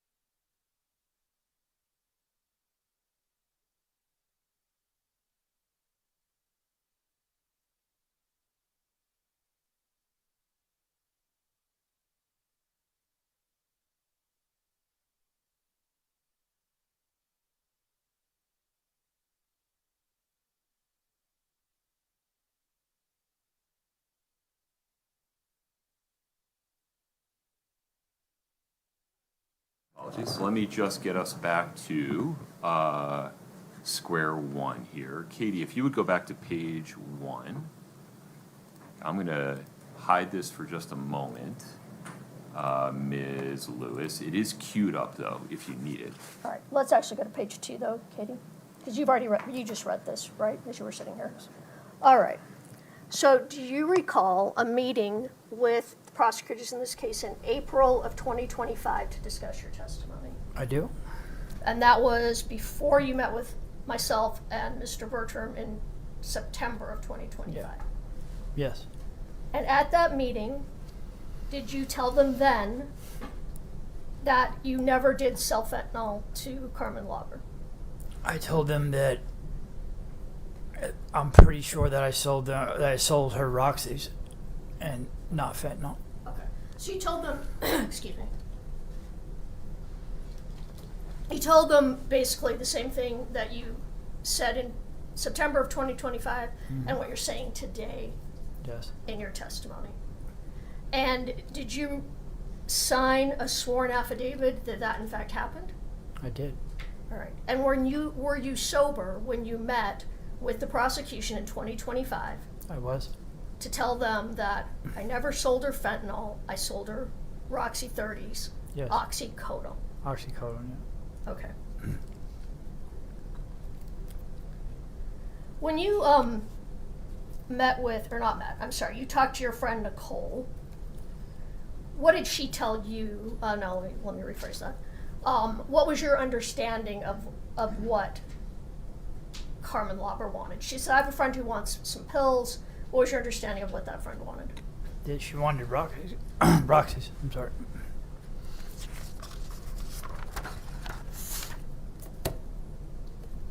So again, you didn't start selling fentanyl until late 2022.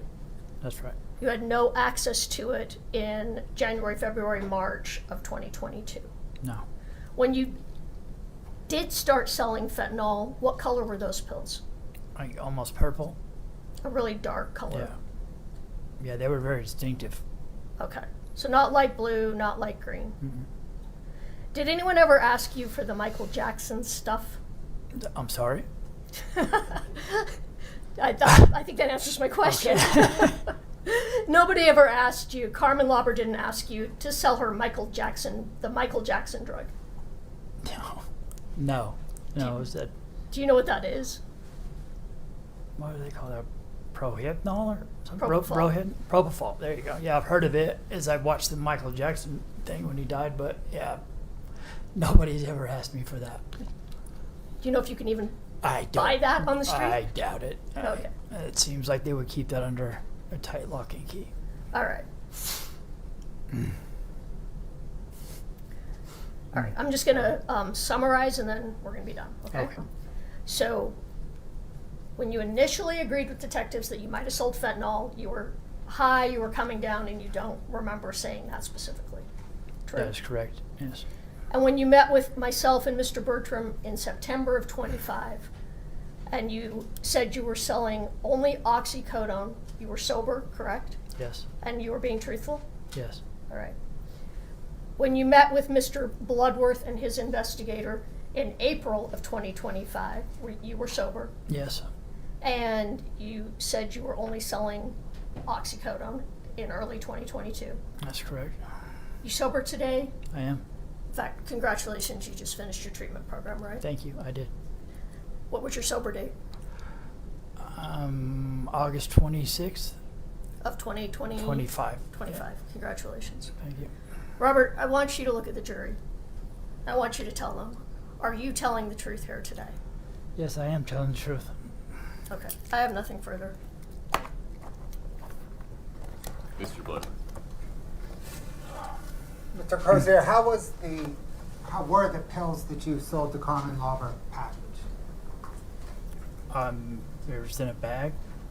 Those little tiny clear Ziploc bags? I don't remember, but a Ziploc bag or something, yeah, they were in a bag of some kind, yes. Like one of those little bags you get with a spare button on a shirt? Well, I don't think you can't fit 20 or 30 pills in a little bag like that, so they were probably a little bigger than that, but yes. And you got that bag from your plug, right? Yeah, from one of One, somebody, one of the guys that sold Yes. you the pills. correct. You did not get that bag from a pharmacy, correct? No.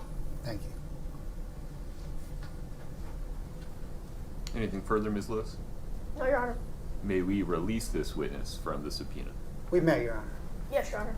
Mr. Crozier, you're free to go. Thank you so much. Ms. Ledkins, thank you.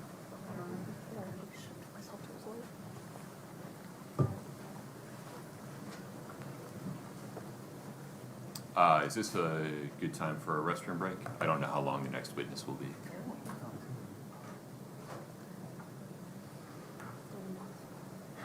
Yeah, Your Honor, next witness, maybe 30 minutes from the state. Why don't we take a restroom break? Thanks, folks. All rise with the jury.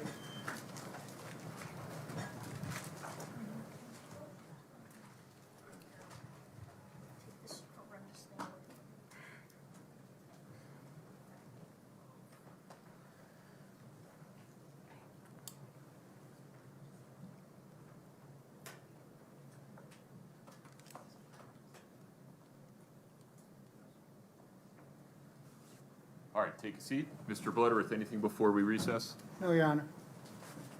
Ms. Lewis? No, Your Honor. Okay, we'll be in recess until 2:45. Thank you.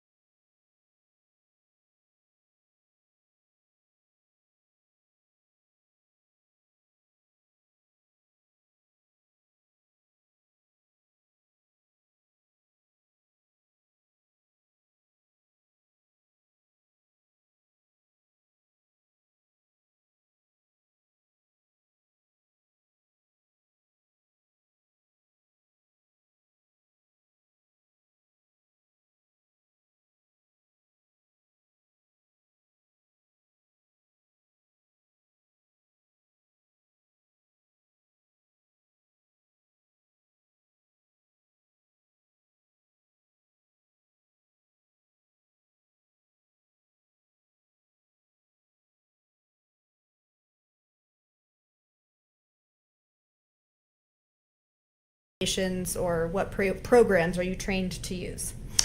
As far as the programs go, Gray Key and Cellbrite and Axiom.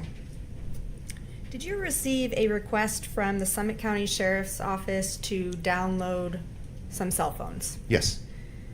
I want to talk about those phones. I want to talk about 3 of those phones. Okay. So first I want to talk about a white iPhone 12 with phone number ending 1987. Are you familiar with the phone I'm talking about? Yes. Is this one of the phones that you were asked to perform a download on? Yes. And were you able to complete a download of this phone? Yes. Describe how you did that. So I use what's called the Gray Key machine to extract the data. All that data, it just comes in a zip file. Once that data is produced, you have to use a tool, forensic tool, in order to process the data. And I use the Cellbrite machine to do that. And when you got that raw data from the phone, was there any way to manipulate that data that you extracted from the phone? No. You didn't change anything? No. And when you placed the raw data from that phone into the readable format, same question, was that data changed or manipulated in any way? No. How do you know that? Cellbrite is a forensic tool that just specializes in just processing the raw data. You're unable to delete or modify any kind of process data that it produces. Once you put that raw data into a readable format, was that data given back to the Summit County Sheriff's Office? Yes, it was. Okay. Talking about the second phone, did you do a cell phone download for a green iPhone 11 with phone number ending 9317? Yes, I did. Okay, same questions. Were you able to perform a download on that phone? Yes, I was. And what was the process you used for that? Again, I used a gray key machine to extract the data, and then that extraction was processed through Cellbrite. And same questions. Was that data manipulated or changed in any way when it was extracted from the phone? No. And how about once it was put into Cellbrite? No. Was that information from that second phone then given back to the Summit County Sheriff's Office? Yes. Now, talking about the third phone I want to turn your attention to, that's an iPhone 7 ending 0904. Yes. Are you familiar with that phone? Yes. Were you able to complete a download of that phone? I was. Describe how you did that. So I believe the iPhone 7 Plus was in need of some repair. So I fixed it, replaced the screen to a point where I was able to extract the data and get a partial download through Gray Key again, and then processed it through Cellbrite. Now, when you say a partial download, was that on the iPhone 7 or the iPhone XR? I believe it was on the iPhone 7. Might be getting it mixed up. I believe the iPhone, the first one that I received, the one that I repaired, I believe we got a full extraction on. Okay, that's the phone I wanted to talk Okay, about. yeah, that was the one, yeah. So when you say you repaired it, what was wrong with it? So when I first received it, I noticed that the screen was cracked and the glass was flaking off. I charged it for a few hours and it was evident that it was not going to turn on, so it was non-operational. At that point, I started the repair process. How did you repair it? So the first, you want me to go step by step? Sure. Okay. So the first thing I did is, just for my safety, I used what's called heat tape, heat resistant tape, to cover the screen so that I wouldn't get any shards of glass on me. And then I started the separation process from the screen and the main board. Once that was done, I noticed that there was quite a lot of debris inside the phone, which typically is a pretty sterile environment.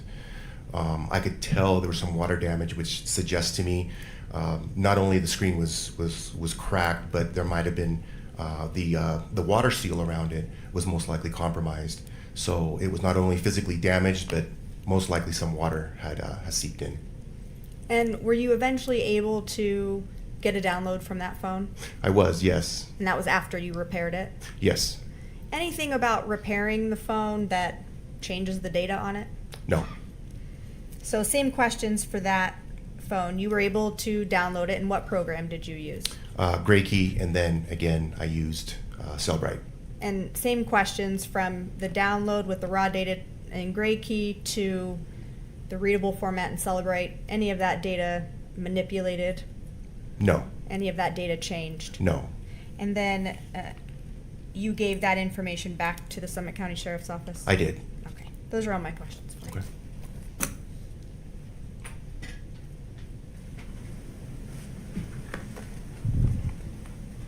Marcos, or sorry. Marcos is fine. My last name is We were on the Pablo. phone. So Yeah, no worries. Sorry. How are you? I'm doing well, thank you. Good. Really, just two things, and we've heard testimony before. The jury has heard testimony before about the phone being extracted by Gray Key, and then it coming in a non-readable format. Is that accurate?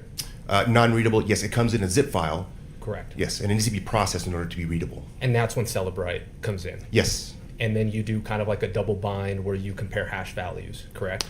Typically, yes, that's something that you can do. And is that the same thing you did here to make sure that nothing was, as the state indicated, manipulated? Yeah, so Gray Key does give you a hash value, and then Celebrite would also give you a hash value, and those were compared.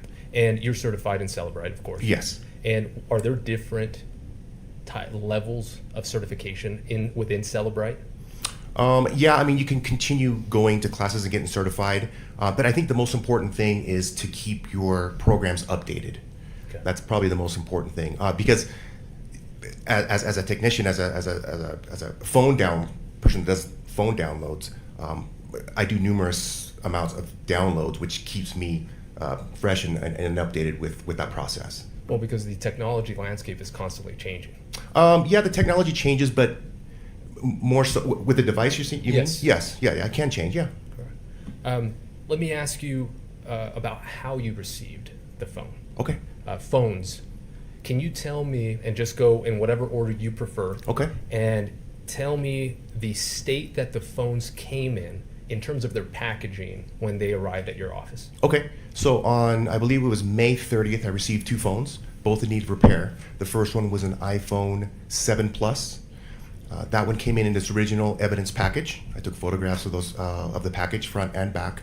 Then I opened it up and took photos of the phone itself, front and back. The second package was an iPhone XR. That came in its original evidence package as well. I took photos of the front of the package and the back of the package, and I cut it open and took photos of the front and the back of the phone itself.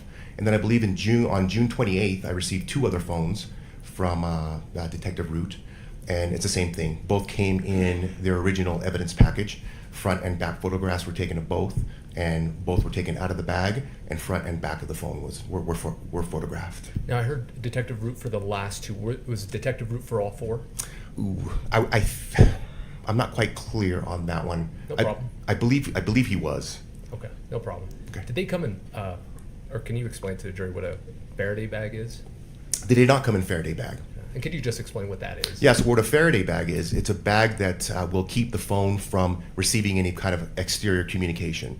So it's the same thing as putting an airplane, or it's the same thing as putting your phone in airplane mode. Like when you take a trip, they ask you to put your phone in airplane mode so it doesn't interfere with communication with, say, the airplane. Now, there were 2 unoperable phones, correct? That's correct. And so that one really wouldn't matter, correct? In terms of whether they were in a Faraday bag or not. Yeah, that probably wouldn't matter. And what about the other 2? Were those operable? They were both operable, but they came to me in a off. In off mode? Yeah, off Okay. mode, yes, correct. And also those were similar, just to make sure, I think you said this, evidence bag sealed, correct? Yes, sir. Okay. And then when you release them back, could you just tell me who you released them to, and then how you packaged them, if any different than how they got to you? Yeah, I believe both phones were released to Detective Root. I'd have to look at the chain of custody paper. But what I did was, once I was done extracting the phones for all 4 phones, I put them back into their evidence bag, sealed it and initialed it, and then I took photographs and gave it back to Summit County. Perfect. 2 last questions. The first one is with regards to analyzing. I know you didn't analyze in this case. You are certified to analyze? Well, I mean, I've analyzed phones. I don't know what you mean. You have to clarify what you mean by... Just as an analyzer, instead of in this case, you just extracted the information, correct? That's correct. You didn't analyze I did not analyze any of the data. Perfect. And then the second question I had is, in your experience, I can't remember how many extractions you said, or you might not. I'm imagining thousands? Yeah, probably, I don't know, close to, I don't know, mid hundreds. Okay. Yeah. And once you extract a phone, is there any reason to extract it again? There might be. It depends. Yeah. Can you tell me about that? Yeah, so if you can extract the phone using Cellbrite, you can also extract it just with Cellbrite, and then you can also extract it with Gray Key. Sometimes using 2 different forensic tools may yield different data, so it could yield more data than this one. So it's always wise to have different forensic tools in a lab. And what about within the same forensic tool? So say you did a Gray Key extraction on one phone. Is there a reason to do another Gray Key extraction of that same phone? Typically, no. I mean, it just depends how much time has gone by because the gray key does update its program, and maybe at a later time, maybe it can yield more information as the technology gets better with the program. And same with Celebrate. Possibly. Yeah. Yeah. Perfect. That's all I have. Thank you so much. Good seeing you. Yeah, you too. Thanks.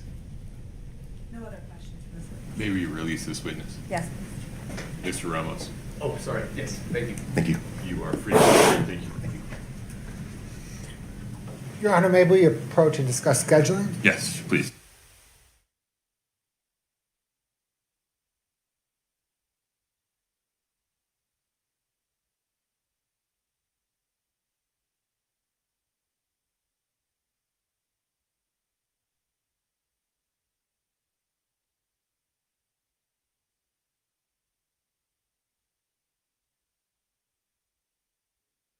It's almost 4:05 on a Friday. I appreciate your attention and diligence this week. We'll be recessing for the weekend. Please hear me on this. This is an extended period of time in which I will need you to be vigilant between now and returning at 8:30 a.m. on Monday morning. That you do not allow yourself to be exposed to anybody talking about the case, to any audio-visual depictions or reports about the case. You cannot listen, watch, or read anything about this case. You're going to have to put some effort in. It gets some media attention. There's a lot of people sitting in the front row. Court TV is here, so please be thoughtful and diligent about that. Please do not talk about the case yourself. Do not do any searches of any kind. Just forget about it for 2 days. Monday morning, 8:30 a.m. Please enjoy your weekend. I appreciate your time. Please rise for the jury.